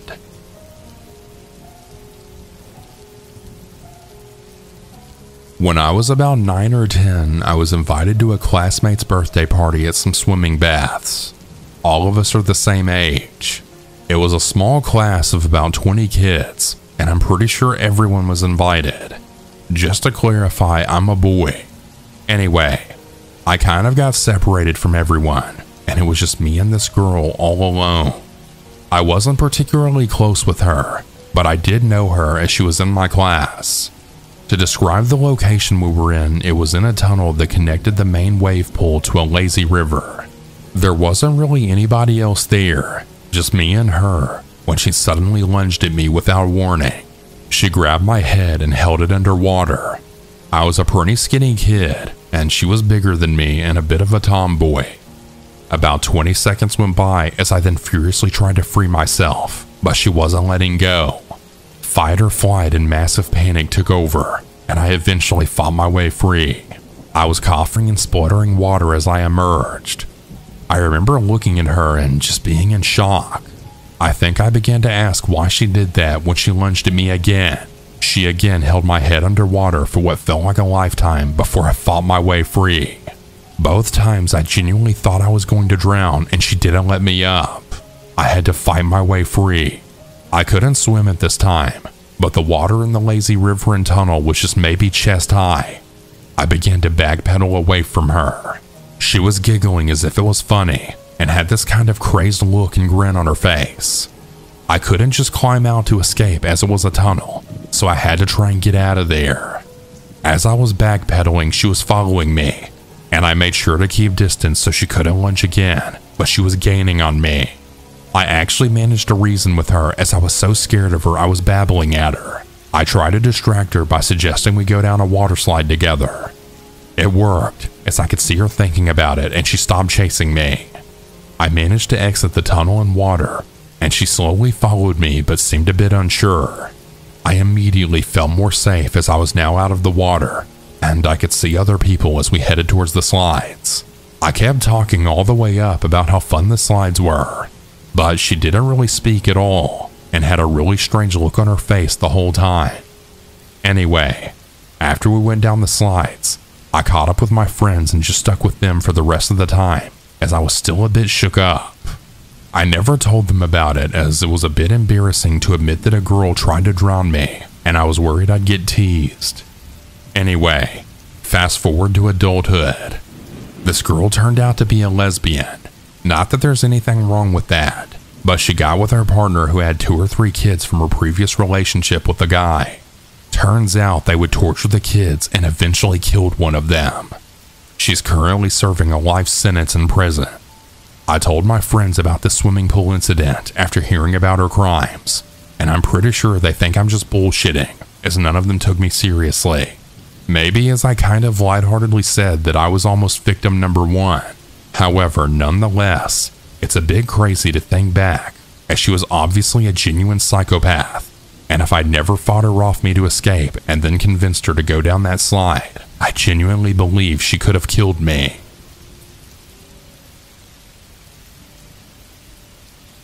This is a real story that's happening now, but this all really started on my birthday. I did speak with the authority about these instances, but I'm also open to hearing your takes as well. It's been pretty frightening. Quick backstory.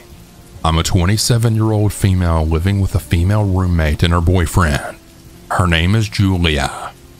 About a year ago, Julia and I started going to a hangout spot, and we met a woman working there around our age. Her name is Sam. Julia and I stopped going after a while, but I still stayed friends with Sam.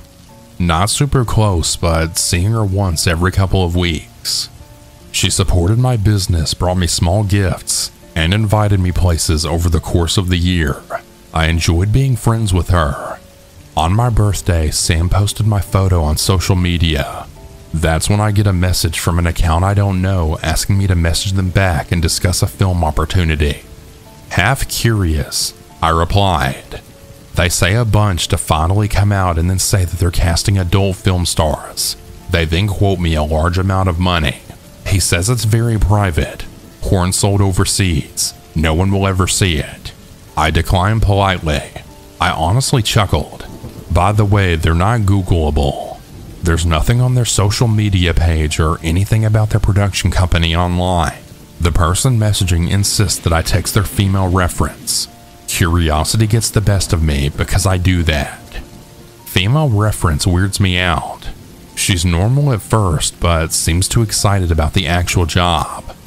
She's encouraging me to do my casting with the person I've messaged and saying I'm very lucky he's even offered.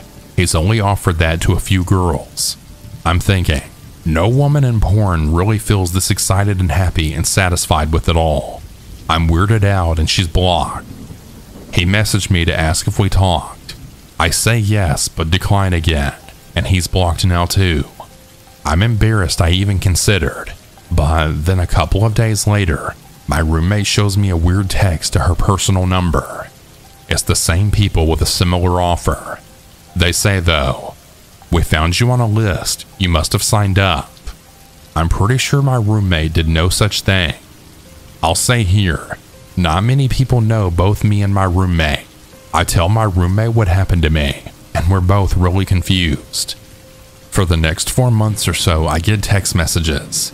I answer some of them nice, and I answer some of them mean, and I ignore others completely. They never asked for photos, info, or anything really except to consider the offer and maybe come for a drink to discuss it in person. That was it, until yesterday. Sam sends me a message on social media. It's a group chat with a profile I've never seen, plus Sam and my business profile.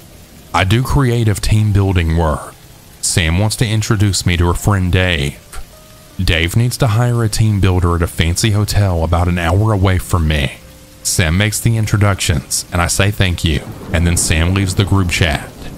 Dave's profile is empty.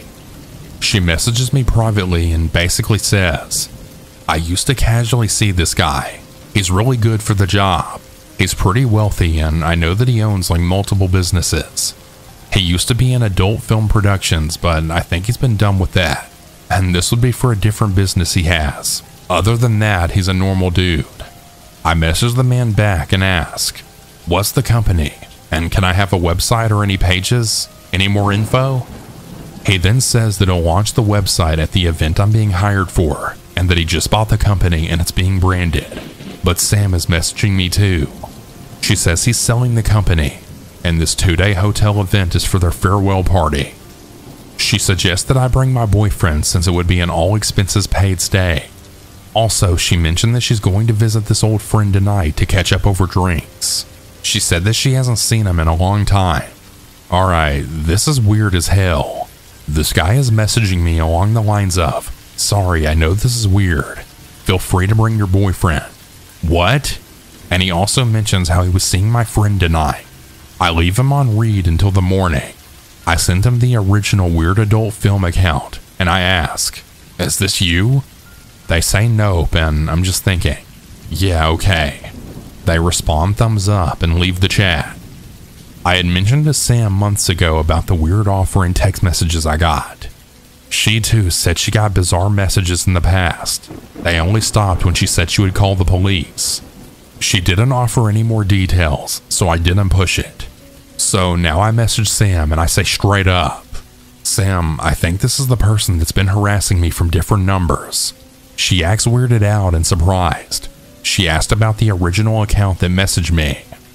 Eventually she closes the convo and goes to bed. I left her on red. I don't answer her call the next day, and she texts me, that was really weird last night. Call me if you want to chat because I'm confused. I don't respond. Today she texted me, okay, and I wrote her back, basically saying, listen, you know I've been weirded out about this, and I've been wondering if someone's trying to abduct me, and now I'm wondering if you're involved, either innocently or not. It's too much for me. She wrote me back saying more or less that she understands that it was a very scary experience, but she thinks that I'm way overreacting, and basically she seems offended that I could even think such a thing. She also said that she wouldn't ever want to speak with someone again who would think that about her. She left it with that she lives her life on a straight path, and she can't let someone try and drag her down into something like that. I don't know if you guys know this, but you can use a free website online to insert photos of someone, and it will generate pages on the internet that match based on facial recognition. When I began having this fear of her involvement, I searched her, and I found what I'm 99% of the time was thumbnails of her in an adult film, either her or her splitting image, as it also pulled known photos of her. I didn't say this to her, of course, but that last statement she gave me is extra weird knowing all that. So that's my story. Hopefully they don't get me. I'm not the one to be played with.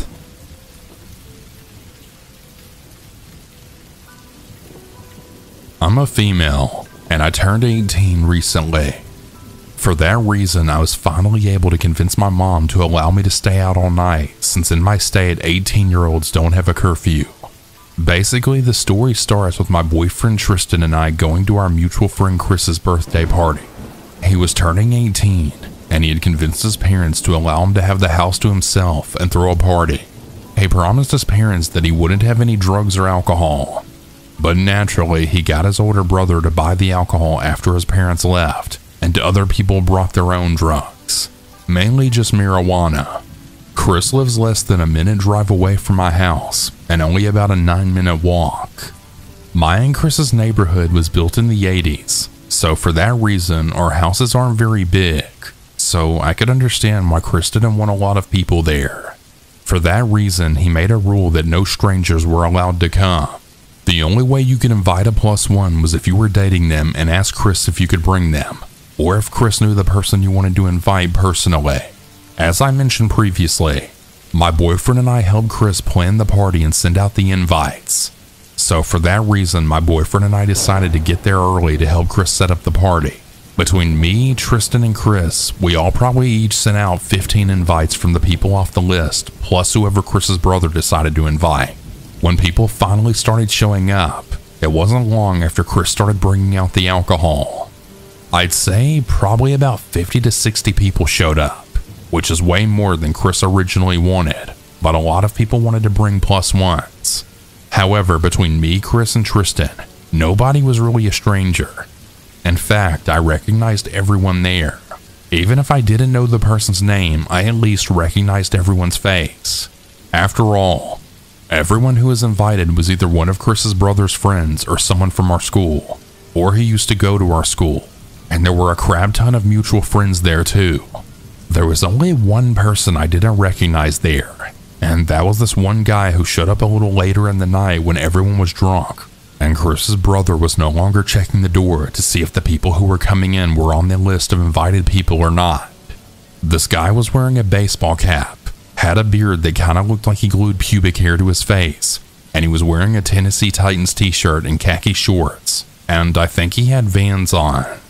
In all honesty, he looked only slightly older than everyone there, but he did fit in, and I probably wouldn't have ever noticed the guy if it wasn't for the fact that halfway in the night I bumped into him by accident after drunkenly tripping over my own feet after getting another drink. Unfortunately, my drink splashed out of my cup onto the guy, and I felt really bad, even in my drunken stupor. I remember overly apologizing and guiding the guy to the kitchen so I could grab some napkins. I grabbed the napkins and then handed them to him. He seemed cool about the whole thing, and he just kept telling me it was no problem. We actually engaged in small talk, as I was wearing a Slipknot t-shirt, and he pointed out asking about my favorite album. I should mention that I'm pretty alternative. Sometimes I even dress pretty goth. Today was one of those days that I was feeling more goth than usual. So I was wearing a Slipknot t-shirt, a black skater shirt, and fishnet stockings with platform boots. I even had a chain, gothic gaudy jewelry, graphic eyeliner, everything. Whenever I tend to dress like this, it's not usual that I'll have guys hit on me. You know, except for the emo guys or the occasional stoner dude. Neither of which is my type. I'm more attracted to the stockier flannel wearing nerdy guys, like my boyfriend Tristan. This being said, I didn't think engaging in small talk with this random guy was weird or that he was trying to flirt with me or anything, especially since he was really only asking me about my favorite band. But then the conversation kind of took a turn to more personal questions. He started asking me things like, do you live in the area? Did you come with anybody? How old are you? What's your name? How much have you had to drink tonight? Do you have a boyfriend? Questions like that. In my drunken stupor, I remember thinking his questions were a little personal, but I didn't think too much into it. I tried to answer the questions without giving away too many details. But honestly, I can't really say if I managed to do that or not, since I was drunk after all. Then out of nowhere, the guy asked me if I was a virgin, which was an insanely personal question, and I immediately started to get weirded out, especially since this guy seemed to be 100% sober. It suddenly dawned on me that I never even caught the guy's name. Trying to redirect his question and change the subject, I asked the guy what his name was, and he then told me that his name was Charlie. I didn't even know a Charlie, nor did I ever send an invite to anyone named Charlie. So I figured the guy was one of Chris's brother's friends. He then asked me again, so are you a virgin? I remember in my drunken state awkwardly laughing. I really didn't want to answer this Charlie guy's question. I suddenly didn't want to be talking to this guy anymore at all. I desperately wanted a way out of this conversation. That came when another one of mine and my boyfriend's mutual friends, Tanner, came over to refill his drink. He saw me, yelled my name, and dabbed me up, then proceeded to tell me that my boyfriend was looking for me. I then quickly excused myself from this guy Charlie, and as I did, he gave Tanner a slightly dirty look, as if to say, you just interrupted us. Tanner didn't even acknowledge the guy, as he then proceeded to tell me where Tristan was. Once I found Tristan, the night seemed to go pretty normal after that. My boyfriend and I now tipsy, busting down to the music for a bit, as well as taking more shots all throughout the night. That was until I started to realize every room I went into, that Charlie guy was there too, and he was always looking at me or glancing in my general direction, and I hadn't seen him take any shots or drink anything even once. I tried to just ignore him, thinking it was just a coincidence that he always happened to be in the same room as me. But now that I think about it, that was stupid. If it seems like someone's following you, they probably are. Anyway, later into the night, when a lot of people had begun to go home and most were passed out, my boyfriend and I drunkenly decided to sneak off to the guest bedroom. Thinking we had locked the door, we began to undress. And if you hadn't guessed by now, yes, we had sex. After we finished doing the deed, I collapsed on top of my boyfriend.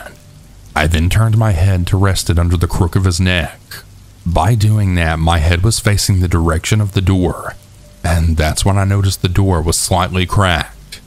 Even though we were both drunk, I swore one of us had shut the door.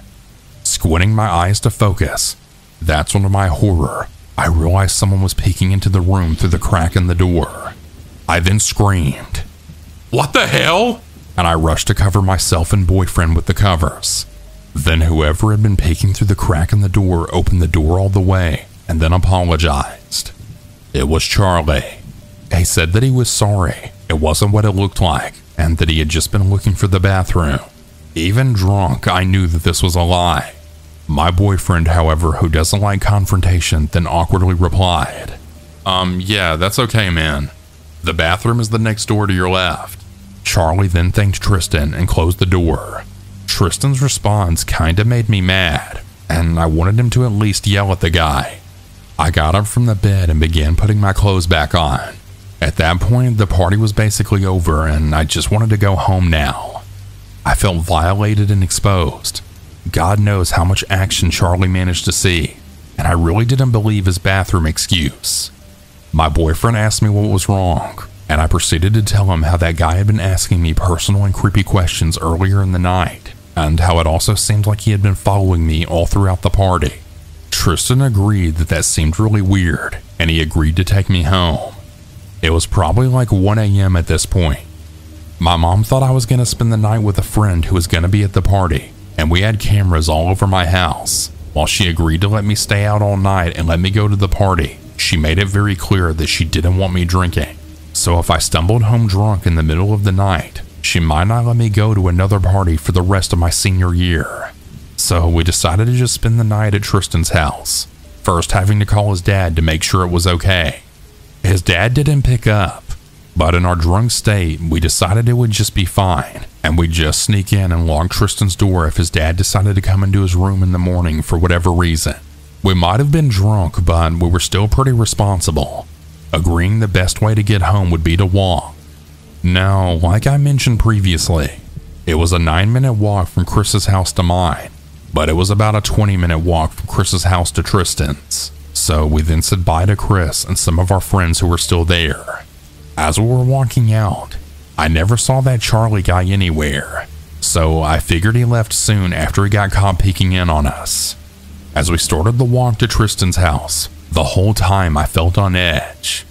I felt like we were being followed, and on multiple occasions I looked behind us only to see nothing. Now, the majority of the walk to Tristan's house we were walking on the edge of the road because the neighborhood where Chris lives is situated on a main road. The road in front of Chris's house isn't as busy as mine, but this meant there were no sidewalks. That's not really important to the story other than I couldn't look behind me for too long because I had to keep looking ahead just in case a car was coming. Once we got closer to the neighborhood Tristan lived in, the road got less busy and ultimately way quieter. That's when it sounded like there were footsteps on the leaves in one of the yards behind us. As I looked behind me, I thought I saw someone duck behind a tree in a yard that we had just passed by. I told Tristan what I witnessed and that I thought we were being followed. Tristan then told me that it was most likely just a deer. I mean, that's totally plausible. The town that I live in is completely overrun by deer, so this seemed like a logical explanation, that it really was most likely just a deer. Eventually, we made it to Tristan's house, going through the back gate and the back door. I changed into some of Tristan's PJs, and we laid out in his bed and locked the door. I maybe laid down just for a bit until I realized I had to pee. So I went to the bathroom and then decided to get a glass of water from the kitchen. Now, I should mention that Tristan's kitchen is right across from his living room, and he has a giant bay window in his living room with no curtains and all the lights were off. And thanks to the street lights outside, I could see perfectly through the window into Tristan's front yard. And that's when I saw it. A person peeking from behind the giant tree in Tristan's front yard. I wanted to scream, but I didn't want to wake up Tristan's dad and risk getting caught. It would be an awkward situation to explain, especially since we were there without permission. I didn't know if whoever was hiding behind the tree could see me, but I grabbed my phone off the table and took a picture, making sure my flash was off. I checked Tristan's back door to make sure neither of us had forgotten to lock it after we came inside. I then ran back to Tristan's room as quietly as possible, woke him up, and then showed him the picture. Now, I had a deep feeling it was the Charlie guy from the party. My boyfriend started to get pissed off. He said that maybe it was one of their friends trying to scare us. At that time, I was still kinda drunk, so as much as I knew that wasn't true, I just settled on that being the case.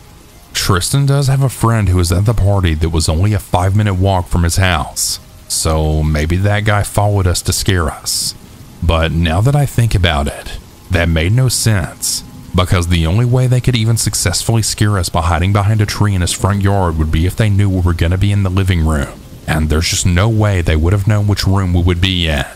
So it was obviously someone hiding and stalking the house. I could tell that Tristan was on edge, and I saw doubt in his eyes. I could also tell that he didn't even believe his own explanation. I suggested that maybe he should tell his dad, but he said no because then his dad would know that we snuck over and he might tell my mom and he'd get in trouble. And I know that sounds like a stupid reason, but I and Tristan's dad haven't gotten along well in the past, and my mom is really scary sometimes.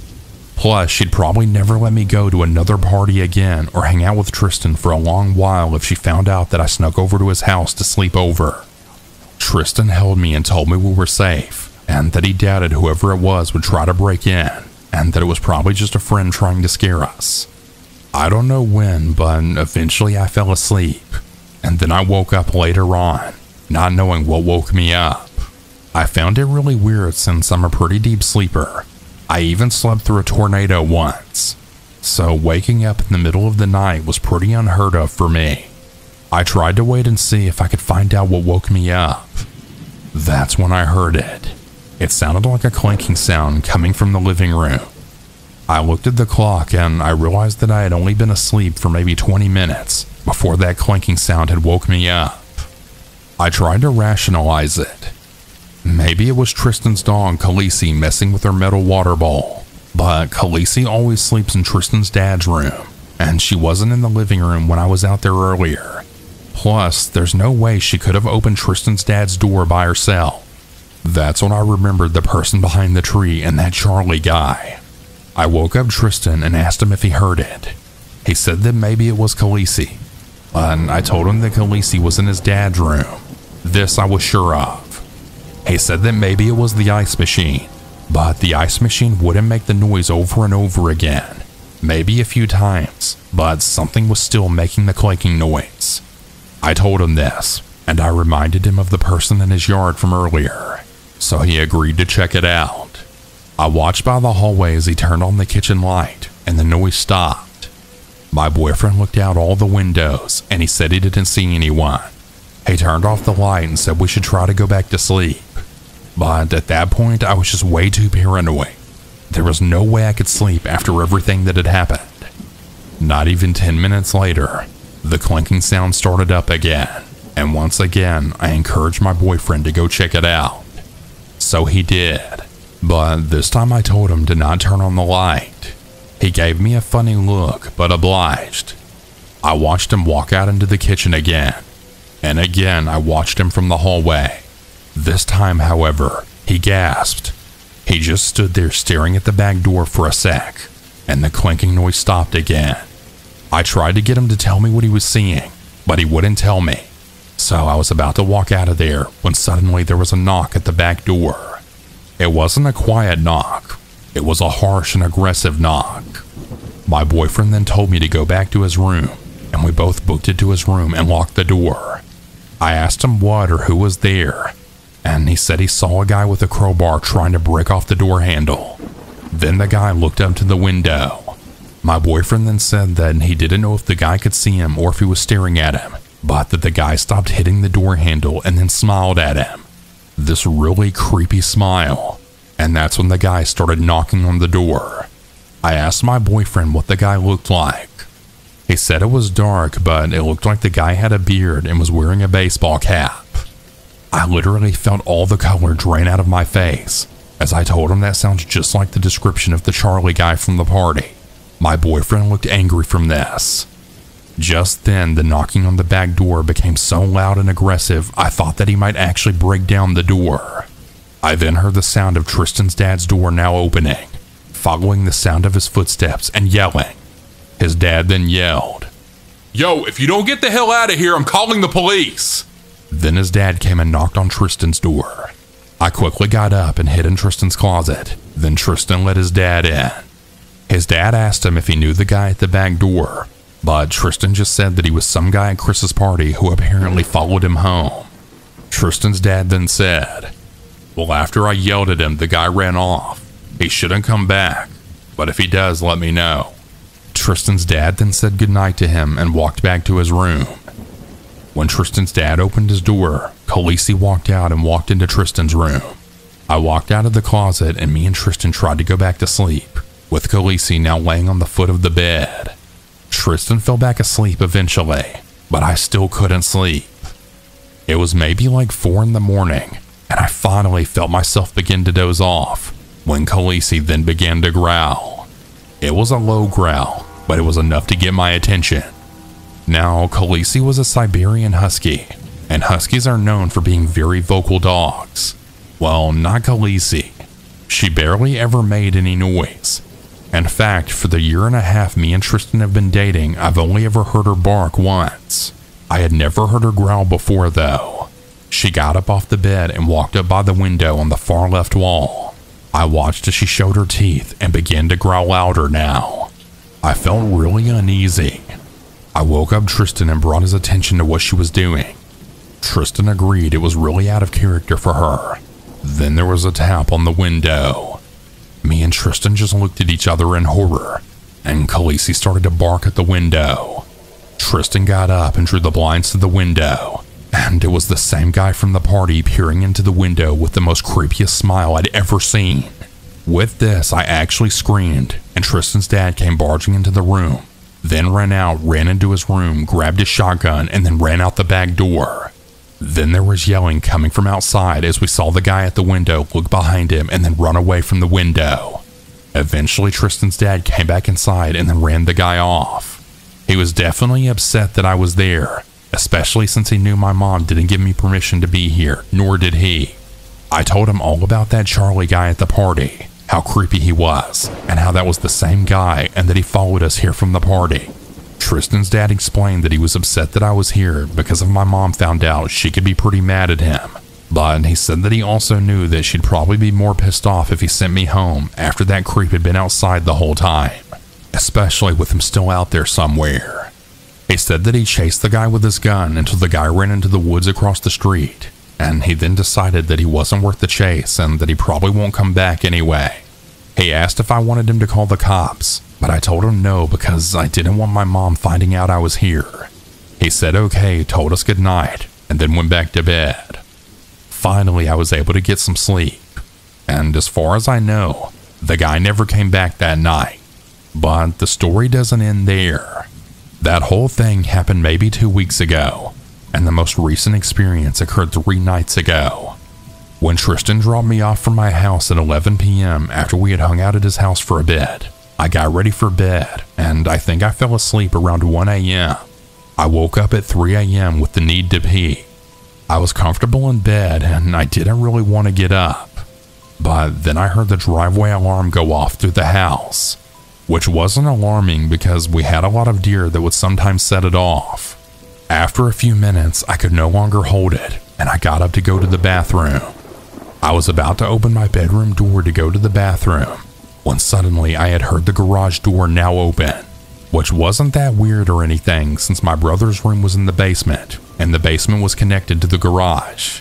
So I figured it was just my brother coming to get a snack or something. I was gonna open the door, but when I put my hand on the door handle, I suddenly just felt like something was wrong and that something was telling me to not open that door. I can't tell you why. It was just a sudden deep gut feeling. As I pondered on whether or not I was just being paranoid, I heard footsteps coming down the hallway. I told myself it was just my brother and that he was probably just going to the bathroom, but the footsteps now got closer and they stopped right outside my door. After a few seconds of silence, there was a slight knock. Again, trying not to think too much into it, since my brothers knocked on my door late in the night before to ask me something random or just annoy me like brothers do. I then replied, "Yes, what is it?" There was no reply. "Grayson, is that you?" I called out. Then there was a voice that was not my brother's, but I couldn't understand what he was saying. But I did recognize the voice. It was Charlie. My heart did a flip and dropped straight to my stomach. I then immediately locked my door. My door had a cursive pink S on it that stood for my name, so it's not that hard to guess that my room's is a girl's room. I knew then that the Charlie guy had broken into my house. Then the guy started trying to open my door. Once he realized it was locked, he started pulling and twisting the door handle really hard and banging and knocking on the door in an attempt to break it down, I assume. I screamed really loud. Now, my parents have this really loud industrial fan in their room that they keep on because they both need the room to be really cold, and my mom can't sleep without the noise of a fan on. It's so loud I can hear it through the wall separating our rooms, so I was almost afraid that my parents wouldn't hear me. But I then heard mumbling, and my stepdad burst out of their room. I then hear the Charlie guy run down the hallway and through the garage door, followed by my stepdad screaming and running after him. At this point, my mom came running out too, trying to open my door. Upon hearing her voice on the other side, I then quickly unlocked the door and let her in. She asked me what happened, and I began to tell her all about the creepy Charlie guy at the party, only leaving out a few details. However, I didn't tell her about him following me and Tristan back to his house. I didn't want my mom to know that I slept over. I know that it was probably a stupid decision, and I probably should have just told her, but I was really afraid that I'd get in trouble. My mom looked horrified and began to pray. So did I. My stepdad eventually came back into the house saying he lost the guy after he ran into the woods behind our house, just like before. My mom and stepdad then began to ask me a ton of questions, mainly wanting to know how the guy found out where we lived. I honestly had no idea, unless he somehow stalked me the last 2 weeks since the party and found out where I lived. We called the cops and the cops asked me questions, but the information I had didn't help them much since I only had the guy's first name. For all I know, Charlie wasn't even this guy's name. I gave them a brief description. They said they'd look into it, but we never heard anything back from them. Like I said, there wasn't really much they could do. Nothing was stolen, as I'm pretty sure I was the guy's main target. I'm not really sure why the guy targeted me or what I did to cause him to have such an obsession with me, but I'm sure if it wasn't me, he would have targeted one of the other girls at the party that night too. Well, come to find out, the guy entered through the back door downstairs because my brother woke up having to use the bathroom, but he didn't want to go all the way upstairs, so he went outside. But since he was half asleep, he forgot to relock the door, so the guy just walked right inside. I'm just really glad my brother was safe. We asked literally everyone from the party, and apparently nobody even knew that guy. Chris even said that he didn't even know a Charlie, and Chris's brother said that he did not invite that guy, but he remembered seeing him at the party and that he thought the guy was kinda sketchy, but that he figured he was just someone's plus one. This was 3 days ago, and I haven't seen or heard anything since. I don't think the police ever found out who the guy was, but nothing alarming has happened since. I just hope the guy doesn't come back. Update. I didn't mention that the police did check the camera footage in my house to see if they could identify the guy, but he was wearing a face mask and a hoodie. It did show him walking down my driveway trying to get in through the front door, and then going on through the back and everything else that happened from there. But the footage didn't help them identify him, unfortunately. The fact that he walked to my house makes me afraid that he lives in the area. I'll be sure to update if anything else happens.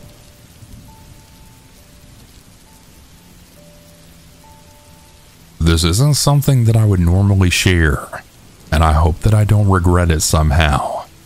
I'm not sure if anyone will hear this, but I'm sharing it in hopes that it'll inspire someone to stay safe, safer than I was. I'm not really sure if trigger warnings are needed or suggested here, but just out of consideration of others, I'd like to warn everyone that I'll be briefly mentioning sexual assault, with as little details as possible. 1 year ago around this time, I was bored and scrolling the web when I decided to go on Omegle. Nothing unusual for me. Omegle was a now shut down website that allowed you to talk to strangers via video or text chat. It was around for a long time, and I used it frequently when I was younger as a time waster. There were plenty of creeps on there, sure, but I've had an equal amount of pleasant interactions and conversations on that website. On Omegle, you could type in tags, basically the keywords that describe the type of conversation or person you're looking for, and you can match with someone with the same ones. I always used alt for alternative. I feel like it weeded out a lot of rude people and connected me to more people my age. For reference, I was 19 at the time. I connected with someone who called himself Kane, and we started chatting via text. He said he was 23 and I said my age back. We exchanged some small talk, and before I knew it, we were talking all night, and I mean all night. We lived in the same time zone, and I'd stayed up until about 6 a.m. chatting about philosophy and life and our interests just because he was entertaining and I was having fun. We were talking about our general areas that we live in, and he said abruptly, "We should meet up sometime." I laughed, but it turned out he was serious. And it turns out we only live 3 to 4 hours away from each other, so he was really considering this. I'm an anxiety-ridden person, but for whatever reason, I thought that he might be normal due to the fact that I had just spent hours and hours talking to him and didn't pick up on any red flags. So I said sure, why the hell not? I know, this isn't an incredibly stupid mistake. I have a big heart though, and I frequently make the mistake of giving others the benefit of the doubt. So just like that, we had started planning a camping trip. He was set on doing it just days after that morning because that's when he was off work next. I agreed because I didn't have anything to do at the time. I asked for his number so we could talk somewhere else other than Omegle about the trip. He gave it to me. I texted it, and I noted the messages showed green on my iPhone. This indicated that he was using a Samsung or Android. Teasingly, I said something along the lines of, "What's up with the Samsung?" After a few minutes, he texted back saying that he had 2 phones and that one was for work. That was the first red flag that went off in my head. Why would he need 2 phones for work at his age? I mean, of course, there's possible reasons, but it just set off that intuitive feeling, one that I regret not listening to. I asked what his job was, and he said that he worked for the state. He added that he isn't allowed to share details about his job because he signed papers saying that he wouldn't, and that he could get fired if he were to violate this agreement. I was still weary of this, but I just figured that he worked for a police station or the town council or something to do with law enforcement, and that I was probably just overthinking.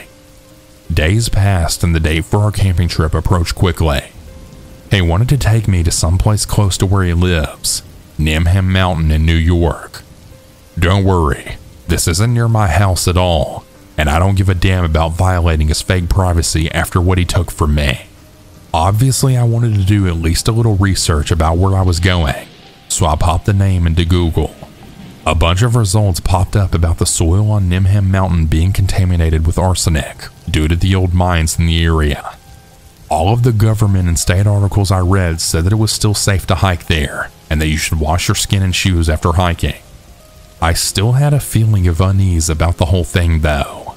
I texted Kane and asked him why we were going to some place that could potentially be dangerous. He assured me that nothing would happen, and he said he chose the spot because it's somewhere he and his friends frequently camp. This slightly reassured me. He does know the area better than me after all. My parents are definitely over-suspicious of everyone. Strict is also a safe word.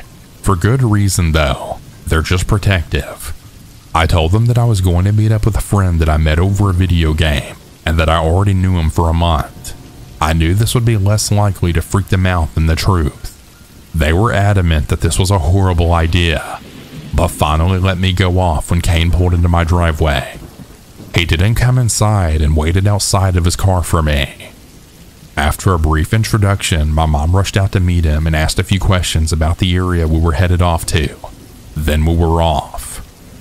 We pulled into a Starbucks by my house so he could get a coffee, since he was really tired from the drive up. We sat in his car for about an hour and a half afterwards.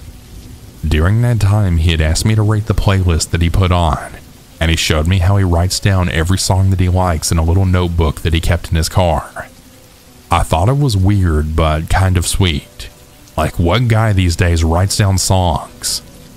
After an hour or so passed, I told him we should get going so we can get to the campsite before dark. He just kept saying 5 more minutes. After about 30 minutes of insisting we needed to leave to make it on time, he finally let us start on the road. While we drove the 4 hours up to our destination, Kane mostly talked about himself. He told me long stories about his friends and a girl that he used to date that he doesn't like. I thought that was strange. Who talks about another woman to a girl like this? After telling stories for about 2 hours, I tried to deviate to a brighter topic, and I asked what kind of things he's into hobby-wise. I already knew the stuff that he told me online, but I was trying not to suffer from awkward silence or any more of his weird ramblings. He said that he thinks that eating healthy is important, and that people who eat junk food are stupid. He also says that he only wears sustainable clothing that's made from cotton or wool. I don't have a problem with being sustainable, but he was saying it in a really obnoxious way. Then he turned to me and asked the first question about me since we got in the car. So what brought you to Omegle? I told him that I was bored and that I like meeting new and interesting people, and that was about it. He nodded slowly in thought and grinned, showing the most expression that I've seen on his face so far. He said that he likes to go on Omegle and tell people that he's a soldier in Russia, and that he was torturing people as he spoke to them. I kinda just sat there in silence and just stared at him, waiting for him to say that he was just kidding and that he just has some messed up sense of humor. But he didn't. He just laughed and said, "What?" As we neared the campsite, I mentioned that I was getting kind of hungry. He said that we can stop at a Whole Foods before going to camp for the night. In my head, I sighed about this, knowing he was probably going to judge me for whatever I picked out there. But it wasn't a problem for me, and I was hungry, so I agreed. In Whole Foods, he made me pay for both of our meals because his card wouldn't work there. He didn't even try. This annoyed me, but I was just eager to get to camp, so I paid and we sat down outside to eat. After about an hour, we were finally ready to get to camp. We drive up the mountain and he pulls into a small parking area with about 3 spots. Cars were parked there, and older men were surrounding the cars smoking weed. Nothing they were doing was wrong, but it just made me uncomfortable that they were there so late at night. Before I could even mention it, Kane says that it's too cold for him to carry our supplies to the campsite and set up camp, which was only about a 10-minute walk. I was taken aback by this. I then said, what do you mean? I'll help you. We didn't come up here for nothing." He insisted, and he told me to get out of the car to feel how cold it was. He said it would take a while to pitch our tent, and that it was too much for us. There was no way that I was getting out of the car and facing the men in the parking spot next to us, so I rolled down the window halfway and then stuck my hand out. It was freezing. He was right about that. That night it was in the 30s, and the wind chill felt worse after being higher up. I was annoyed, but I agreed to sleeping in his car for the night. I was sad that our trip was basically wasted. He sat there in silence for a while, seemingly uncomfortable that I was annoyed and unsure how to comfort me. I slinked back into the passenger seat and started to scroll on social media, trying to pass the time. He grabbed my phone out of my hand and then said, "Come here." and he patted his lap. I was already annoyed at the situation and also confused on what he thought he was doing. I then just said, "Yeah, you're funny," and reached for my phone, which he had then tossed onto the floor of the car. Before I could get to it, he reached over and scooped me out of the seat and then tossed me onto the back seats. He then proceeded to rape me.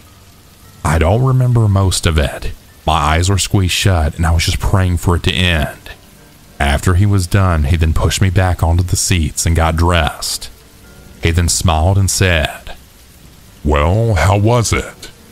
I just stared back at him with tears in my eyes. I climbed back into the front seat, and he propped his feet up on the wheel and went to sleep. I didn't know what to do.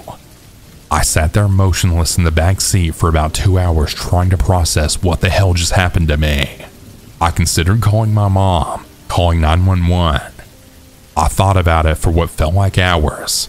I already had been assaulted once in my life, and it broke my parents' hearts. I knew that learning of this would absolutely destroy them, and I was also afraid of what would happen if I told them. I didn't want my dad or brother to go to jail for life because they were angry and got revenge against this guy.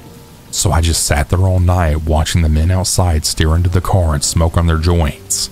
I don't remember falling asleep, but I eventually woke up to wind hitting the car.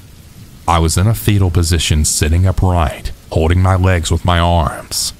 Kane noticed that I was awake and said that it was time to go. I was so scared of him. It felt like my heart was leaping out of my throat. Adrenaline was pumping through my body, and I started scanning the back seat and our overnight bags for something I could use as a weapon just in case he were to pursue me again.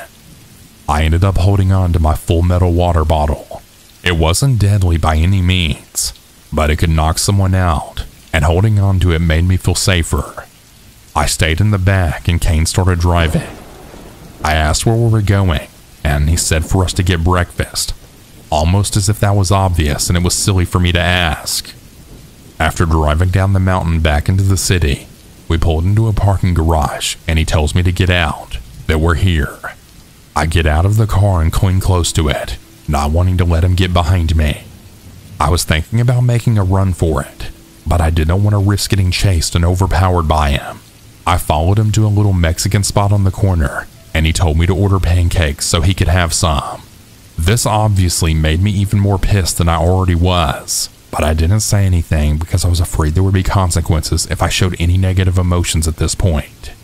I ate a few bites of my food, and he happily ate the rest off my plate. He paid quickly with cash and took me back to the car, where he laid down in the back seat. He said he was going to take a nap because he didn't sleep well last night. I didn't want to argue with him, so I let him sleep. How could he sleep so soundly after what he did to me? He slept for about 3 hours. The whole time I was watching YouTube videos, trying to calm myself down and keep a clear head. It was around 9 a.m., and around this time my mom was waking up and texted me saying that she wants me home. I told her that Kane was taking a nap and that I would be home soon. She didn't like the sound of that and insisted that I come home immediately. I was happy to have a reason to get the hell out of there, one that might be convincing to Kane. I woke him up and he became angry with me, saying, "Don't wake me up next time. Play on your phone. Watch TikTok or something." I was shaken, but I managed to say that my mom wanted me home and that we needed to go. He said to let him sleep for 30 more minutes, and he told me to set a timer on my phone. I did. 30 minutes felt like 30 hours, and once it went off, I woke him once again. This time I filmed myself waking him up because I was really afraid of what was going to happen. He was angry once again, and I told him that the 30 minutes was up. I asked to leave, begging him to leave, and he just said no. Over and over, he said that we aren't leaving yet. I was shaking uncontrollably, but I put on a brave face and pretended like I was being playful. "Okay, I'll just get an Uber then," I said. I turned around and started to open the car door when I felt his hand grab my shoulder and then dig into it, yanking me back in place. I honestly think I blacked out from fear for a few seconds. He then said, "What the hell do you think you're doing?" His hand was still on my shoulder, his fingers squeezing into my skin. My mind was racing, and I was on the verge of tears. This caught my eye, and I quickly played it off by saying that my mom would call the police or come to get me if I wasn't home soon. I had also mentioned earlier that my dad works in law enforcement, so this was a little bit more believable of a lie. At the mention of police, something changed in his face. He looked frantic. He let me go and then happily agreed to drive me home. I felt a deep relief, the deepest relief I've ever felt. I then swallowed the lump in my throat as he climbed to the front seat and started our 5-hour drive back to my house. The drive back was much quieter than the drive up. I didn't say anything unless he initiated. I just gripped my phone in my hand and tried not to make eye contact with him. I wondered if he had any remorse for what he did in those moments. When we reached the town where I live, it was 11:30 at night. Kane pulled into the main strip to get to my house, and I saw flashing lights behind me. My instinct was to be terrified because my dad is a cop, so I've always made extra sure not to break any traffic laws. The police pulled us over, and 2 men stepped out of the cop car. I frantically rolled down my window so they could see my familiar face, the daughter of their boss. One of them greeted me and looked both concerned and disappointed that I was in the car with someone getting pulled over. The other cop told Kane to get out of the car while I explained what we were doing out so late. I spared the illegal and horrific details. I was tired, scared, and I needed to be safe in my own home. I also didn't want them waking up my sleeping dad with such bad news. I overheard the second officer ask Kane about his info, when he then said, "What's your name, son?" Kane fumbled and he said to speak up. The name he gave was not Kane, and he told the officer he was 22, not 23. My heart sank into my feet as I sat motionless while they explained to Kane that he missed a stop sign and that they're letting him off with a warning. They told me to get home, and I nodded my head. When we pulled off, I let my emotions take over, and I started screaming at the stranger I was sitting next to. "Why did you lie to me? What the hell's wrong with you?" He looked distressed from the volume of my yelling, and he told me to calm down, that he was sorry he lied. He said that he only lied about his identity for his own safety. That honestly baffled me, considering that he had just assaulted me. I screamed at him all the way to my house, and as we pulled in, I threw the car doors open and started throwing my stuff onto the lawn, desperate to just get the hell away from him. He tried to talk to me, to offer more pitiful excuses for his disgusting actions, but I screamed at him to get the hell away from me and that I never wanted to see him ever again. I gathered my stuff off the lawn and then hauled it into my room while my parents slept soundly, unaware of the terrible secret I had. I woke up my mom and told her that I was home as she requested. Once I got to my room, I broke down. What happened to me was starting to sink in. As I was sobbing silently into my blanket, my phone lit up with a text from Kane. It read, "I'm sorry what happened. I really am. If it makes you feel any better, I just got pulled over, so that's my karma, I guess. Let me know if you want to talk." I felt a wave of nausea hit me like a train. I screenshotted the message, blocked his number, and deleted his contact. I haven't heard from him since, and I haven't hung out with anyone since besides my boyfriend, who thank God is normal. I still think about what happened almost every day, and I still feel sick when someone I don't know gets close to me, even if it's just a stranger passing me by in the grocery store. I know that what happened was the product of my own irrational teenage actions.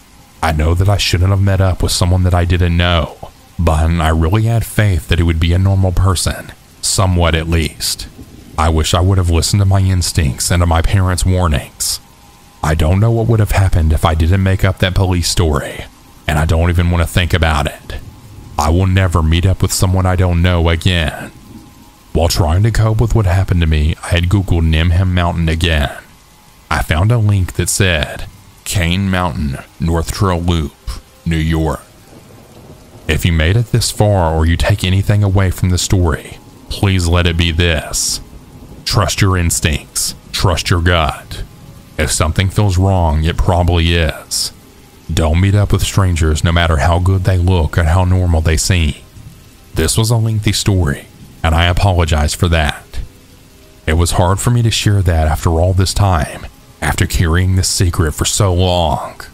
I'm doing this in hopes that it inspires someone out there to follow my advice and help keep themselves safe. What happened to me was disgusting and horrible, and I never want it to happen to anyone else again. That being said, Kane, screw you, and I hope you're rotting in jail or hell right now.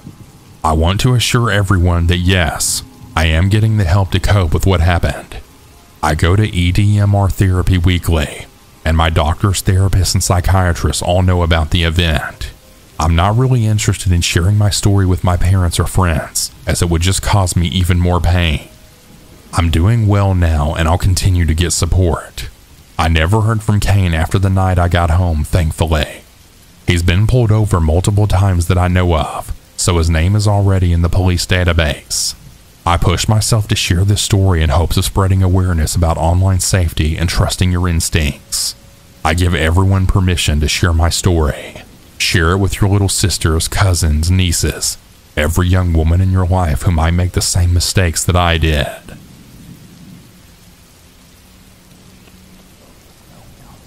My name is Devin, and I'm a 33-year-old female. When I was 10, my mom, stepdad, and sister lived on a 10-house cul-de-sac right off a very busy street in our city, but was still considered quite safe. One day I was playing outside in the front yard with our weenie dog who barked so much that we actually named him Wolfitz.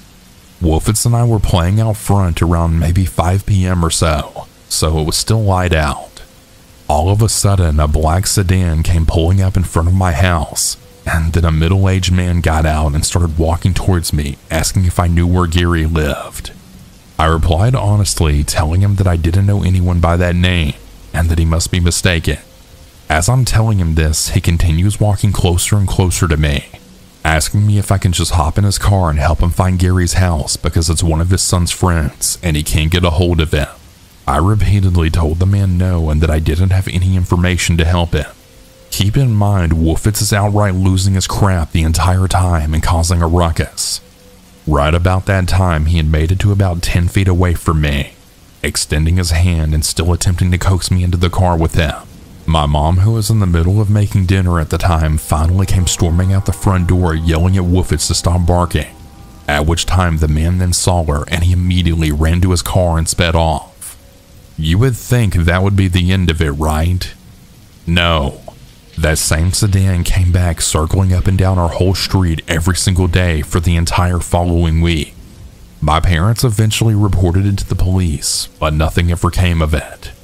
Stay safe out there, everyone, and especially keep your little children safe.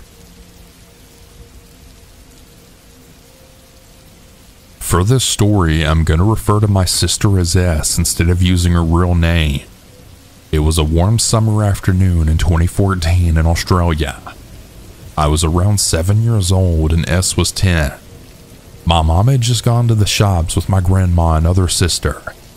S and I were sitting on the couch wondering where our dog Patty was. We looked around the house and outside. For some explanation, my grandparents' home was on top of a hill, with houses on each side of their place and also houses across the road. The house sat back off the road about 20 meters with 2 gates on each side that led down the driveway to the backyard. We walked out onto the decking that overlooked the street and we realized that one of the gates was open. So us being kids and in a fairly safe area, we decided to go for a walk to try and find our dog. Once we left through the gate, we turned right, and about 50 meters down the road was a street on our right side. We decided to walk down there to see if we could spot Patty, when an old white car sped around the corner and then stopped about 20 meters in front of us. Both the driver and passenger doors opened, and then 2 men hopped out looking to be in their early to mid-30s. The driver was a smaller guy while the passenger was more of a bigger guy. The bigger guy asked if we were lost and if we needed a lift home. Now, being aware of stranger danger, we told them no, we didn't need a ride as we just lived around the corner. They insisted that we get inside, but as we said no again and started backing away, the bigger guy then started yelling at us to get in the car. We said no once more and he then picked something up and threw it at us, but he missed. He once again then told us to get in and started walking towards us, so we began running. As we got about 20 meters up the street, I looked back and I saw that the smaller guy seemed to have some sort of weapon and he was now running at us. Was it a gun? A knife? I can't remember exactly what it looked like, except that it was all black and about 25 centimeters long. I just told S to run faster. We were gaining ground on him. Once we got to the end of the street, we ran into the front yard of someone's house and then hid behind their fence. We heard their car start up and then drive down the other end of the street. We then decided to book it home. We got to the gate and Patty walked up from the left side of the road. We grabbed him and then ran inside. I forgot to mention that my grandpa was still in the house. We called out to our grandpa and he then came up from down in the shed. We told him what happened and he just told us to go wait upstairs, as our mom would be arriving home any second. We sat at the window looking out for the car, as we were going to try and get the plates if they happened to drive past to report to the cops. Lo and behold, they drove past, looking out their windows, I'm assuming looking for us, and they went around the block a few times. The car was all dirty, so we only got 3 letters of the license plate. We called the police once Mom got home and told them everything, but unfortunately nothing else ever came of the situation. I know this story isn't as exciting as the others, but it sure was the scariest thing to ever happen to S and I. I'm very glad that we knew when something was off and didn't get in the car with the strangers. I would hate to know what would have happened if we'd gotten in that car that day, and I really hope that nothing ever happened to any other children around that area. I'm a girl and my mom was a horrible addict. She barely took care of me as a kid. At the time of this incident, I was around 6 or 7, so my awareness and understanding of things happening may not totally make much sense. This happened in the 90s. One night, my mother and I were on a car ride. I wasn't sure why we were driving, but it was late at night.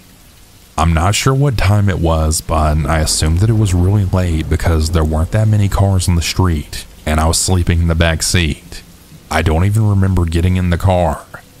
My mom drove up to some sketchy house and then left me in the car for what felt like forever. Suddenly, the car door swung open and someone violently grabbed me by my arm and then yanked me right out of the car. I started screaming and crying until the man that grabbed me looked me in my eyes and then said, "Be quiet and don't try and run or I'll kill you." He had a scruffy beard and looked like a madman. I was scared to death, so I listened. He held me tight by my arm, shut the car door, and then walked with me down the street. I looked back at the house my mom was in, hoping that my mom would come out at the last second and just save me. I looked at the house as long as I could, as the man dragged me further and further away. As we walked down the street, I wanted to cry, but I was in shock and in fear. I didn't know what to do. If I sniffled or cried, the man would tighten his grip and yell at me. I can't even explain how scared and confused I was. We walked for a little while and we ended up in the projects. The projects were a bunch of buildings crammed together in a crappy neighborhood. We walked into one of the buildings and then walked up a flight of stairs. My legs and feet hurt like hell, but again, I was way too scared to stop moving or complain. We walked up another flight of stairs when I saw some random guy smoking a cigarette in the stairway. Then without warning, the guy that kidnapped me fell to the ground. It happened so fast. I didn't know how the kidnapper fell to the ground so fast, but the next thing I remember is the cigarette guy was punching and kicking the kidnapper in his head and face. The kidnapper was out cold. Cigarette guy picked up the kidnapper by the back of his jacket and then threw him down the stairs. You have no idea how scary and violent it is to see an unconscious man fall down the stairs. To this day, I still have a fear of falling down the stairs. He bled everywhere. I still have no idea how that cigarette guy knew to help me, but I'm glad he did. Maybe he just picked up on something and had a bad vibe, but he acted instantly. The first second he could, he attacked my would-be kidnapper. Cigarette guy starts pacing back and forth, swearing at himself, gritting his teeth, and then clenching his fists.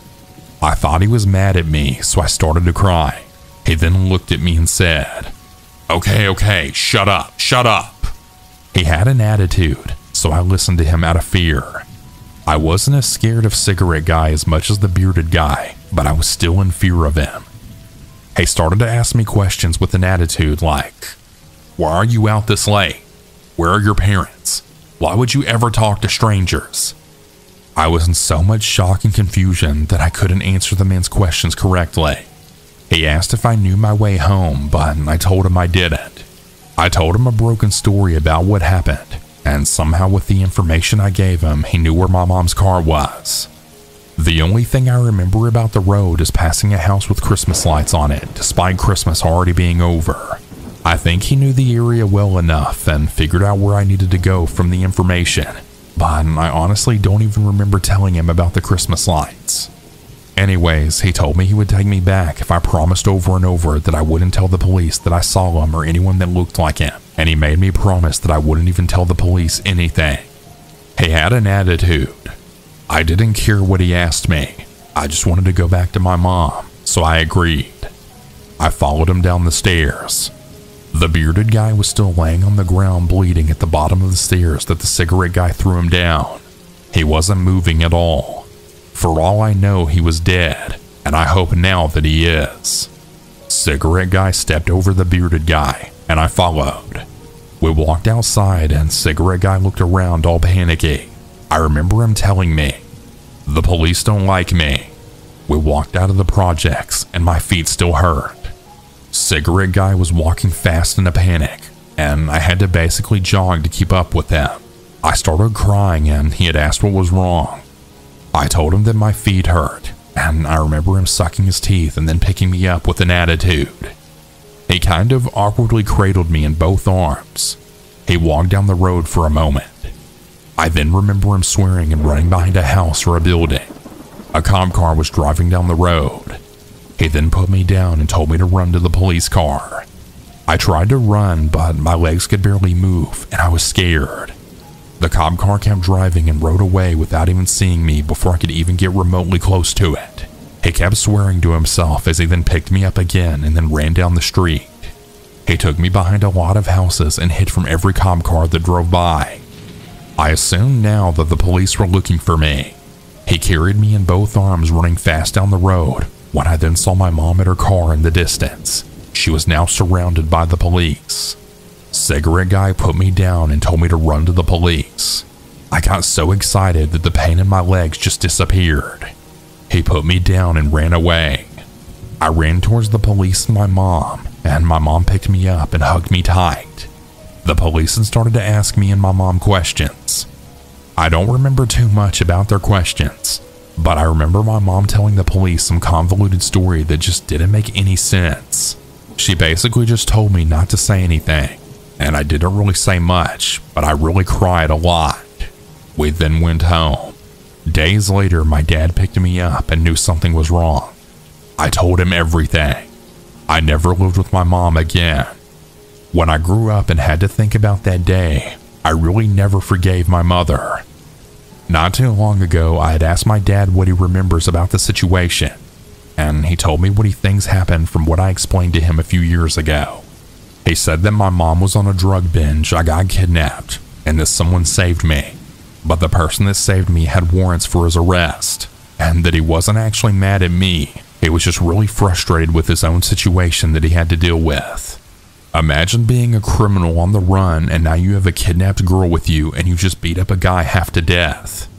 If he would have gotten caught with me, he could be in jail for my kidnapping. With my mom lying and me being in shock and confused, I wouldn't be able to tell them that the man helped me because while it was all happening, I didn't even notice he was helping me. To the man that saved me, thank you. And to the man that tried to kidnap me, hopefully I never see you again. Update. I think that I found Cigarette Guy. Someone on Reddit knows a man with a similar story. I really hope both people are the same. So far, it actually looks like it's the same man that saved me. I'll keep everyone posted. Update number 2. I finally received confirmation. I found Cigarette Guy. Recently, someone commented on my original post claiming to know someone who could be Cigarette Guy because they had told a similar story to mine. The locations and small details that I left out seemed to match up. I simply had to wait for the commenter to get in contact with hopefully the Cigarette Guy. The way the commenter knew him was that they were online friends and played video games together. The commenter was on a work trip, so he couldn't contact Cigarette Guy for a few days, so I had to wait for a little while for contact to be made between them. Today the commenter got in touch with me and he told me he talked to Cigarette Guy, and he said a few more details that confirmed that it was the same man that saved me when I was a kid. I'm so excited that I don't know what to do with myself right now. I'm currently waiting to get his phone number so I can talk to him. I want to thank him and see how he's doing. We talked a little bit between his friends sending messages back and forth, but we're trying to set something up so we can actually speak to each other personally. I just wanted to thank everyone for their nice words and well wishes. I'm very thankful for everyone interested in my story because it actually ended up reaching someone that knew the person who saved me, and we have the chance to be back in contact after all these years. Final update. I had the chance to talk to him a few days ago. He was cautious and he didn't know if he could trust me, but after a little while he opened up and we then talked for a good amount of time. There's a lot of questions that he answered for me, but I'm not sure exactly what he would feel comfortable with me sharing with everyone, so I plan on speaking to him again soon and asking him what he would want. He's in a better position in life and he handled his legal troubles. He's doing a lot better now in his life, and I'm just still so grateful that he saved me and we were able to reconnect. He really did save my life that day.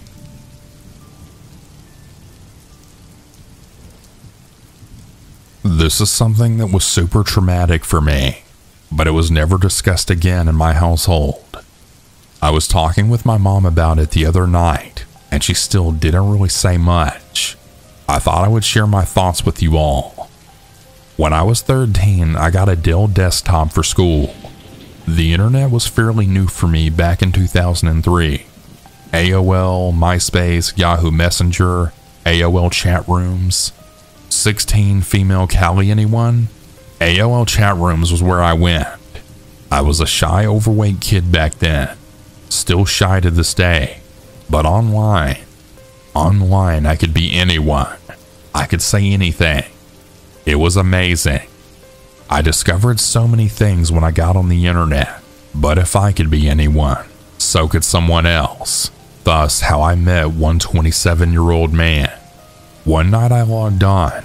The AOL dial-up sound still makes me feel uneasy. I was sitting in my cold, dark kitchen. The computer was there so I could be monitored. It was just me and my mom though, and she was always working. So no one ever actually monitored me. Plus, she had no idea how to use a computer, so I got away with a lot. I was bored, so I hopped into an AOL chat room. I lurked for a bit. Then 15-year-old female here in the chat. I was really 13, but saying I was 15 made me feel so much more mature. Private messages then started coming in. Hey, my name is Rob. Where are you from? Is how it started. I told him where I was from, that I was in high school, which wasn't a lie. My school was from the 7th to 12th grade. You? I then put in the chat asking him the same. 19 male, New York. Oh man, was it cool to be talking to an older guy. And boy, was he cute. I honestly don't really remember that much. Maybe I blanked it out. Maybe my memory is just shot. I do remember emails back and forth. The occasional phone call. I remember finding out that he was talking to another girl and I wanted to break things off. But he begged and pleaded until I caved. Then the let's not meet part. I was nervous. He had never asked for a pic. He never really asked for much from me. Just the emails back and forth. A phone call a day. But somehow he made me feel safe. Made me feel wanted. Cared for. He drove from New York to West Virginia one day. My mom worked right beside my house, so he parked about a quarter mile away and took the back alley to enter my house. My friend was with me when he showed up, but she was scared when she'd seen him and then ran out the back door. I maybe should have taken a hint from that, but I just stood on the back porch with my head down. I was given a hug as he led me inside. Not 5 minutes after being there sitting on the couch did he move things further, then even further into my bedroom. I won't get into the details on what happened next. I assume that most of you can guess. After that, he left. He gave me instructions to get in his car after I got off the school bus and we'll go on a date. I had no idea where he was staying. I lived extremely far in the country, an hour's drive from the closest hotel. The next day I get ready for school and then ride the bus for the 45-minute drive. As soon as I hop off in the school parking lot, I get directly into his car. No one noticed. No one said anything. We drove around. We never even go on a date. He just finds different places to park so that he can use me. I noticed a photo of another young girl, 15 or 16, in the visor of his car. I question him. I actually believe when he tells me it's his cousin. Believe when I question why his hairline is receding so much. Believe him when he tells me that I can't see his driver's license because he left it in the hotel. Believed him when he said that he loved me. I get dropped off at school, super sad that he was going back home, all with promises that he'll call. Once again, everything feels very fuzzy. I can't remember many emotions from this time. I do remember that a few days later, my mom said she found out that I skipped school with a man and that I was never allowed to see him again, and that was that. I do remember sending an email. I do remember a late night phone call. I remember saying that I wish I could just live with you. I remember him suggesting to come get me, and I remember saying okay. Days later, by the time he made the drive again, I was really feeling iffy about leaving my mom. I mean, I did love her after all. She's my mother. I didn't think things through. I didn't put much thought into anything really. I packed a few clothes in a suitcase, forgot all underwear. That is one of my sharpest memories. I felt bad that he drove 8 hours to get me, so I actually left in the middle of the night. I got in the car with him and his cousin, and he got in the back seat with me. He proceeded to have sex with me while his cousin drove, then got back in the front seat. This happened a few times between my home and his. The drive took forever. I had nothing to drink, was offered nothing when they got something.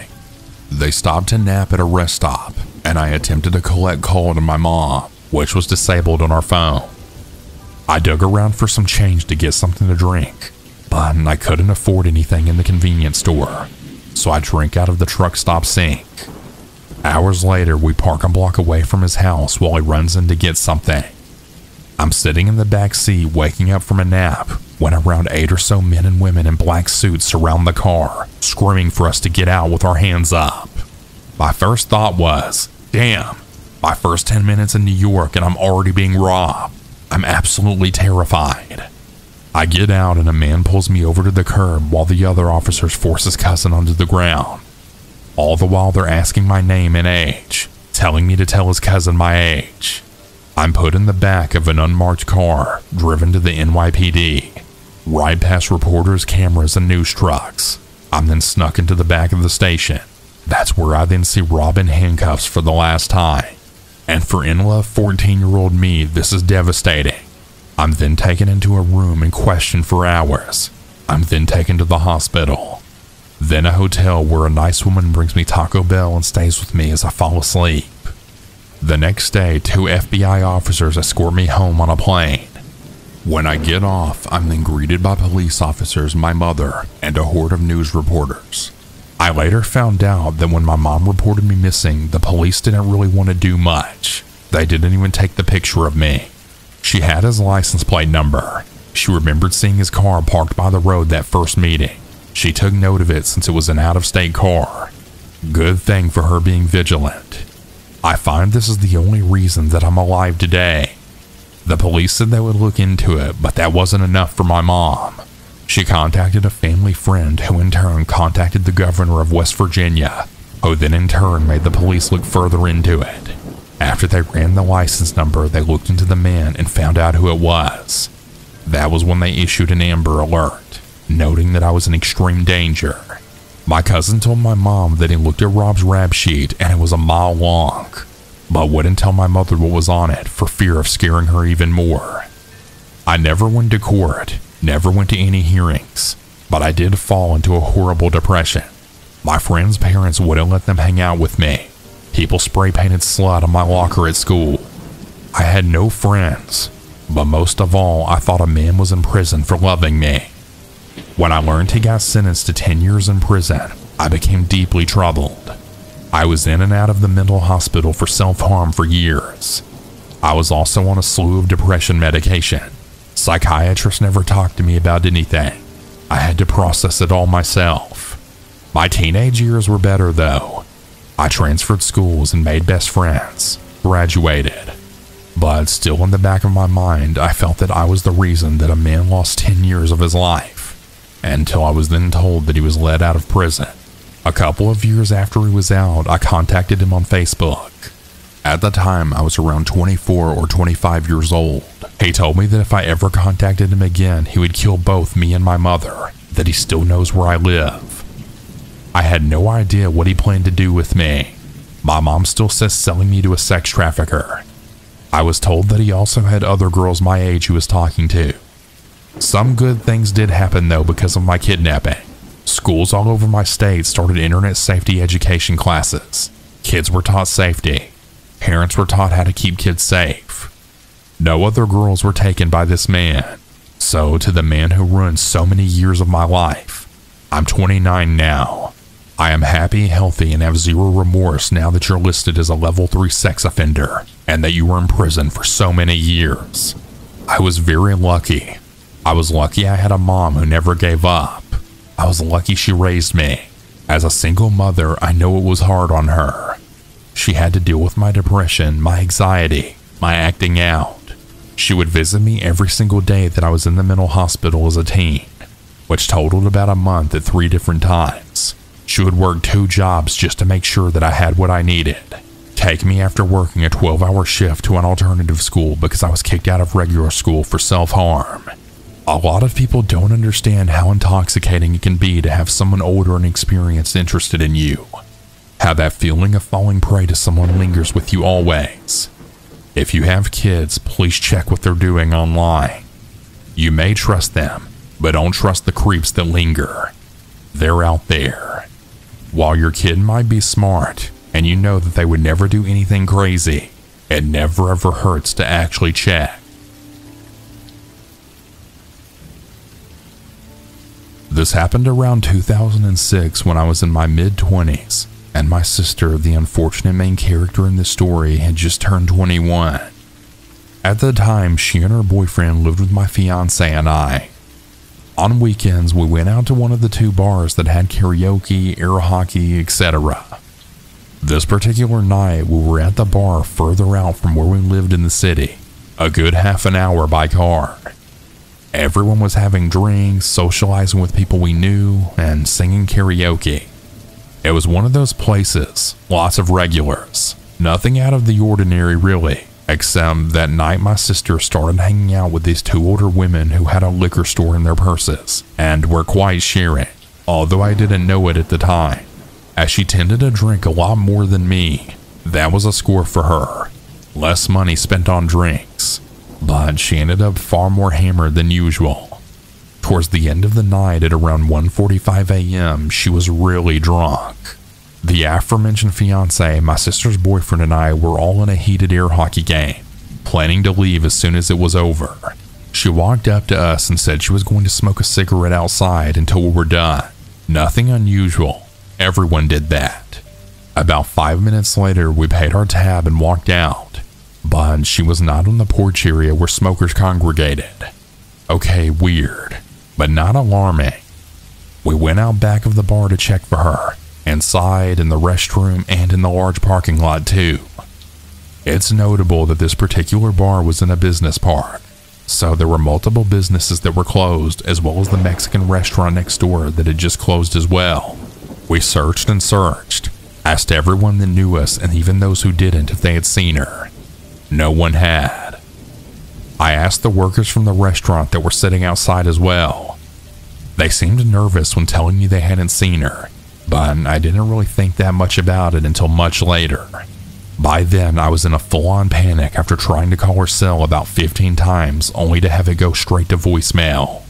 Being a bit inebriated myself, I had started searching for her.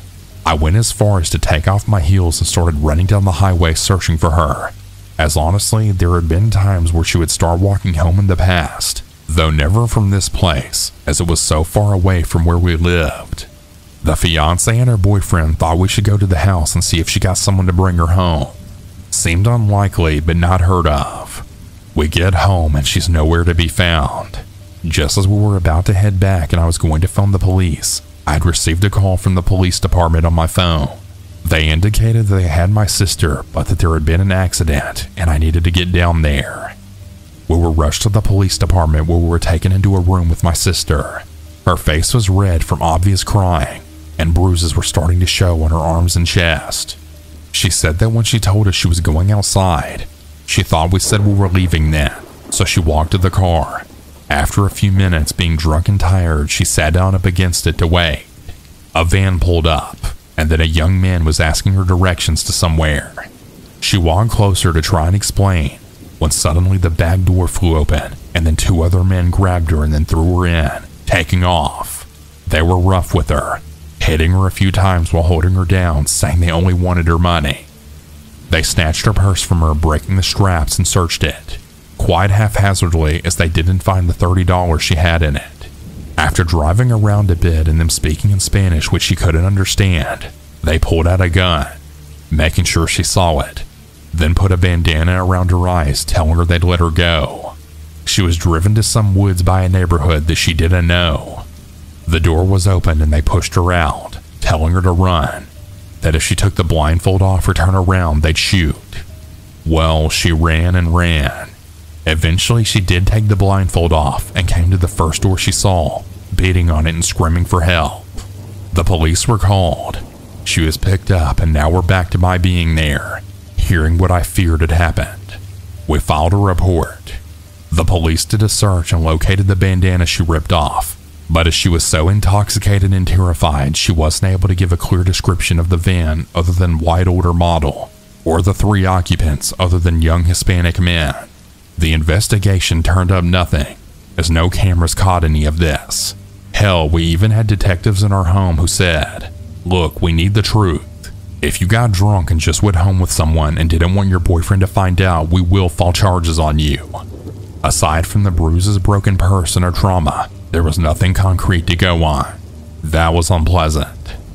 I'm still fairly convinced someone at the restaurant knew something, given their suspicious behaviors when I asked about her, but the police were never able to find that link. All said and done, the guys were never found. We eventually just moved on in different states. It's now just a story in our lives. It still makes me sick thinking what could have happened, but thankfully didn't. Be safe out there, kids.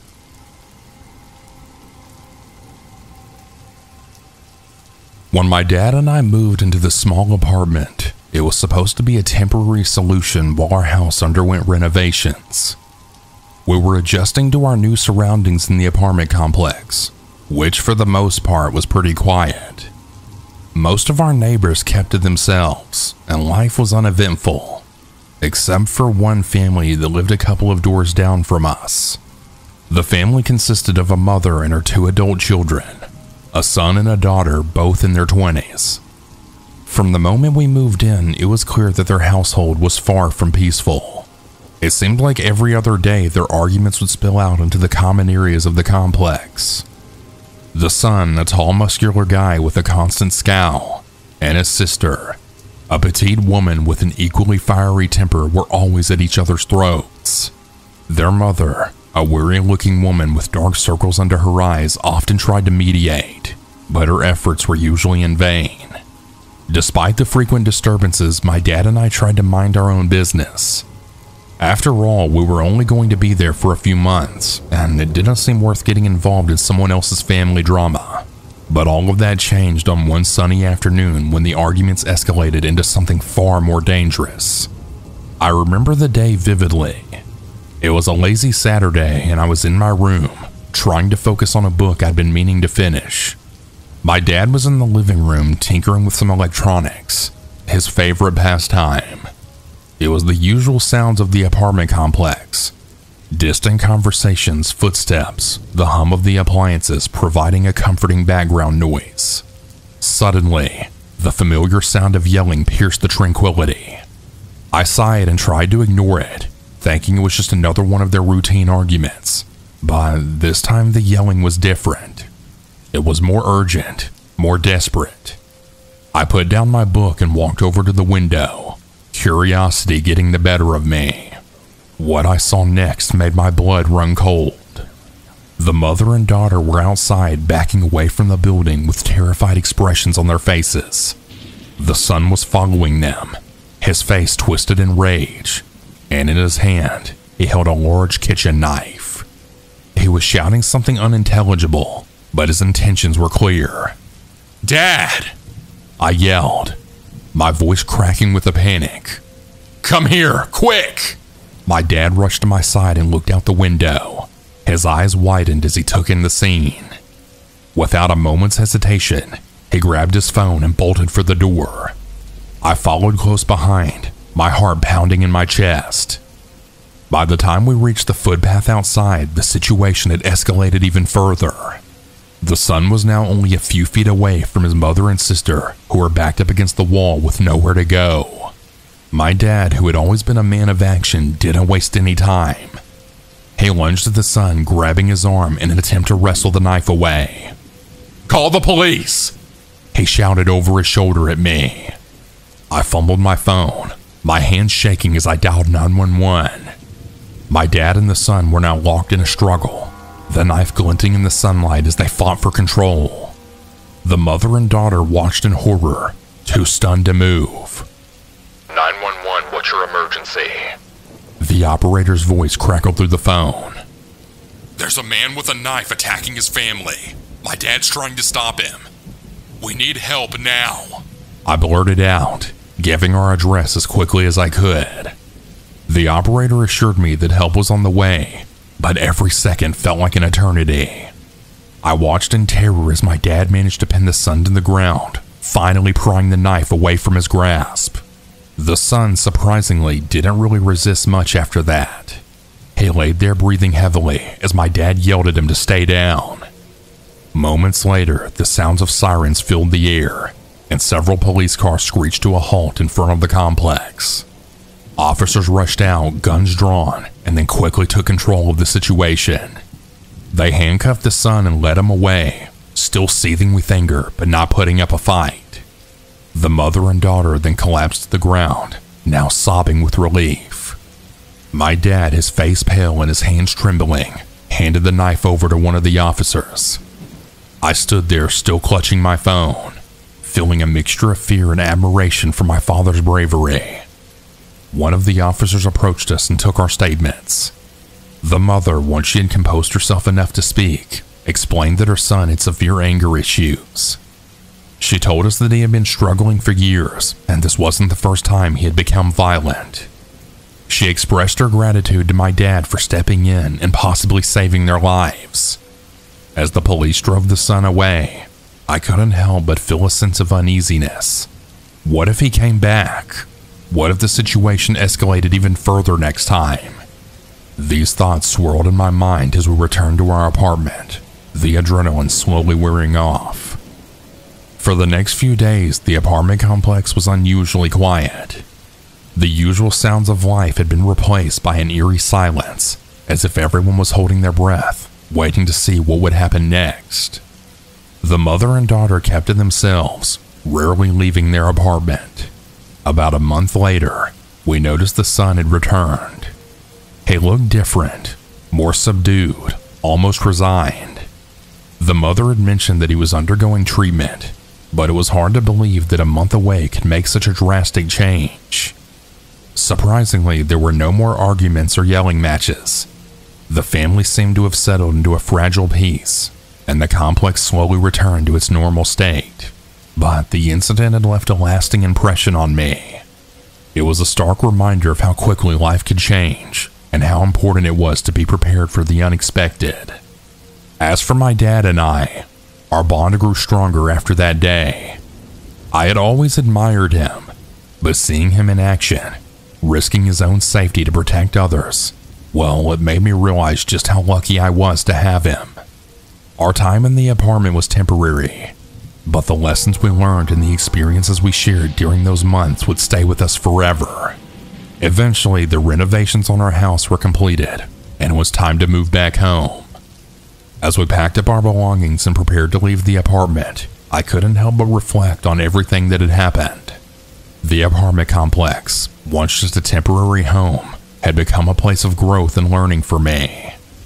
I looked out the window one last time, taking in the familiar view of the footpath and the rows of the connected houses. The memory of that fateful afternoon was still fresh in my mind, but now it was tempered with a sense of resilience and hope. Life was unpredictable, but with my dad by my side, I knew that we could face whatever challenges came our way. As we drove away, I glanced back at the apartment complex, a small smile playing on my lips. It had been a place of turmoil and fear, but also of courage and strength, and I know no matter where life took us next, I would always carry those lessons with me, ready to face the future with a newfound sense of confidence and determination.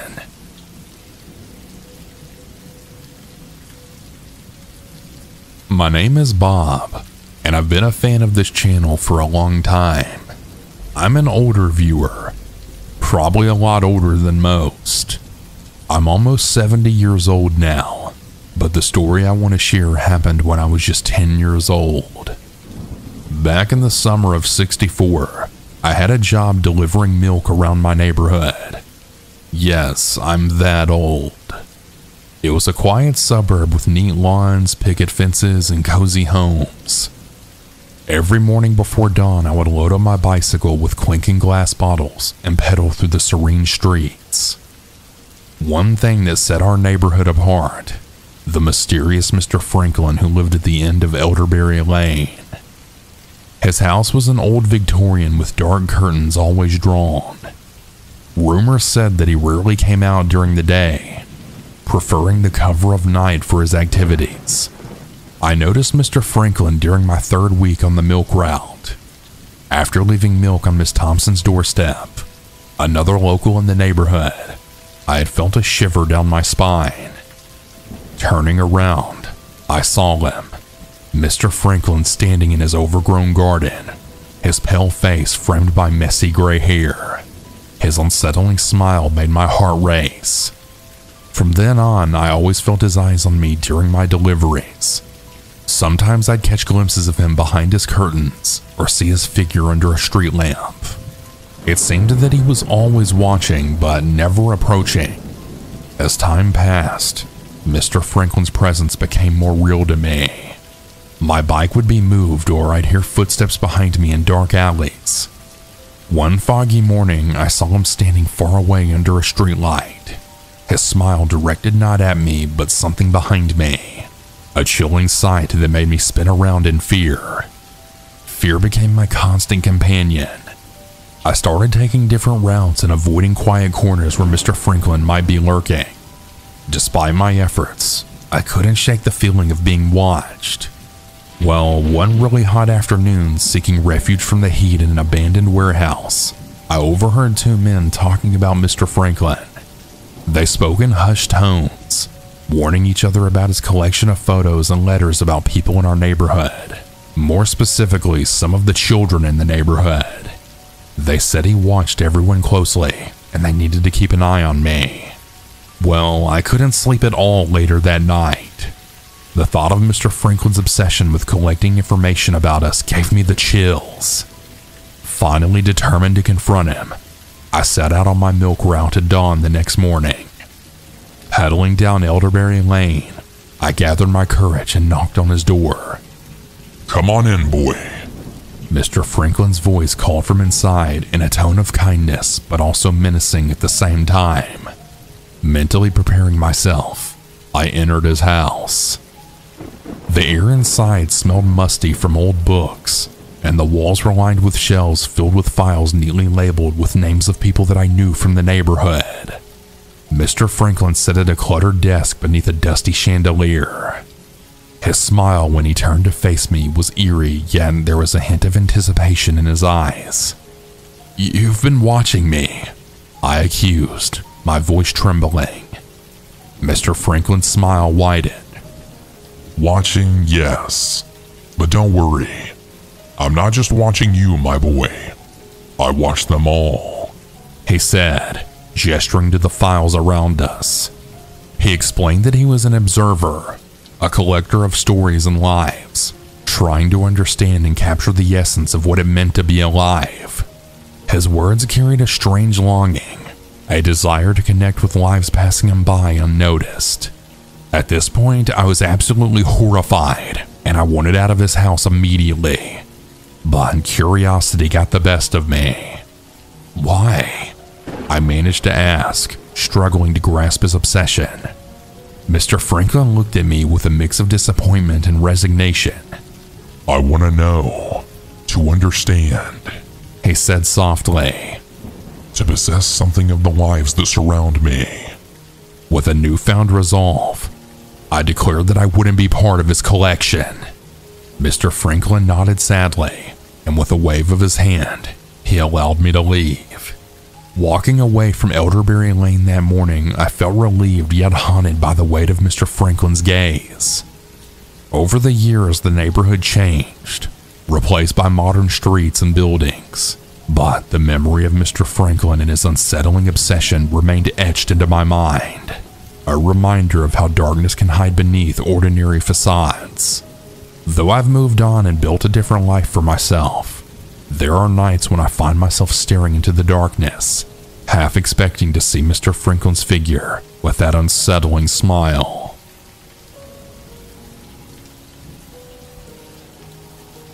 I've always been good at blending in, at becoming part of the background. It's a skill that served me well over the years, especially now as I watch her, the young woman in apartment 3B. From my vantage point across the courtyard behind the safety of drawn curtains and a partially open window, I observe her daily routines with a mix of fascination and longing. And if by now you couldn't already tell, this is a different kind of story. The one where I'm the creeper. Anyways, she doesn't know me. Not really. To her, I'm just another face in the building. Perhaps a neighbor she passes in the hallway or nods to in the elevator. But to me, she is my everything. Her name is Sarah. I learned that from the mailbox one afternoon when I chanced to see her retrieve her mail. Sarah with the easy smile and the infectious laugh that echoes down the corridor on occasion. I know her schedule almost as well as my own. In the mornings, she emerges from her apartment at precisely 7:45, dressed for work in smart blouses and pencil skirts that accentuate her figure. She carries a sleek black briefcase and often stops by the coffee shop on the corner before then disappearing into the throng of the city's morning rush. I've imagined countless scenarios where our paths might cross naturally. Perhaps at the corner cafe where I could strike up a casual conversation about the weather or the latest news. But I know better than to risk the fragile fabric of my carefully constructed reality. No, it's safer to remain in the shadows, to watch and to wait. During the day, I occupy myself with mundane tasks, an errand here, a trip to the grocery store there, all the while keeping one ear tuned to the hum of life in the apartment complex. Occasionally, I'll catch glimpses of her through the frosted glass of her kitchen window as she prepares dinner or unwinds after a long day. Nights are the hardest, when the silence of the building presses in around me like a suffocating blanket. That's when I find myself drawn to the window, drawn to the faint glow of light from apartment 3B. Sometimes she reads, curled up on the couch with a book held close to her chest. Other times she watches television, the flickering screen casting shadows across her face. I wonder what occupies her thoughts during those quiet moments. Does she think of me, the faceless neighbor who watches her from across the courtyard? Or does she go about life, oblivious to the silent presence that hovers on the periphery of her world? I've tried to rationalize my obsession, to convince myself that it's harmless, that it's merely a passing fascination. But the truth is far more insidious. I can't tear myself away from her. The need to know her, to understand her. It consumes me in ways that I just can't explain. Tonight is no different. As I stand at the window, the darkness outside broken only by the soft glow of streetlights, my gaze inevitably drifts to apartment 3B. I see movement. A flicker of movement that draws me closer to the glass, my breath fogging the window pane.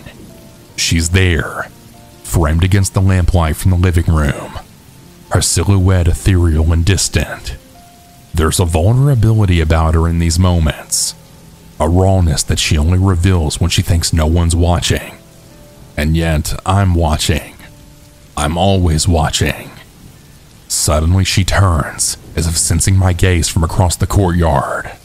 My heart lurches in my chest, and for a fleeting instant, our eyes meet through the glass. Panic surges through me, threatening to unravel the fragile threads of my carefully constructed facade. But then she smiles, a small knowing smile that sends a shiver down my spine.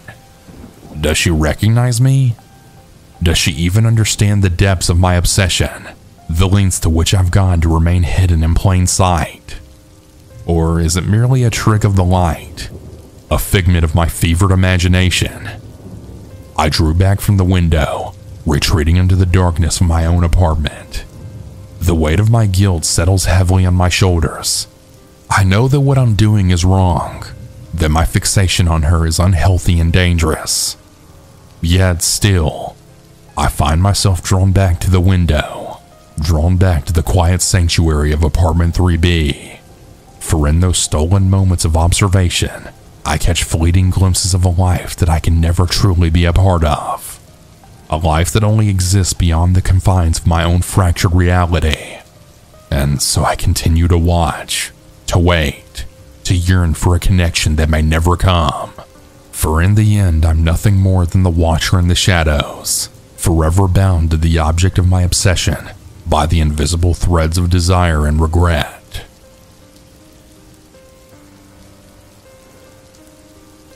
My name's Kevin, and I really love the busy streets of Chicago.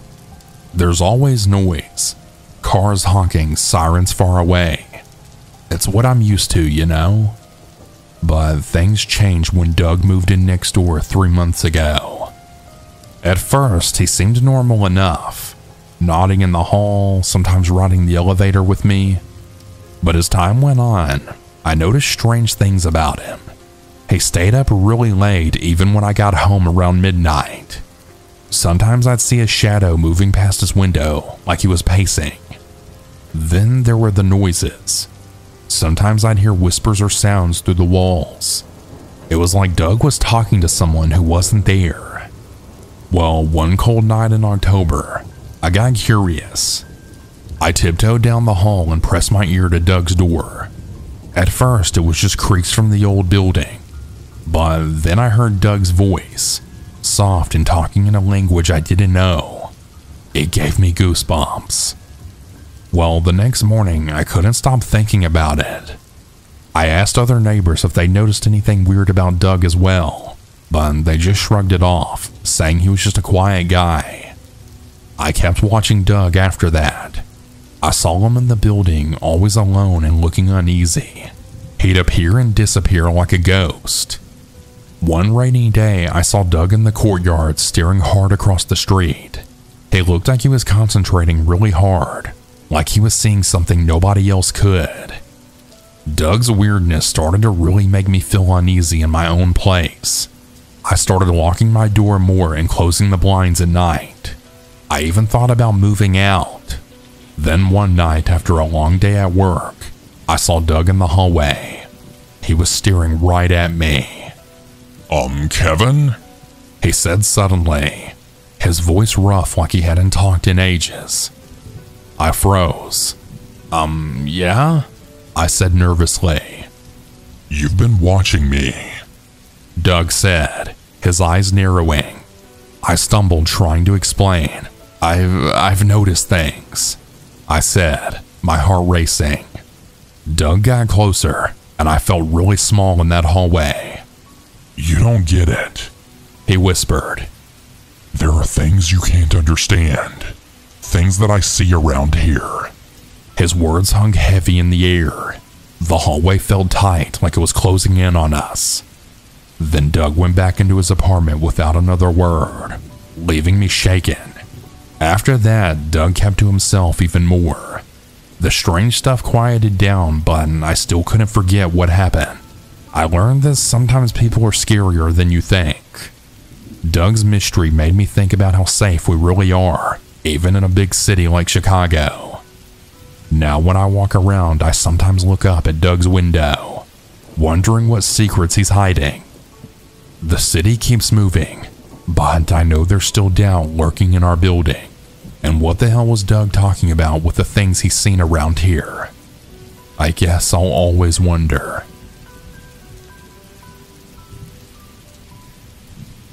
My name's Tommy, and I live in a small town where everyone knows everyone.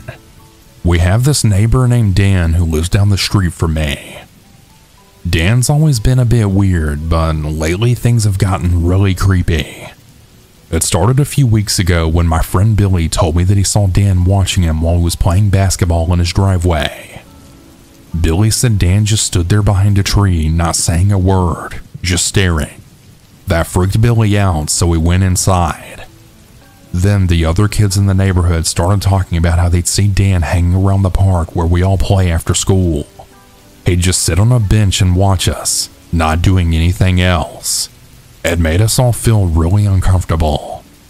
One day I was riding my bike around the block when I saw Dan's car parked on the side road near the park. He was inside, just sitting there, staring at the kids playing. I felt this cold chill run down my spine, like something wasn't right.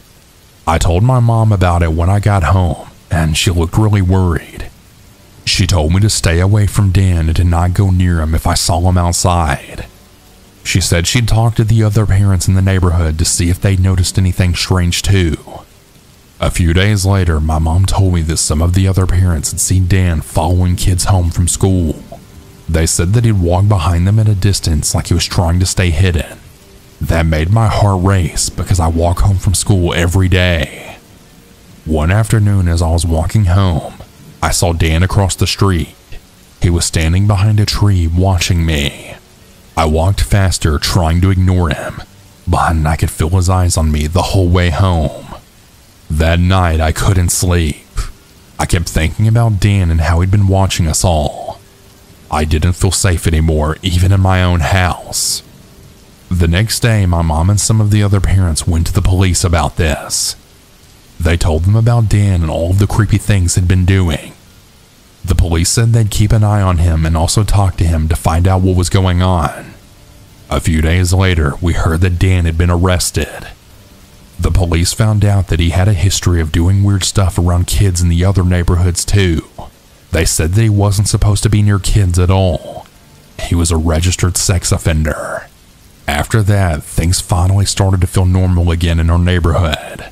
We could go to the park and play basketball without worrying about Dan watching us and being a weirdo creep. It was a relief knowing that the police were keeping us all safe. But I still think about those days when Dan was watching us. It's scary to think that someone you know could be doing something so creepy. I'm just glad we spoke up and got help before anything bad happened. About 3 years ago, I moved into a duplex with my ex-boyfriend in what we thought was a safer part of the city. One of our neighbors, Sarah, worked in the rental office of the duplex, and her husband, Jeff, who had just been released from prison, had been doing landscaping work around the rentals, like mowing the lawns, cutting the trees, etc. He spent most of his time at home, tinkering with his mower or truck. At first, Rachel and Jeff seemed like kind and friendly people. We even smoked weed together a few times. Jeff more than Sarah, and we also had chats about various things. I really felt safe living next to them, and I trusted them. However, things started to get creepy. I once mentioned to Jeff that I sometimes heard footsteps in the attic above my room when I was home alone, along with the sound of furniture being moved around. It always freaked me out, and I would call someone just to feel safer until the noises finally stopped. Jeff jokingly asked if I thought they were spying on me, but it made me uncomfortable. After my breakup with my boyfriend a few months ago, Jeff began texting me, asking if I wanted to drink with him while Sarah was at work. I always made excuses and declined. Then one day, he asked if I wanted to have sex with him because he thought that Sarah was cheating on him. I shut that down immediately, but it created a tense and awkward situation. I didn't tell Sarah because I didn't want things to get worse or be kicked out of my place. I also hated confrontations, so I kept quiet.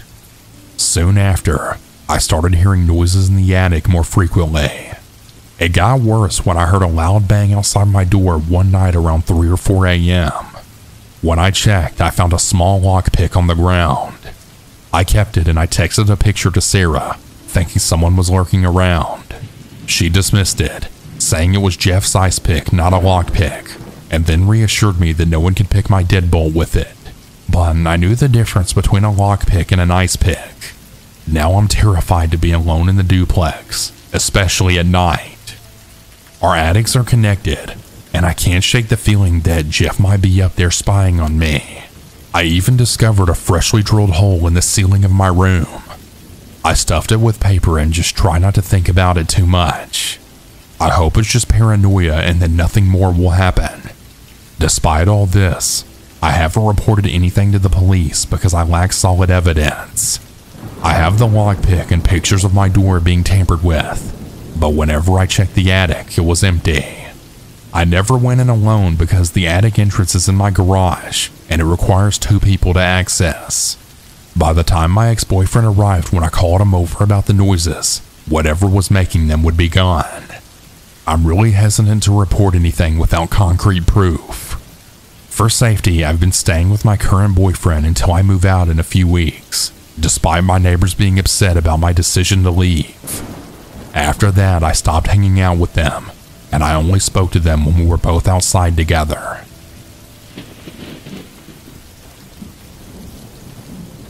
Our family moved into a cozy house in a decent neighborhood in a nice suburban area when I was 9 years old.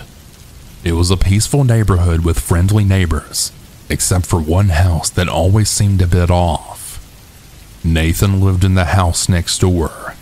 He was in his late 40s, always wore the same faded denim overalls, and had a crooked smile that made me uneasy. Nathan was friendly at first, often waving and trying to strike up conversations with my parents whenever they were outside gardening. He had a wiry build and dark bushy hair that always looked unkempt. As time passed, Nathan's behavior started to become more peculiar. He would linger at the edge of our property, staring at our house for long periods without saying a word. Sometimes I would catch him watching me play in the backyard, his eyes following my every move. It made me feel uncomfortable, like I was being watched by a predator. One day my mom found a note tucked under our doormat. It was written in messy handwriting, saying how much Nathan liked our family and how he wanted to be our friend. The note made my mom feel uneasy, but she just brushed it off as Nathan just being lonely. Things took a darker turn when Nathan started leaving strange gifts on our doorstep. On one occasion, it was a dead bird wrapped in the newspaper. Another time, it was a broken doll with missing limbs. Each gift sent shivers down our spines, and we began locking our doors and windows at all times. Nathan's visits became more frequent and unpredictable. He would knock on our door late at night, claiming that he needed to borrow something trivial like a cup of sugar or a book that he knew we didn't have. Sometimes he would just stand outside our house, staring silently at our windows. My parents tried talking to Nathan's family about his odd behavior, but they seemed indifferent, saying Nathan was harmless and just had issues. They hinted that Nathan had a mental disorder, but didn't go into the details. It became clear that Nathan's family was either unable or unwilling to control him. One evening, I was playing in the front yard when Nathan approached me with a wide grin. He had started asking strange questions about my family and where I went to school. His eyes had a wild look, and I could tell something wasn't right. I ran inside and told my parents, who immediately called the police. The police spoke to Nathan and his family, but said they couldn't do much unless Nathan posed a direct threat. They advised us to keep documenting his behavior and to call them immediately if things escalated. Weeks had passed without incident, and we finally started to relax a bit, thinking maybe Nathan had finally moved on. But on one stormy night, we heard a loud crash coming from Nathan's house. My dad went outside to investigate, and he found Nathan standing in the middle of his living room surrounded by shattered glass and broken furniture. He was muttering to himself, and he seemed completely disconnected from reality. We called an ambulance, and Nathan was promptly taken to the hospital. It turned out that he had a severe mental breakdown, exacerbated by his untreated mental disorder. The doctor said he needed to be admitted to a psychiatric ward immediately for evaluation and treatment. After Nathan was taken away, there was a sense of relief in our neighborhood. We learned more about Nathan's condition, and we realized that he had been struggling for years without proper care or supervision. His family eventually sold the house and moved away, leaving behind a community shaken by Nathan's unsettling presence. Looking back, I realize how important it is to take mental health seriously and to seek help for those who may be struggling. Nathan's story taught us compassion and the importance of understanding, even in the face of fear and uncertainty.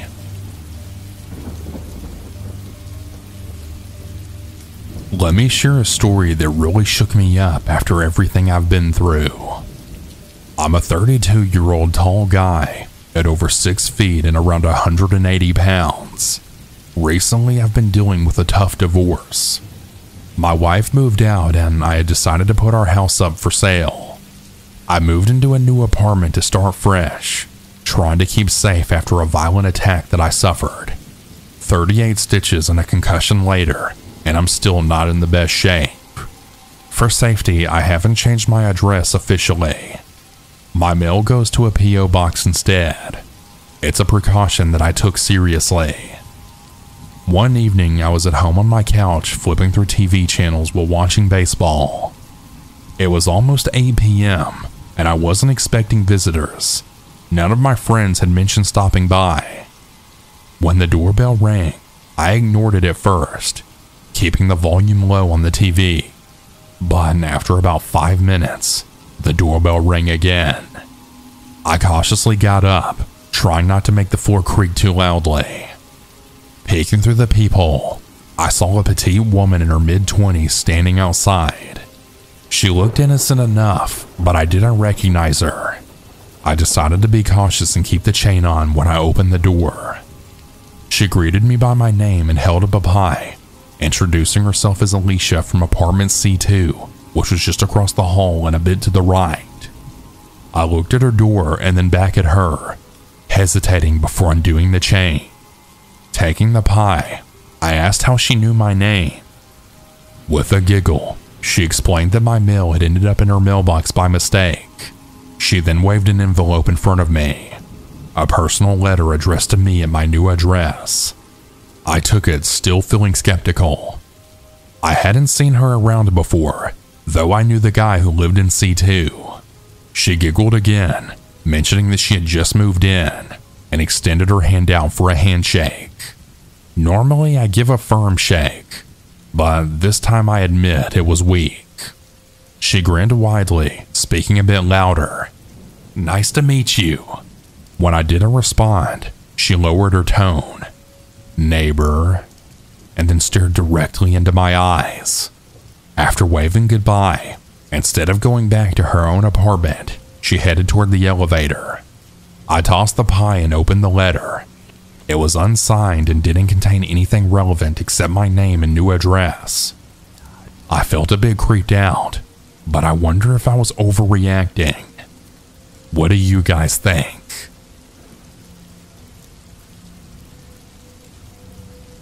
Hey everyone, I want to share a story that really shook up me and my boyfriend. A couple of years ago, I moved to the UK for university. It was a big move for me, but I needed to get away from my parents' toxic situation back home. My first year at uni was spent in student accommodation where I met some really awesome people and enjoyed my newfound independence. I didn't meet my boyfriend until later, but life felt good. By my second year, I decided to move into a house with some friends that we rented through the university. It was nice to have our own space and not worry about noise restrictions like we did in our small shared flat the year before. My room was on the ground floor with a window that looked out into a small yard. I'd often go out there to smoke. There was an old thin wooden door that led to the street where we kept our bins and stuff. The door could only be locked from inside the backyard, so we tied it shut with some strings to keep it closed properly.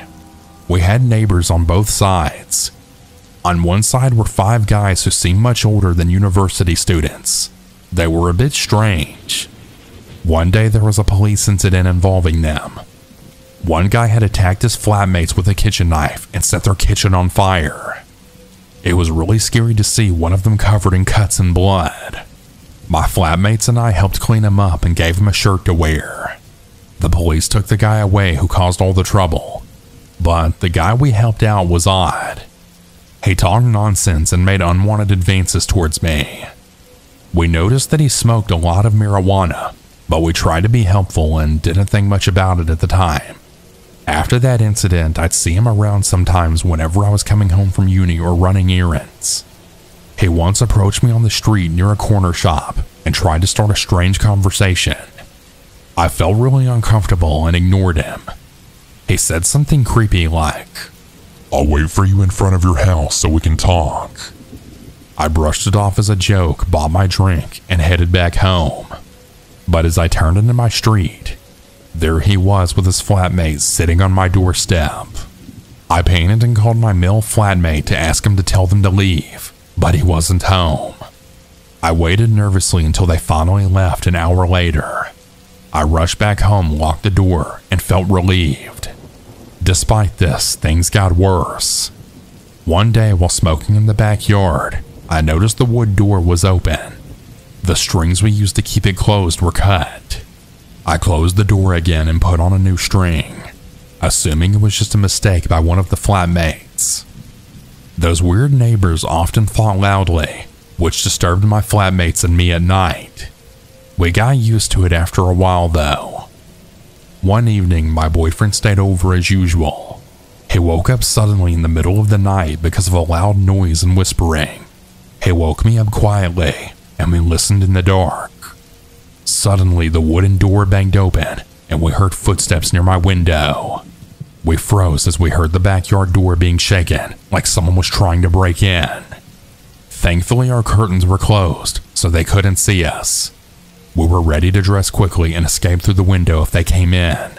Then we heard my window open some more, and one of the guys spoke in a language that we didn't understand.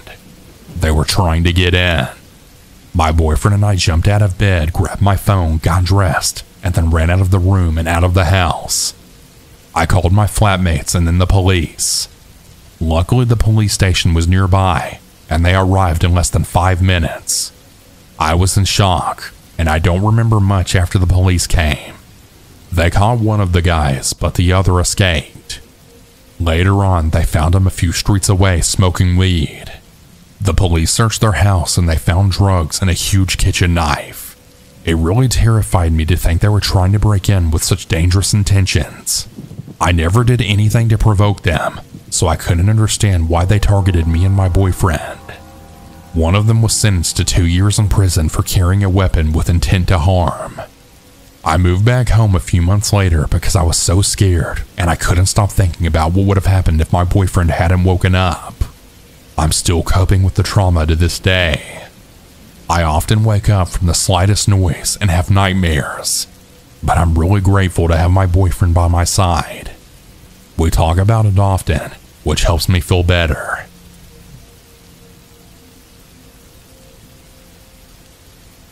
I want to share a crazy story from a couple of years back when I lived in Ireland for nearly a year as part of a university exchange program. Now, I'm originally from Northern Ireland, so moving to a different part of the country was quite a change. I settled into an apartment in a cozy neighborhood in Galway. Most of the people I met were really friendly and respectful, typical Irish hospitality, except for one elderly lady who lived next door to me. She stood out for all the wrong reasons. About a month into my stay, our group of international students decided to attend a local music festival known for its lively atmosphere. It was a night of music, drinks, and enjoying the Irish spirit. We had a bit too much fun, sampling different beers and whiskeys from all over Ireland. By the time we caught the last bus home, I could barely remember my own name, let alone what happened next. The next morning at 6 a.m., I was rudely awakened by my doorbell ringing incessantly. My head was pounding, and the noise was unbearable in my small apartment. I stumbled to the door and peeked through the peephole to find a police officer standing there. I panicked, wondering what kind of trouble that I might have gotten into the previous night. But all I could recall was calling my girlfriend and crashing on my couch. The officer explained there had been a noise complaint. Confused and still a bit drunk, I managed to convince him that nothing had happened, and he left. The following morning, same time, same scenario. 2 police officers at my door due to another noise complaint from my neighbor. I invited them inside to prove my innocence, showing them that I had just been watching Netflix and I quietly fell asleep. They informed me that the complaints were coming from a neighbor I had never met. I dismissed her as just being grumpy, or maybe even prejudiced against foreigners. I consulted with the university student support officer who decided to move me to a different apartment on a lower floor. I was really frustrated because I had just settled in, but I had no choice. They had planned to help me move the next morning. Ever have one of those nights where you wake up in a panic, convinced that something terrible is happening? That night I went to bed early, preparing for the move the next day. Then at 3 a.m., my doorbell went crazy. My doorbell rang incessantly, louder than ever before. I was terrified, frozen in bed, not knowing what to do. After what felt like an eternity, the ringing stopped. I cautiously approached the door and looked through the peephole, but saw nothing. I just knew it was that crazy neighbor. I didn't sleep much for the rest of that night. The next morning, still shaken, I kept peeking out my door, worried the neighbor might confront me again. When I checked my balcony, I then saw her for the first time. She had somehow contorted herself around the fence separating our balconies, staring straight at me. It was eerie. We locked eyes briefly before she swiftly retreated back to her side. Moments later, the doorbell rang again. I was convinced I was in some horror movie scenario. Thankfully, it was just the movers arriving to help me relocate. I quickly explained the situation and then hurriedly packed my belongings to move downstairs. Apart from one unnerving encounter where she showed up at my new place asking about the police, I had managed to avoid her after that. It seemed that the police had stopped responding to her calls, which I'm thankful for.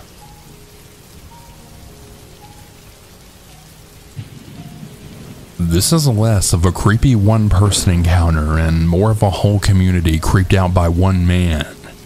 The neighbor in question is somewhat famous for his lawn, an impossibly thick green landscape that he had tended by a company. I've vaguely been aware of him losing it on the landscapers, screaming at them outside. Enough that I knew he had a temper. The first real red flag that he might be legit crazy came last summer. He asked a teenage boy in the neighborhood to check in on the house once a day and make sure all the doors and windows were secured and water their flowers. The day they left though, he left a crazy list, saying the kid had to be there multiple times a day, turning off and on different sets of lights at specific times, and leaving weird chores for him. Also, the kid was not allowed to walk on the lawn and had to remove his dirty shoes before walking on the concrete sidewalk.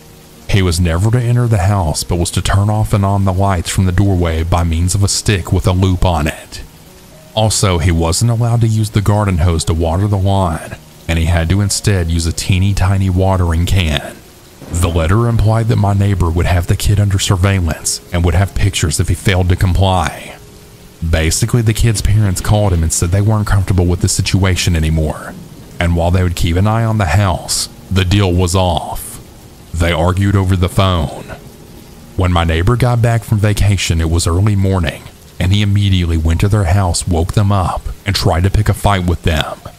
One of the neighbors is a retired cop, and he came out to see what was going on and tried to settle the issue. The crazy neighbor said that he would let it rest if he was allowed to bare-ass spank the kid. He flipped out when they told him no. Sometime after this, another neighbor was at the grocery store when he was cornered by the crazy neighbor. Crazy neighbor apparently just talked to him in rapid fire for half an hour. Among other things, he started saying how wives shouldn't have friends, and he said that his wife's sister was so fat that she broke the toilet seat last time she visited. After this, everyone started talking about how you don't see his wife anywhere. Occasionally, she'll be out watering flowers, but while her husband is seen out, she isn't. Considering that she used to be a social butterfly, this is weird. During the winter, everyone found pamphlets on their mailbox from the landscaper he uses, along with a note saying that it was mandatory to now use this landscaper in our area, and that failure to comply will result in being sued. Now, we're private single-family homes with no homeowners association, so this is patently untrue.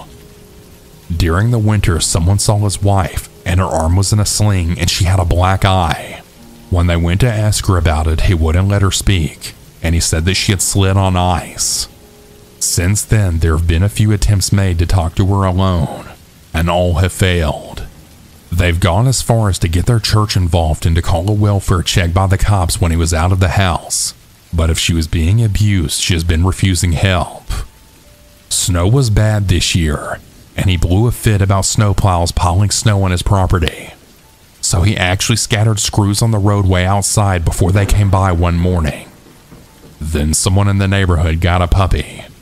It's quiet and has a fenced-in backyard. Its owners wake up in the middle of the night to the doorbell ringing. When they come out, crazy neighbor is standing on the road at the edge of the property. He tells them that the first time the dog gets out, they won't have a dog anymore, and pulls out a gun and waves it around, before then pointing it towards the backyard and saying, "Bang." Obviously, they go back inside and call the cops. When confronted, the crazy neighbor just claims that he was out for a walk and thought they were awake and just stopped by. He says that he didn't get the gun out, but it had been on his belt, and that he didn't mean his statement as a threat. He got some sort of citation from the police. Come spring, he's taken to sitting outside and writing something every time someone walks or drives by. We don't know what, but I've taken to driving a different way home to avoid going by him. Most recently, someone put up a swing set in their backyard. They came back from work to find tire tracks through their backyard, and the swing set ran over and crushed. No one saw anything, but his massive truck happens to have the same kind of tires as the tread marks left behind. The retired cop is taken to compiling statements from everyone and keeping records, because we think this is going to end really badly. He's since done some nighttime creepy crawling, threatened to shoot children, and he got to do a little jail time.